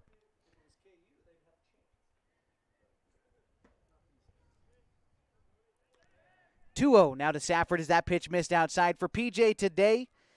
He's 1 for 2 with an RBI single in the 5th. Flares one foul. Count now 2-1 to Safford.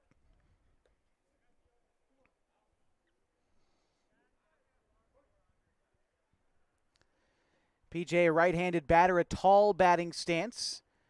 2-1 finds the outer third, and a 2-2 count. PJ's saying, I hope I got that call on the other end. That was about an inch off the outside part of the plate, but here's the 2-2.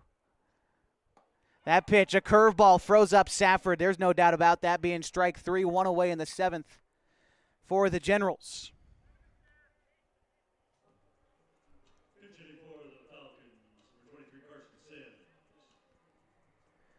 Carson Sims batting in place of Marcos Ulloa Ford here in the 7th. Pitch to Sims is swung on and missed, 0-1. Sims getting his first taste of action in the nightcap tonight. Started in center field in the opener this evening. Made a couple of nice defensive plays out there. 1-1 count to Sims. Here it comes. Ground ball up the middle. Over is the second baseman, Horner, but it eats him up. And Sims aboard on the error. Second error of the night for Redmond. Sims on first.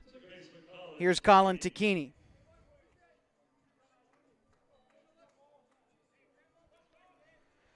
Double play in order for the Generals as Tacchini steps in. 1 for 2 tonight.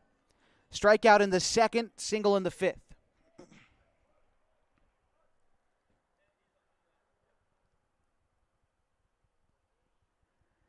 Big lead off of first from Sims. Nobody holding him. Pitch to Tacchini, finds the outside part of the zone, 0-1.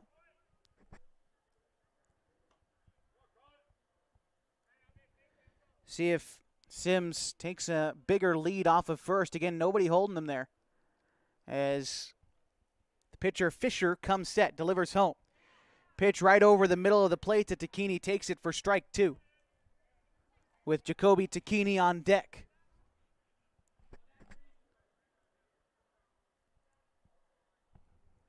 The pitch is going to sail outside, 1-2 to Colin Tacchini.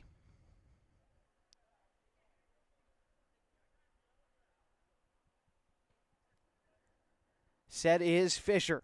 Kicks, fires, and Tacchini chases out of the zone for strike 3. 2 away in the 7th. Here's Jacoby Tacchini, who's singled, walked, and he also grounded out in this contest.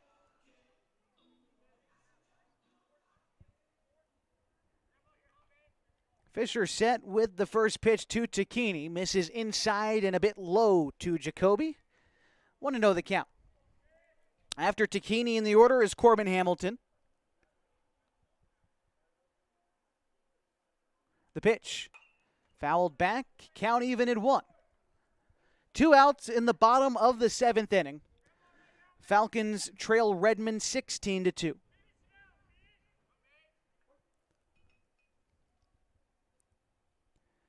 Pitch on its way. Here it comes. And fouled off. Falcons down to their final strike tonight.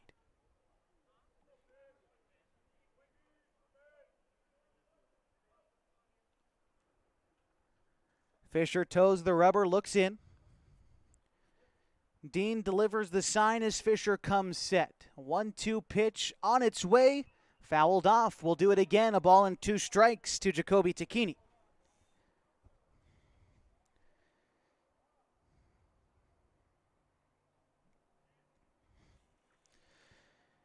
Got to get a couple baseballs from the dugout, it looks like.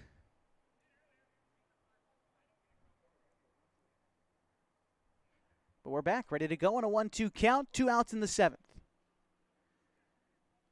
Falcons down to their final strike. The 1-2. Taken in the dirt. Count moves down to 2 balls and 2 strikes to Jacoby Tacchini.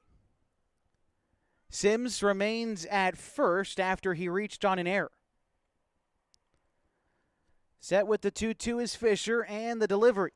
Taken for strike 3, called, and that will end the ball game. Falcons drop this one 16-2. We'll be back to wrap it up for you on the other side. This is Falcons Baseball on 104.3 and 960 Sports.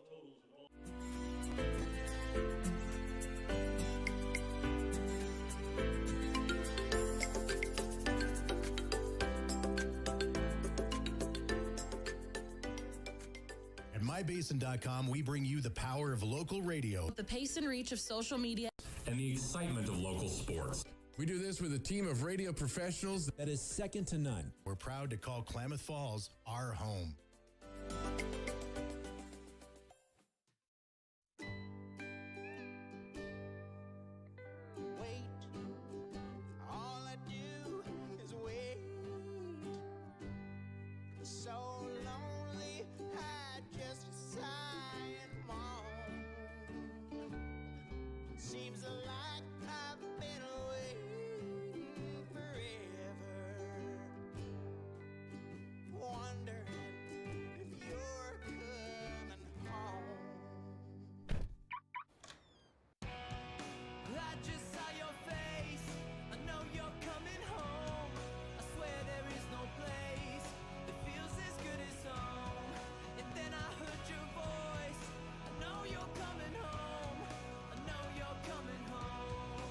This is where unconditional love and immeasurable happiness reside. This is home. Coltwell Banker, where home begins. Introducing Smith Bates Marcom Solutions, your trusted partner in marketing and communication. We specialize in crafting compelling campaigns, eye-catching graphics, and impactful branding materials. Smith Bates is like working with dependable friends. They always help us build our professional image. Through the innovative strategies that the team at Smith Bates suggested, we've been able to give the brand at Calor the boost that it desperately needed. Unlock your potential with Smith Bates Marcom Solutions. Threads. There are many threads that run through our region. There are churches and schools and little league teams that bring us together and bind us into communities. There are roads and cars, there are houses and jobs and businesses, all woven together to make the fabric of our communities. There are financial threads that are part of that tapestry as well. For over 80 years, it's been our pleasure to be headquartered here, providing financial services to generations of our friends and neighbors. From that first savings account, to retirement planning, and all of the cars and houses and groceries in between, we keep your money local, investing it back into our communities, adding more threads to the fabric to make our communities stronger. Pacific Crest Federal Credit Union. Find your path.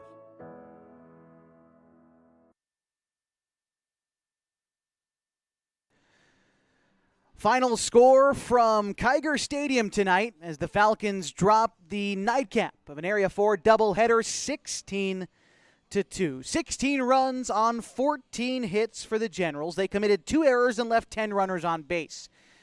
2 runs on 7 hits for the Falcons, 4 errors. They left 8 runners on base in the contest. The winning pitcher tonight is Griffin Sanchez, who worked 4 innings, gave up 3 hits. He walked 3, struck out 1. The losing pitcher this evening is Marcos Ulloa Ford, worked 2 2/3. 3 hits, 4 runs, 3 earned. He walked 6 and struck out 3. Couple of notables. We'll start with the Generals. A 3-for-6 night for Colton Horner with an RBI. A 3-for-5 night for Caden Illingworth with an RBI and 2 runs scored. 2-for-4 for Eli Pupo with an RBI. How about a 3-for-5 night for Brody Fisher with 3 RBIs and 2 runs scored? Buck Cooley had 6 runs batted in tonight in a 2-for-4 contest. Let's move over to the Falcons tonight, who had P.J. Safford go 1-for-3 with an RBI. Marcos Ulloa Ford added an RBI in a 1-for-3 effort. Those were the only guys who knocked in runs tonight for the Falcons. Also picking up base hits were Colin Takini, Jacoby Takini, Carson Pimley, and Ryan Glidden. With this loss, the Falcons drop now to 1-7 in Area 4 league play. They are 7-18 overall on the season. The Generals improved to 4-6 in league play, 16-6 overall in league play. The Falcons slide further in Area 4 league play. They are 5th in the conference outside of the playoff picture, but a chance to improve their record as they get a short rest tomorrow, back at it on Wednesday as the Falcons travel to Grants Pass to take on the Nuggets. The All Sports Park at Agnew Lytle Field. We'll be on the call for you with that one on 104.3 and 960 Sports and on mybasin.com. Back on Friday here at Kiger Stadium. Encourage you to come on out as support these Falcons as they take on the Nuggets in Area 4 League play. A doubleheader begins at 5 o'clock on Friday night here at Kiger Stadium. Want to thank everybody who makes tonight's broadcast possible. Of course, both head coaches, Pete Whistler, and for the Generals, head coach Mark Horner working with us, Mike Safford up here in the press box, public address announcer, and well, helping us out with everything with the broadcast as usual. Final scores tonight once more in a doubleheader, 5-1 and 16-2. Redmond taking a couple of wins away from the Falcons. We'll be back on Wednesday night. But in the meantime, I'm Josh Eldridge saying good night from Kiger Stadium.